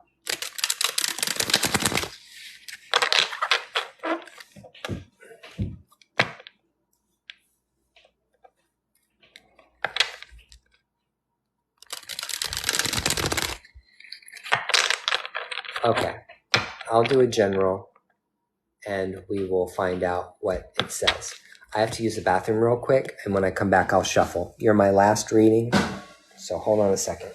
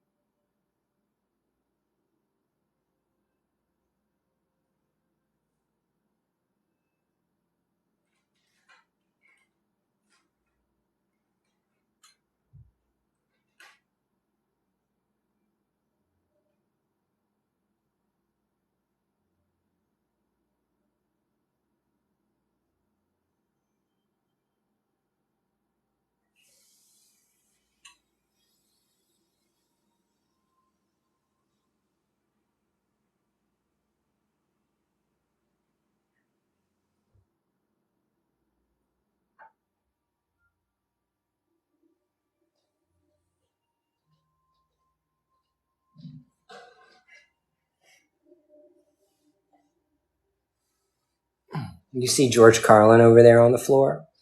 And look, I just bought these. I bought these super awesome cheapo Lycra chair covers. Louis Progresso. Light and progress.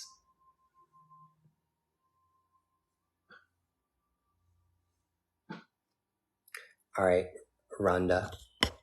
I'm shuffling up your cards.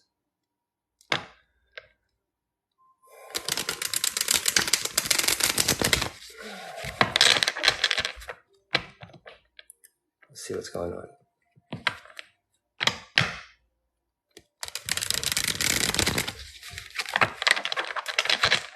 Lucy Progresso.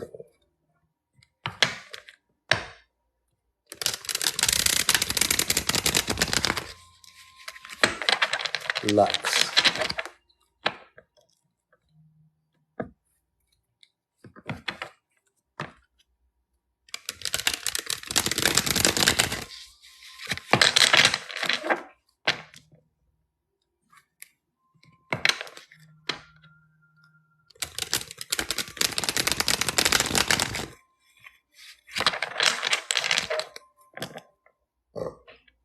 excuse me.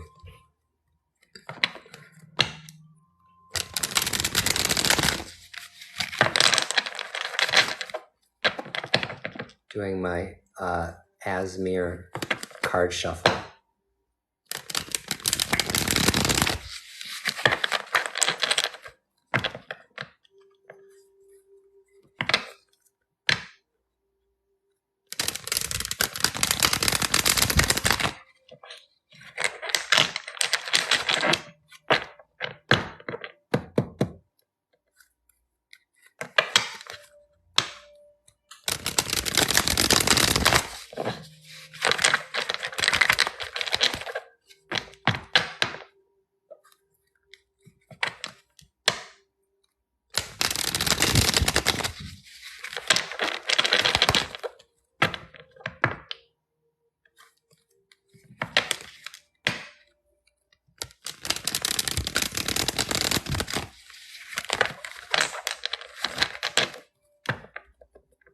Is there something going on with your mom, Rhonda? I see a woman in my mind's eye. She looks similar to you in features. She might be your grandmother. She's like between the ages of like maybe 65 and 70.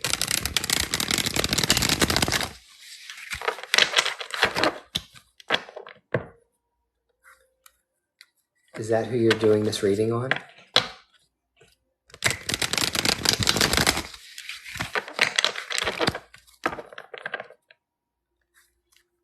Or is that's just another thing I'm picking up on?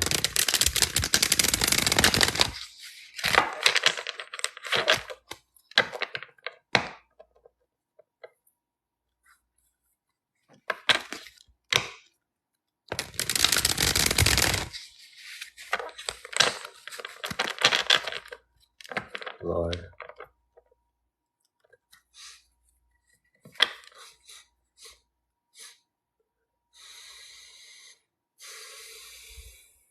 Whenever somebody mentions the dead, I smell. See if I smell anything. Why do I feel like I'm at a barbecue, or I feel like I'm on a porch and I feel like there's coal burning, like the kind of coal for a cookout? It's like the smell for me is like sooty, like coal.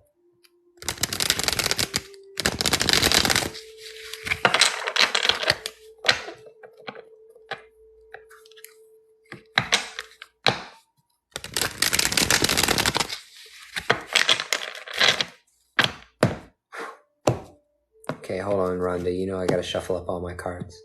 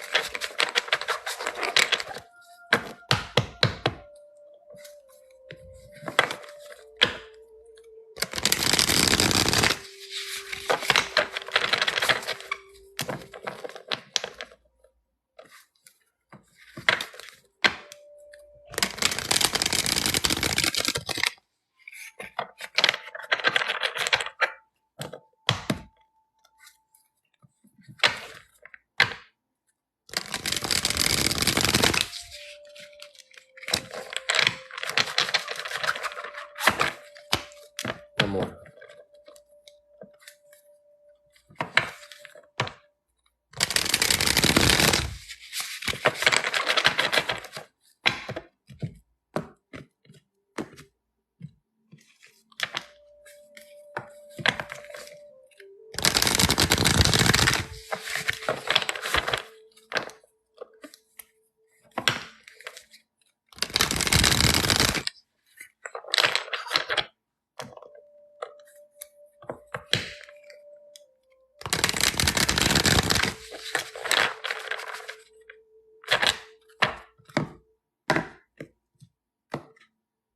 last one.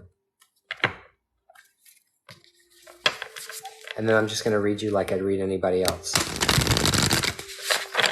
And I'll tell you what I see.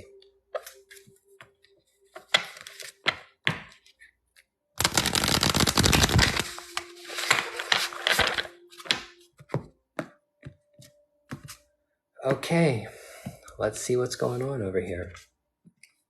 See what kind of spiritual messages are for Runda.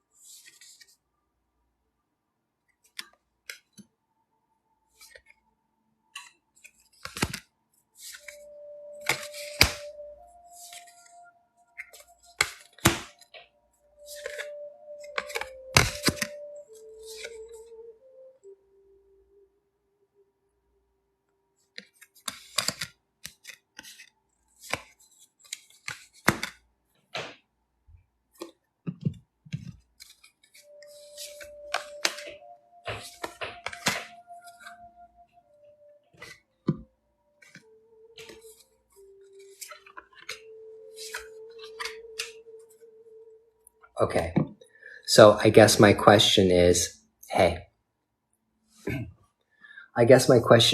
were you wondering whether or not your husband was going to show up in this reading? Because if you were hoping for him to show up, he did not show up. He did not come.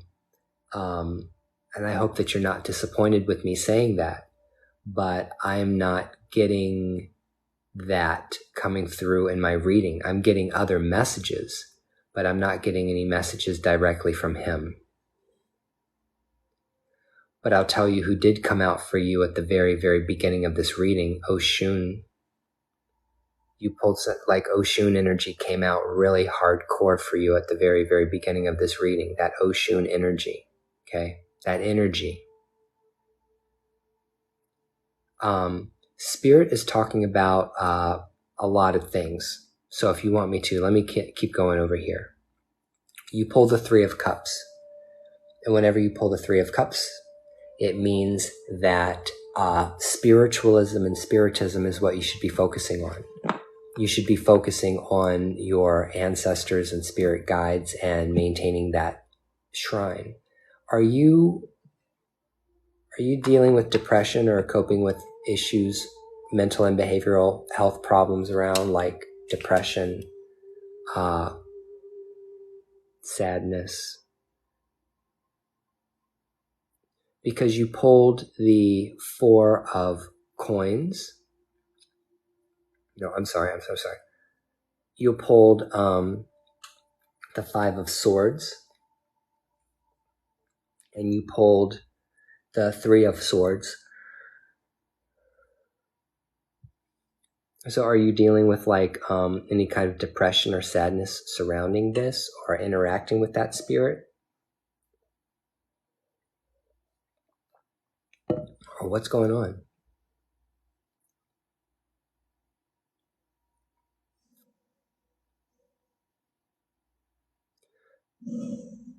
Let me keep going over here with this. You're dealing with sadness? Yeah. That's very, very, very clear. When did he pass away?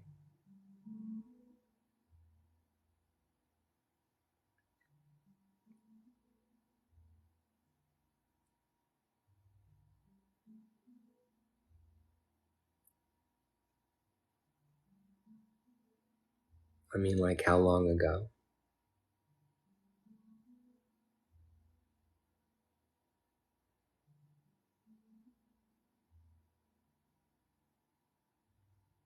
Oh, wow. Was it a surprise? because I'm going to tell you the truth. Okay. Well, it wasn't a surprise. It was brain cancer. I'm sure that was a surprise, but I'm really, really sorry to hear that. I really, really am. And here's the thing about like spirits, okay? When they go to the other side, we don't know where they go. He could be anywhere right now. Right now, when you pass, this is what I've been told. When you pass and you're really, really, really dead, everything goes black. There is nothingness. It is complete nothingness. It is complete void. And then after a little bit of time, standing in this void space, they come and get you. And when they come and get you, they take you to the other side, wherever it is he needed to go in order to check in with whatever ancestral spirits or divinities he was reporting back to. Let me tell you something. We don't all come from the same place. Yes, we're all Homo sapiens. Yes, we're all walking around as avatars in this body, but in the spiritual world, we don't all come from the same place. And when we pass, we don't all go to the same place. Okay, there are levels to this, dimensions, realms. So you don't know exactly what it is he's doing right now or how long it will take for him to come back. Or I'm going to be honest with you, and I'm saying this with all my love. You might never get a message from him, okay?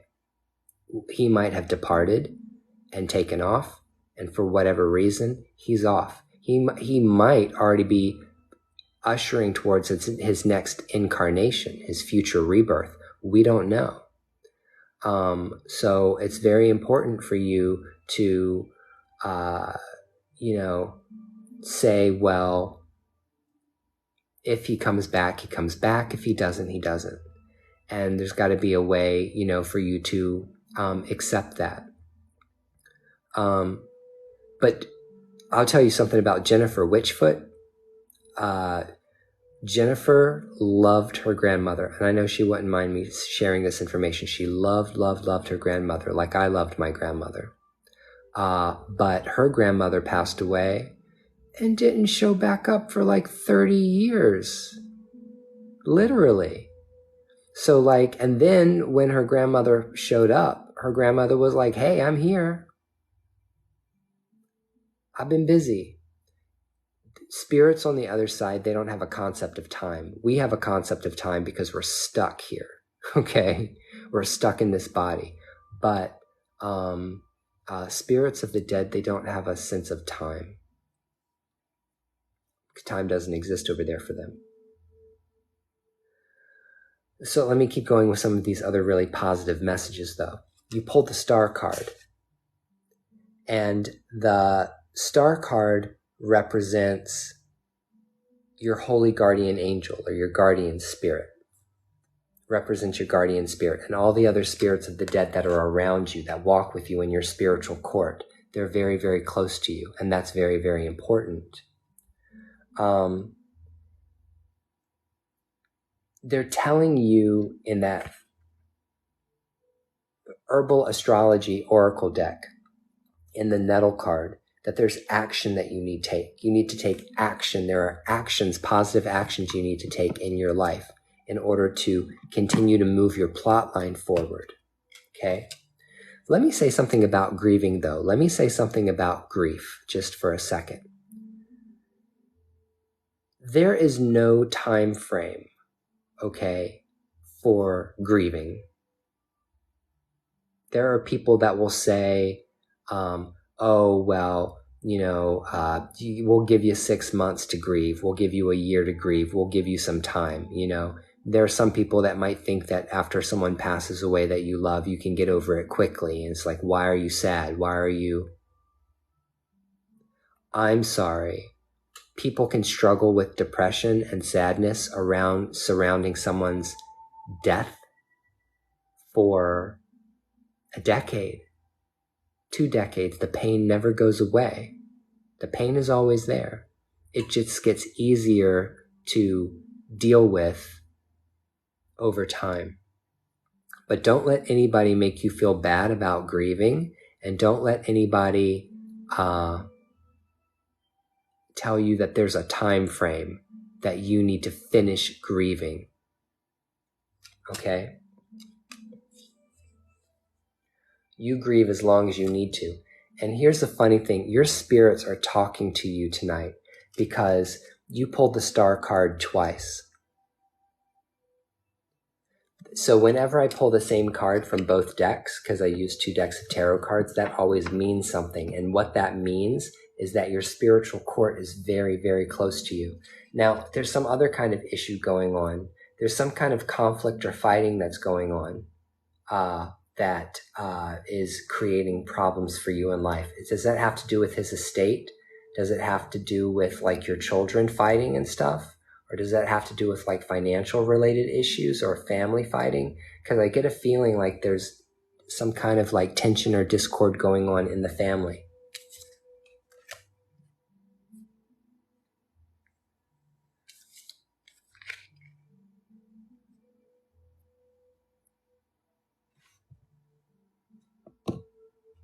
I'm still alive. I'm still here. I'm almost done. But I'm helping out my friend. Another card that's coming through very strong for you is the Strength card. What the Spirit is saying is that you're strong, you're powerful, you have the ability to do whatever it is that you need to do in life. You see, that person is basically pushing over a pillar, breaking it with their own hand, like Samson. You have that kind of strength. And your strength is being tested right now. Another card that's coming through for you is the World card. The World card talks about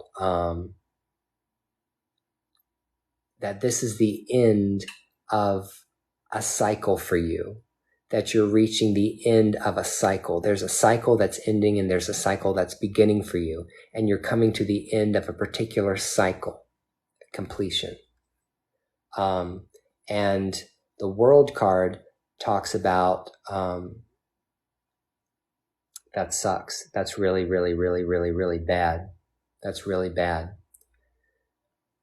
But this World card over here, what it really talks about is now is the time to tie up loose ends. The World card doesn't mean it's over, okay? But the World card means that it's coming to an end. You're getting ready to start a new cycle. So what do you want to try to get that money back? Or are you just not going to fight with her? Like, are you okay financially? I don't see anything in these cards that's saying anything about financial problems.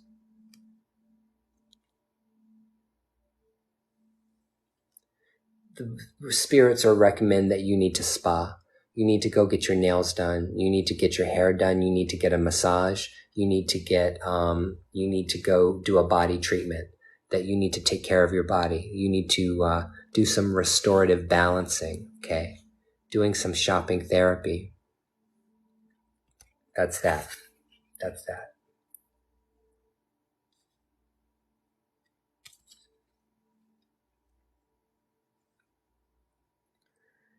Spirit also pulled the Devil card on you, and I was trying to determine whether or not that particular card had something to do with somebody negative in your life, or whether or not that represented a nature spirit or the horn god, because sometimes I will use that card to represent the horned one.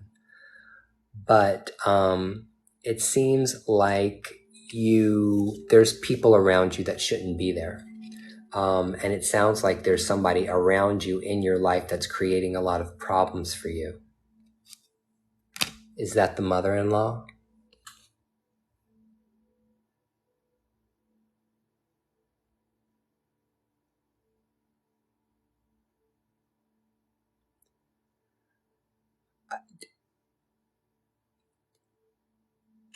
Okay, well, you know what?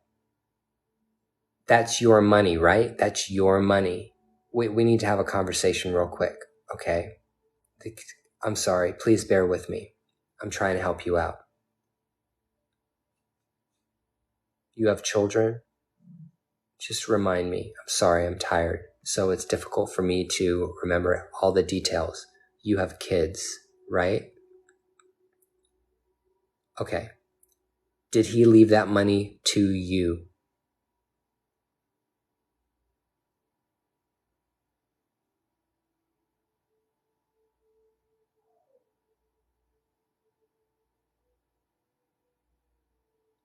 Did he leave that money to you? Or did he have specific instructions in his will about people getting certain things?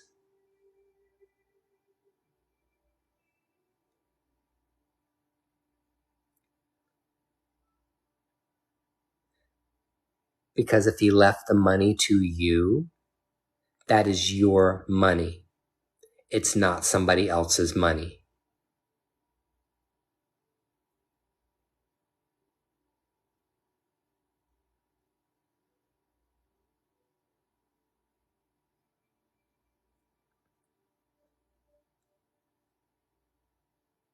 Can you get a lawyer? And I guess my biggest question is, are you safe? Are you financially secure? Are you okay?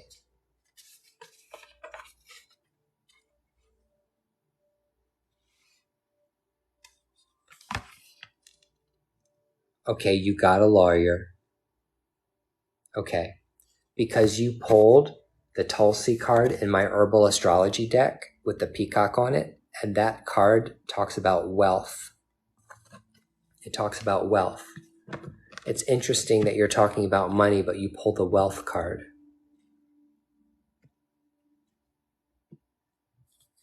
So, I mean, that particular card talks about like abundance.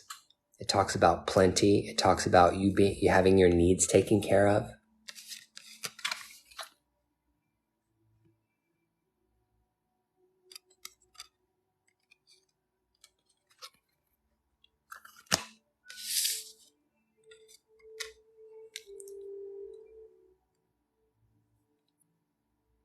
Okay.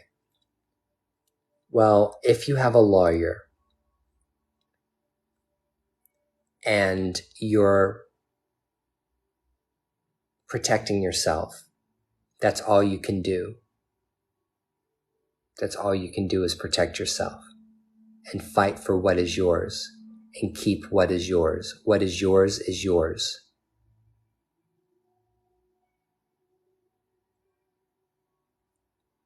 But Spirit is saying that you're strong, and whatever the situation that's testing you, you're going to be able to get through it. You had one spirit come through for you over here on the spirit guide team. And this particular spirit guide person that's coming through is seeming, we would say that this person is like, well, they're an African person, but they seem like they're like Northern African. And I don't know if you got a reading from me in the past, or I told you if I saw an Arabian around you or a man. But, hey, Mary. But I'm seeing that particular spirit step forward for you tonight. So here's the thing. Those are the cards. That's the reading for you. But you have a little bit of time left. Is there a burning desire question that you have for me that you want me to get a yes or no answer on? Is there a specific question that you want an answer for? And if you say yes, then I'll shuffle up my cards and I'll ask the spirits what they say. So you said this was an emergency. Now it's time for you to tell me what the emergency is, or what you need to find out. And I'll do the best I can.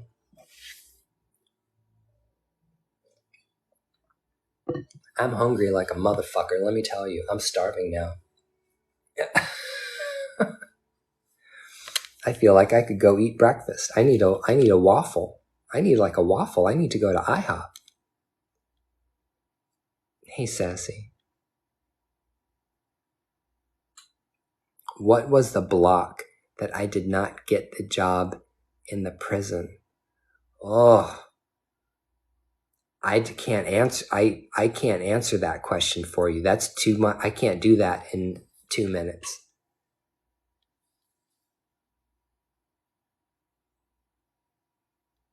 Okay, I can find an answer for that. I can find an answer for the second question.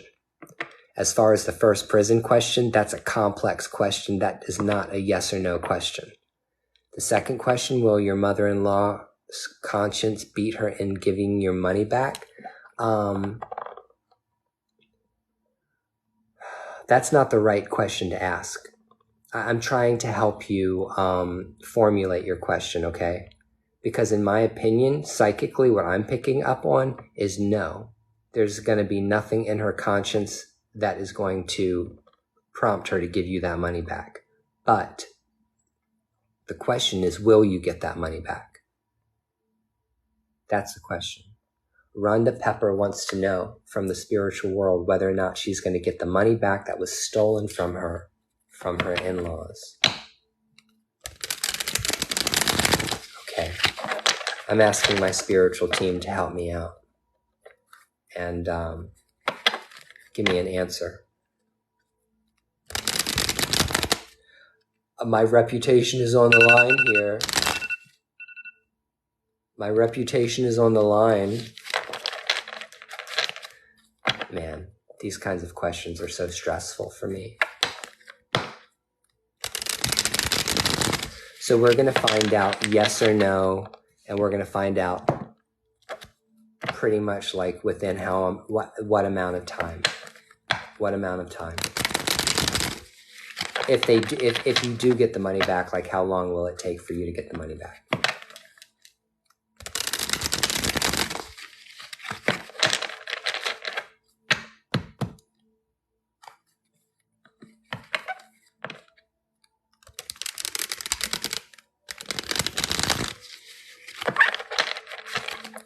I'm making my secret incantations to Eshu.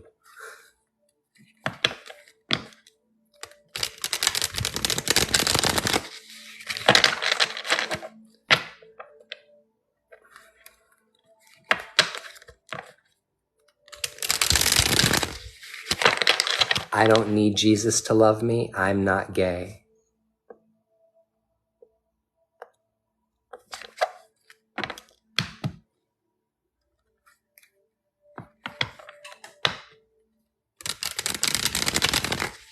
I'm busy. I got important spiritual business I'm doing. Important fairy business right now.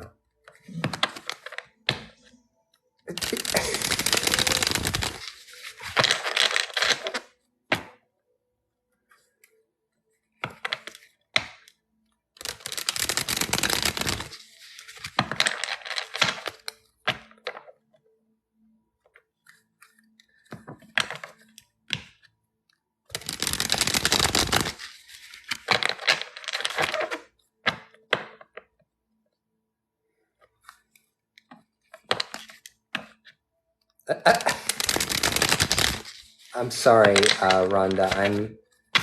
I'm shuffling the cards until I feel like it's right, until the right time to pull. The question is Rhonda Pepper going to get her money back from her mother-in-law that stole her money?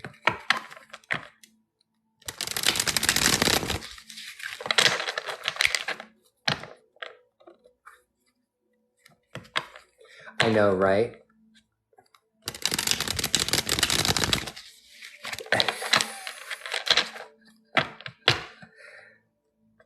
All right, one more time.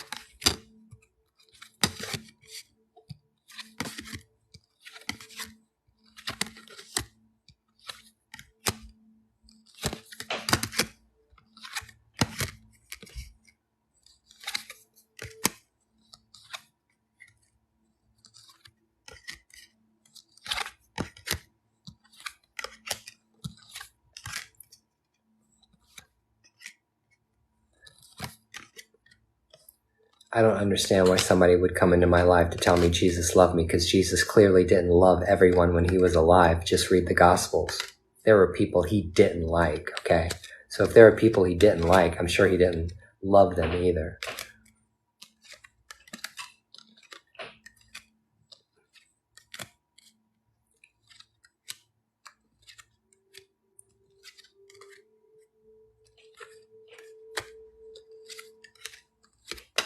Man, they're killing me.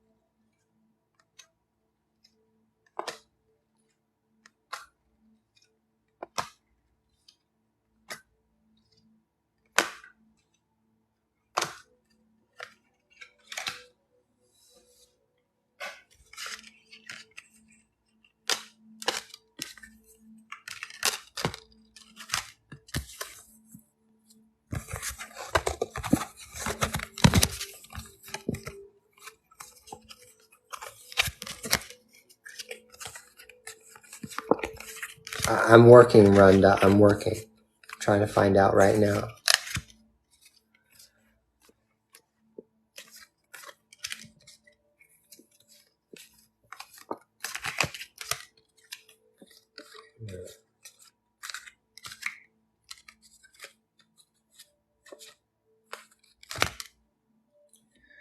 Well, damn. I don't think that you're going to get your money back. I mean, not just them giving it back to you. I don't know. I mean, there might be a working or some kind of spell that can be done, on your behalf, or that you could do to try to encourage that to happen. But it would mean that you, in order to get that money back, let me put it this way. If you just sit on your rear end and wait for your lawyer to do his thing and try to get that money back, no, you're not going to get it back. But if you are really super proactive about it and you stay on top of your lawyer's ass and you maybe do some spell work or do some other workings, you might be able to get that money back. But it would take work. It's not just something that's going to happen. And even if you put a lot of work into it, this could get caught up in the legal system for years.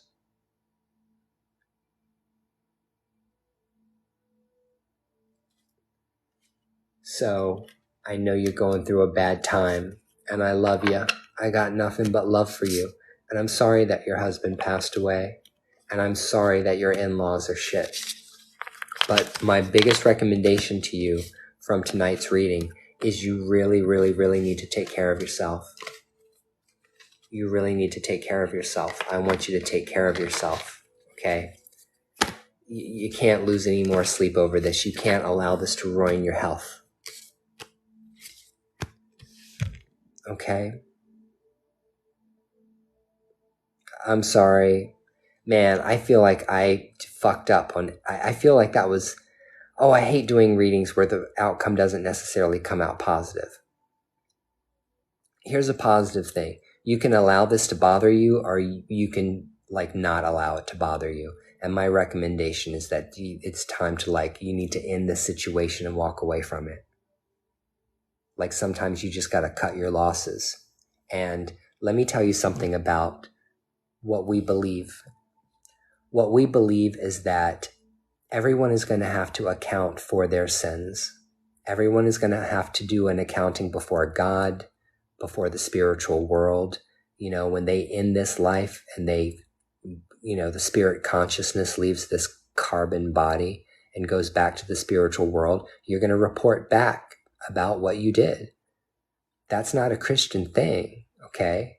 Those concepts are old. That concept exists in all spiritualities, that there is the soul has to go through a period where it's going to account for what it did, okay? You come into this world with a certain amount of karmas, a certain amount of credits, and a certain amount of debts. And when you die and you leave this world, you leave with a certain amount of credits and you leave with a certain amount of debts, okay? And that whole concept in Egypt about your heart being lighter than a feather, on the scales in front of the throne of Osiris, or however you want to see Jesus, Osiris, okay, because they're the same person.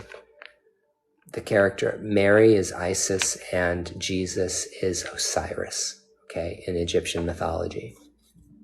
Everyone's going to have to do an accounting for what they did, how they moved through space. And sometimes it sucks when you see people who are really, really horrible people. They're the shittiest people on the face of the planet. And they live their entire life and they die. They were born on a silver spoon. They'll die on a silver spoon. They'll never go to jail for the crimes that they commit, okay? They'll never get their comeuppance for all of the lives that they damaged by their fuck shit, either by their ignorance or their arrogance, okay? You guys know who I'm referencing. That person is never going to go to jail. That person that everybody hates, they're never going to go to jail.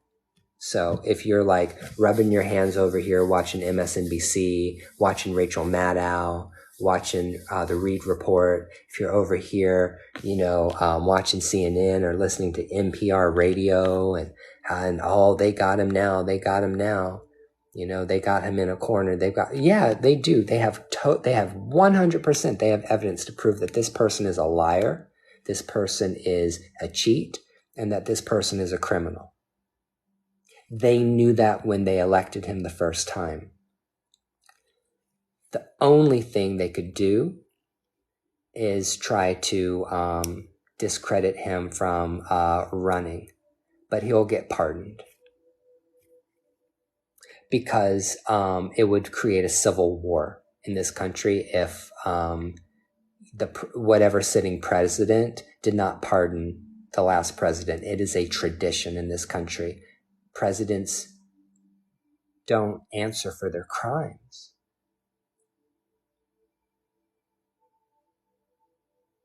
Guess what, everybody? That's how this system works. So you can just go ahead and let go of waiting for retribution to come down on this person because they're never going to get it. And the thing is about like that kind of situation is that's a situation where karma rolls over from lifetime to lifetime to lifetime. It's like Motorola, okay? It's like minutes on your cell phone back in the 90s and the early 2000s when you had to call your friend after 8 p.m. to talk because you had the free minutes, those unlimited minutes after 8 p.m., those rollover minutes, okay? That's karma. Karma spills over. It rolls over from lifetime to lifetime to lifetime. So just because somebody doesn't get it in this lifetime does not mean... Yeah, what was the other one?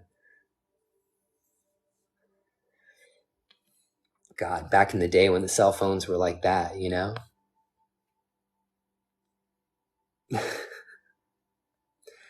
That's funny. My life. Now, guess what I remembered? Weirdo.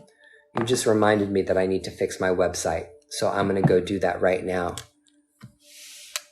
So you can order your birth chart, because that's really important for you to do. Alafia. Aburu buye busheshe.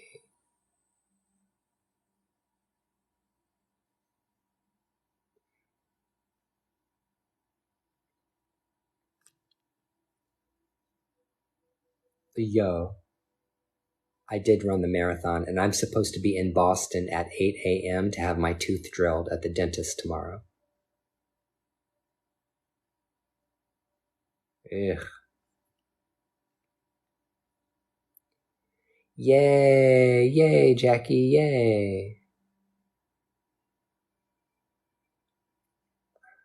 Come on now.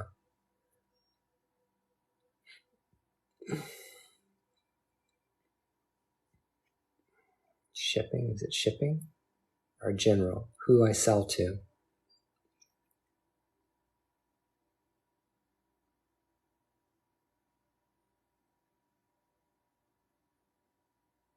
That's good. You want to come to Massachusetts? I live in Western Massachusetts. I have to drive 90 minutes to get to Boston. Sell to specific countries. I'm going to sell. Oh, I want to sell to all countries. Sell to all countries. I want to sell to all countries. Shipping location. Ship to specific countries only. United States. Ship to specific countries. United States. Okay, that should work. Now I can sell to anyone. Ship to specific countries, United States.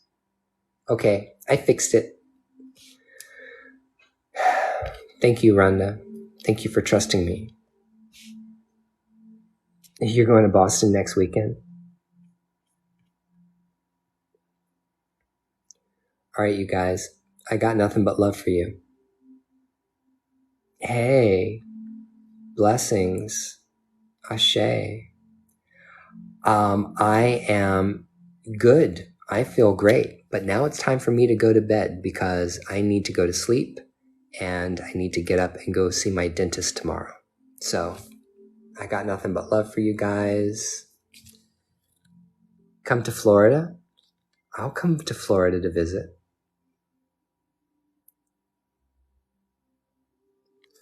Bye, guys. Bye.